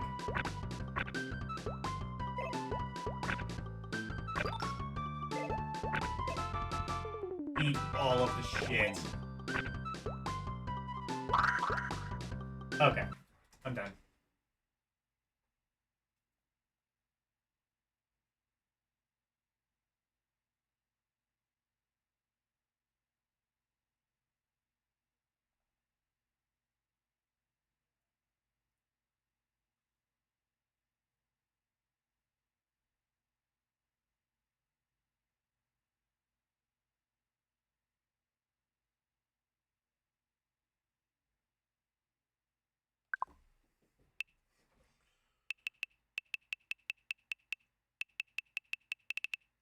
Look, it was the 90s and there was time for clacks, but now it's 2025 and there is only time for Tetris Battle Gaiden, alright? I don't make the rules, I just heavily enforce them with glee. Alright, let's play some fucking soccer.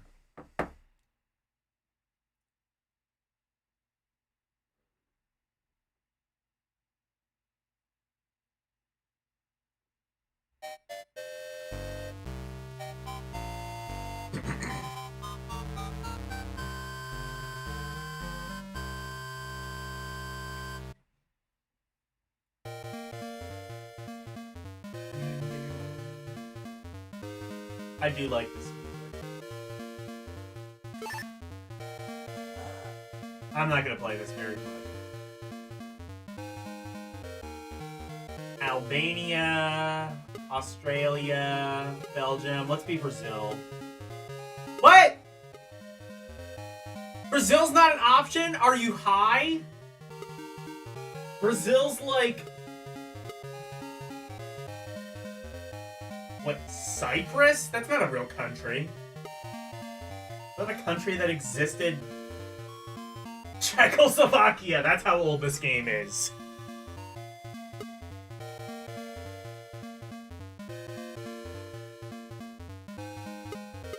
Cyprus. Is that where Cypress Hill is from?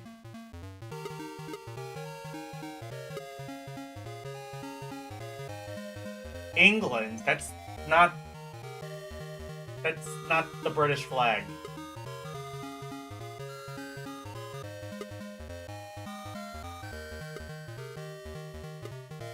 Germany. I'm surprised it didn't say West Germany. I thought, like, Czechoslovakia kind of broke up, like, right around that same time. Holland? I don't think that's the official name.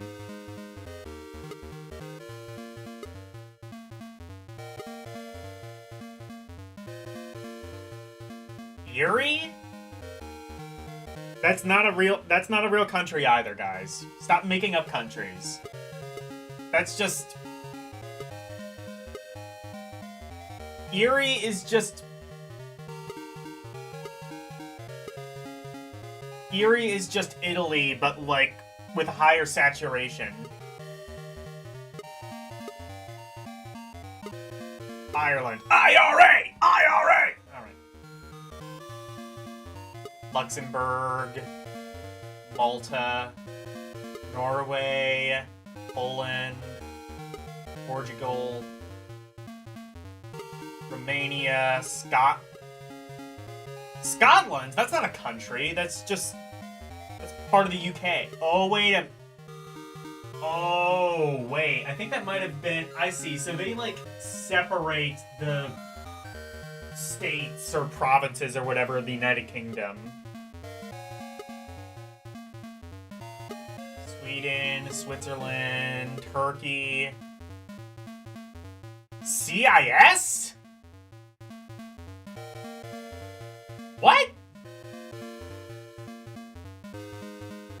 Fuck yeah, I want to play CIS. Wait, that's a communist flag. Communist...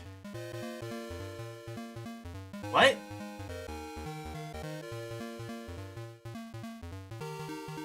That's just a communist flag. And CIS? Chinese... something... something? I've heard it called the People's Republic of China. I've never heard it called Oh, wait. Wait a minute. Was Russia at some point called CIS between when they were called the USSR and Russia?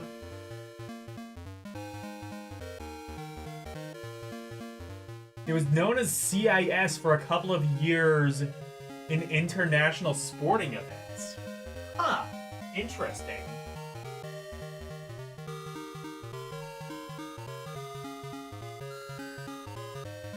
Isn't Erie Ireland or some such? I have no idea.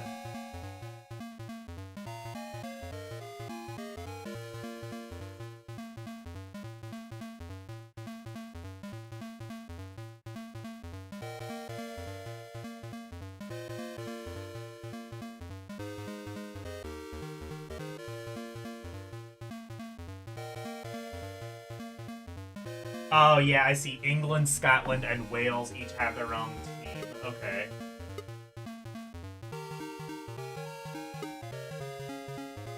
Yeah, I see. There's Wales. Also, there's no America team. Oh, yeah, because America hates soccer. Alright, I gotta be CIS. Yeah! Anyway. I wish I had, like, aviators. I need aviators. I need, like, aviators on my model. So I can just, like...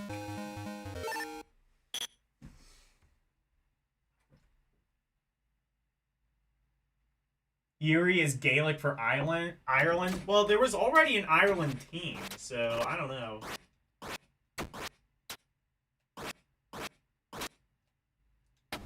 There's a place in Pennsylvania called Erie. There's also Lake Erie.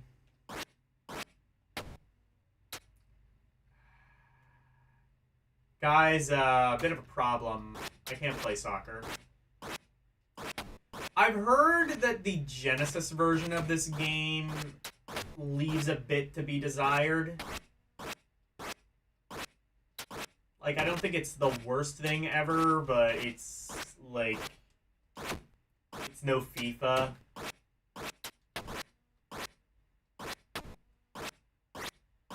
Or Italia World Cup 90.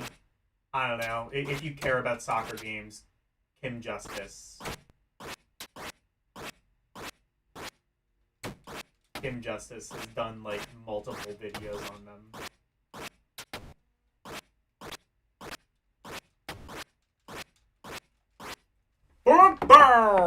Seems fine.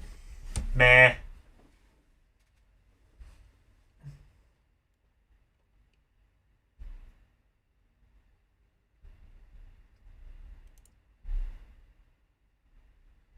I'm probably gonna rank, like, almost every sports game.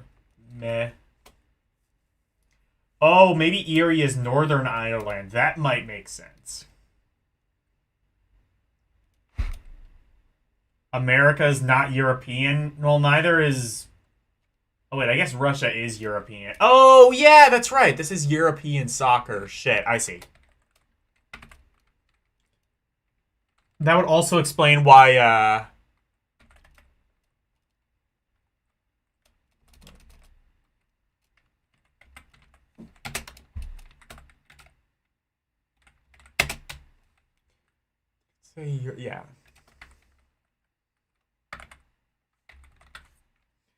Guys, if you're gonna have the European Soccer Challenge, don't call it the European Football Challenge. Yes, Erie is Ireland, so I guess it's North. I guess they're separating Ireland and North Ireland, which makes sense.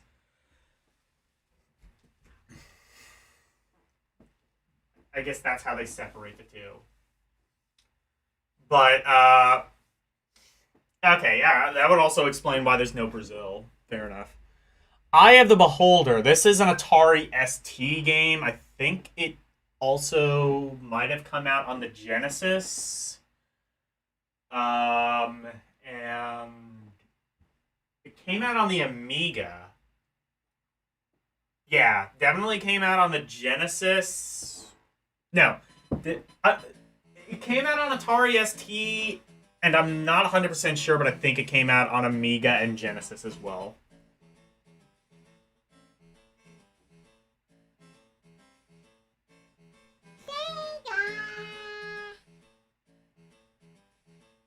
Of the UK, like England and Scotland. Yeah, it's part of the UK, yeah.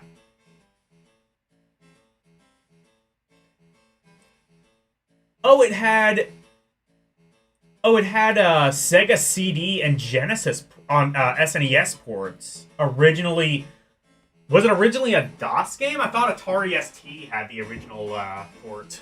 Okay.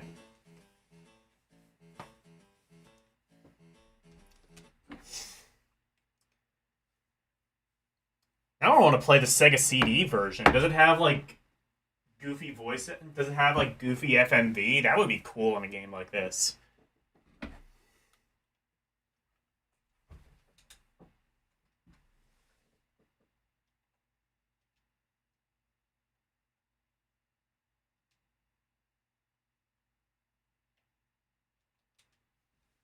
What? Okay, here we go.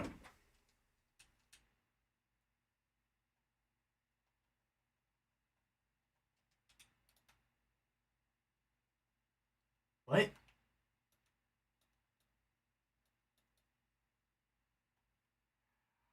Ah. So you have to press option 2 to advance.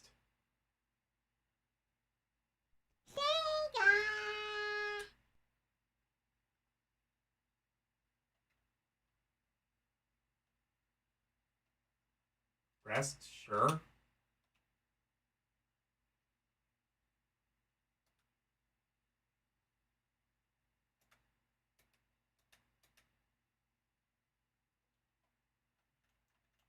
Is the option 2 button the only button that's used? Why would you do that?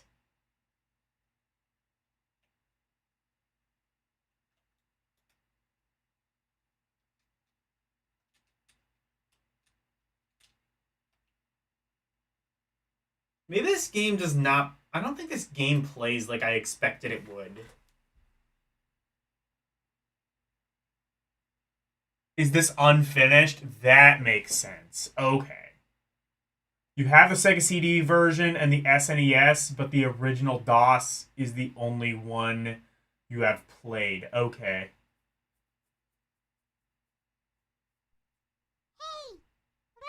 Oh, shit. It wasn't showing the screen. Let me show that.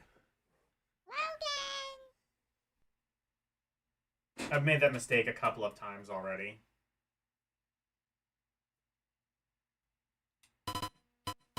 You weren't missing much. Like you said, the game is unfinished.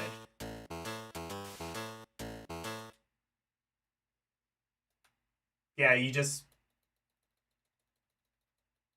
you press the option 2 button and it cycles through like all of the screen. In fact, yeah, there's even the title screen.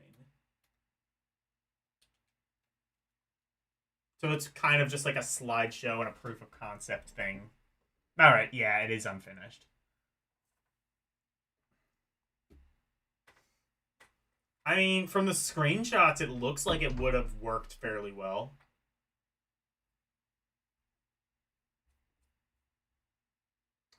$12.55. You know what? Oh, God.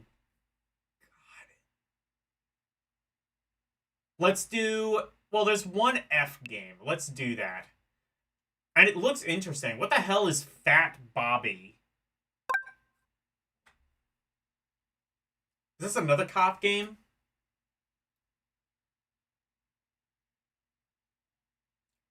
That would be... You know what? Like, unofficial drinking game.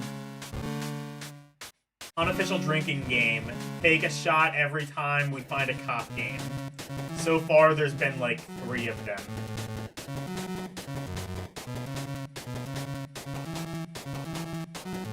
There were 3 RPGs in development for the Lynx, and not one was finished. Well, that probably would have saved the Lynx if you would have just like released one of those RPGs. 5 of the 5 telegames late releases. Okay.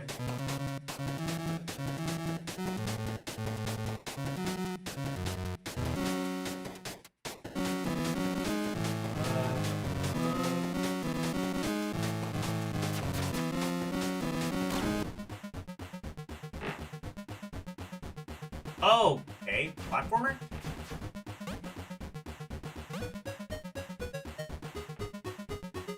A lot of games flipped the buttons. Okay, so it's... yeah, it's a platformer. Also, what the fuck? He's not fat. Like, he actually looks really fit. Also, he has a guitar, which he can whack at people. That's cool. Except the range sucks, so never mind.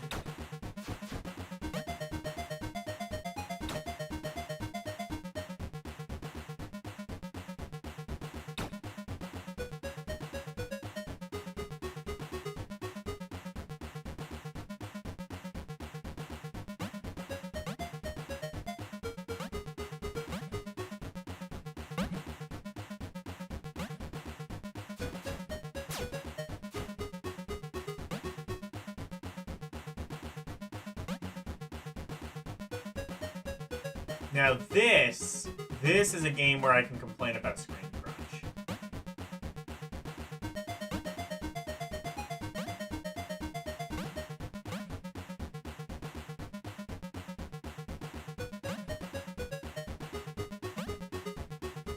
Look at this shit.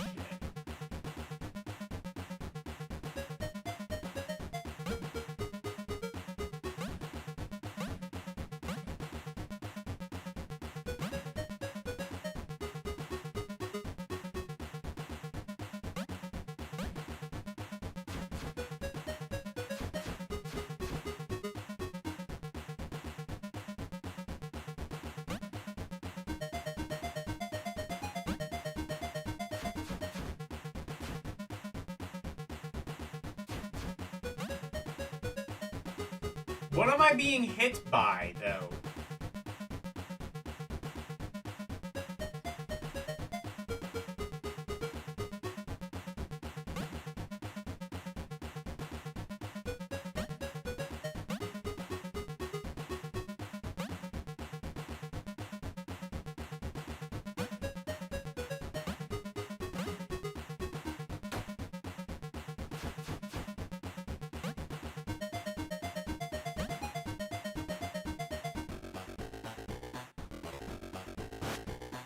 But,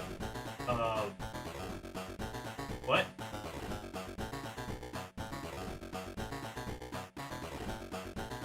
Yeah, the scroll, I mean, honestly, it's an Atari Lynx game. You should just expect the scrolling to suck and then be pleasantly surprised when it doesn't. Honestly, we haven't really seen that pleasant surprise yet, but...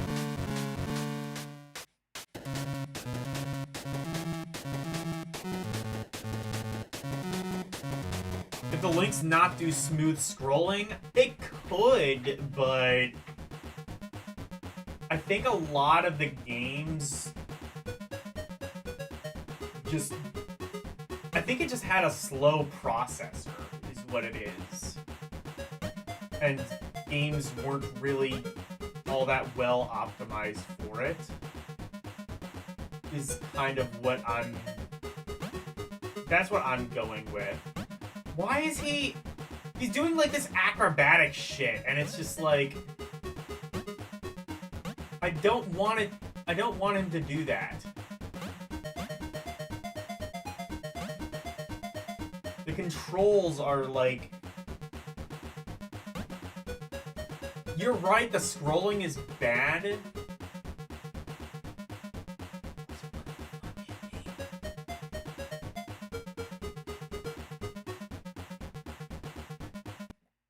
You're not sure how complete the 4 games Telegames got from Atari were? It would not surprise me. This seems playable, but... I would imagine Telegames was just like, okay, we'll release this. Doesn't mean we have to give a shit.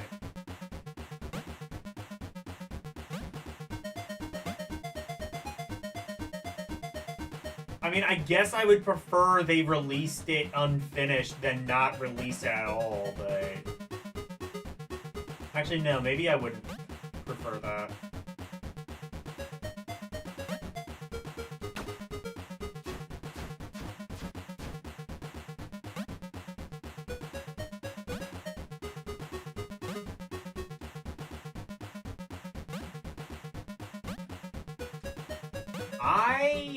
You know what? We might be able to end this episode on a milestone, because I think this might be the first Atari Lynx game that is certified garbage. The vast majority of Lynx games, I would say, go, like, right down the middle. But here... Oh, boy. Fat Bobby. Fat Bobby. All right.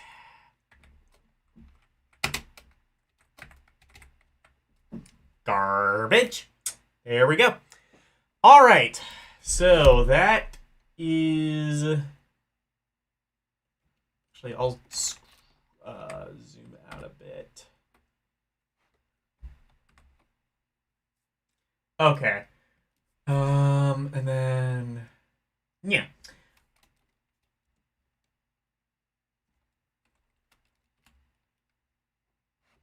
All right, there we go.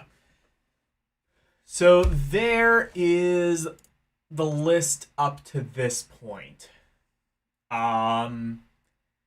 Much like the so far, much like the 2600 list, the vast majority of games are in the fun category, so like a 6 or a 7 out of 10.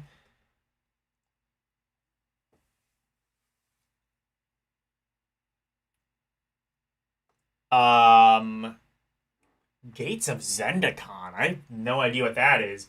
But I do know the second game I'm going to be playing next week is Gauntlet, so I'm excited for that.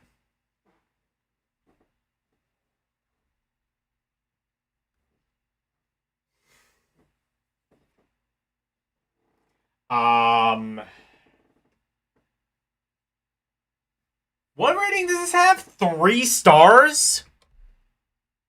That means, like, someone played this and they were like, it's not that bad. Middle of the road. 7 out of 10. Fuck. No. Way, man. No.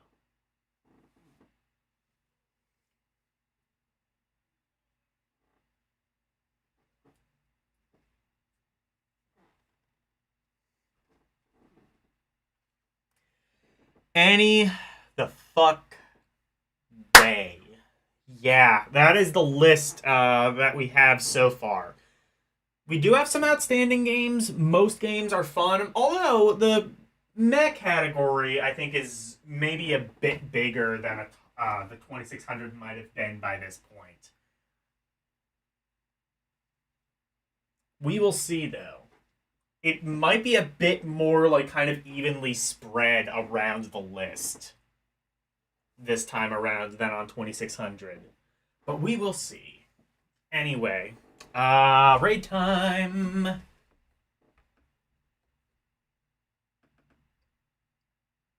Who we gonna raid?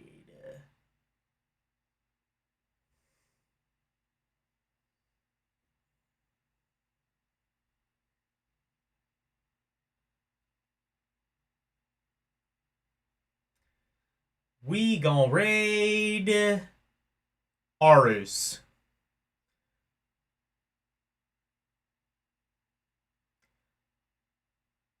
He is playing the Mario RPG remake on Nintendo Switch, or Code Geass. I'm not entirely sure what that is, but hopefully you enjoy it. Also, I added a little something to Arus's Redeem.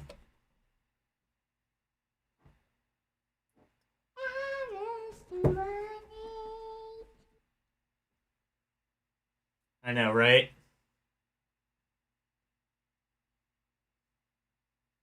There you go. You got it right on there. All right.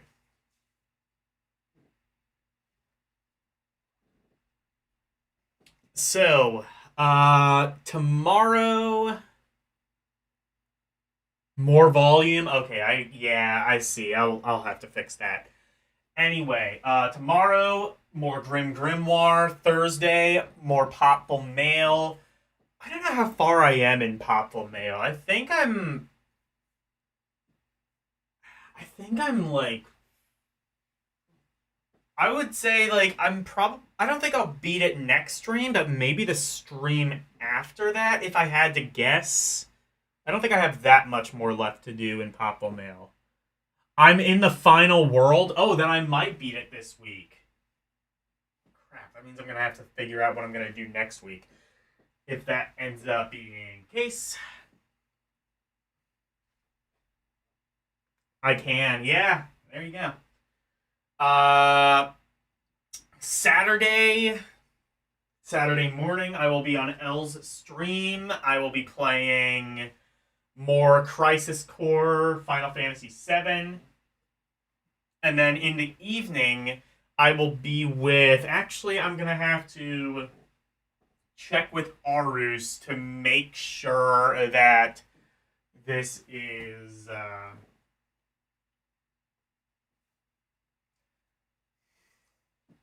going to be feasible, but...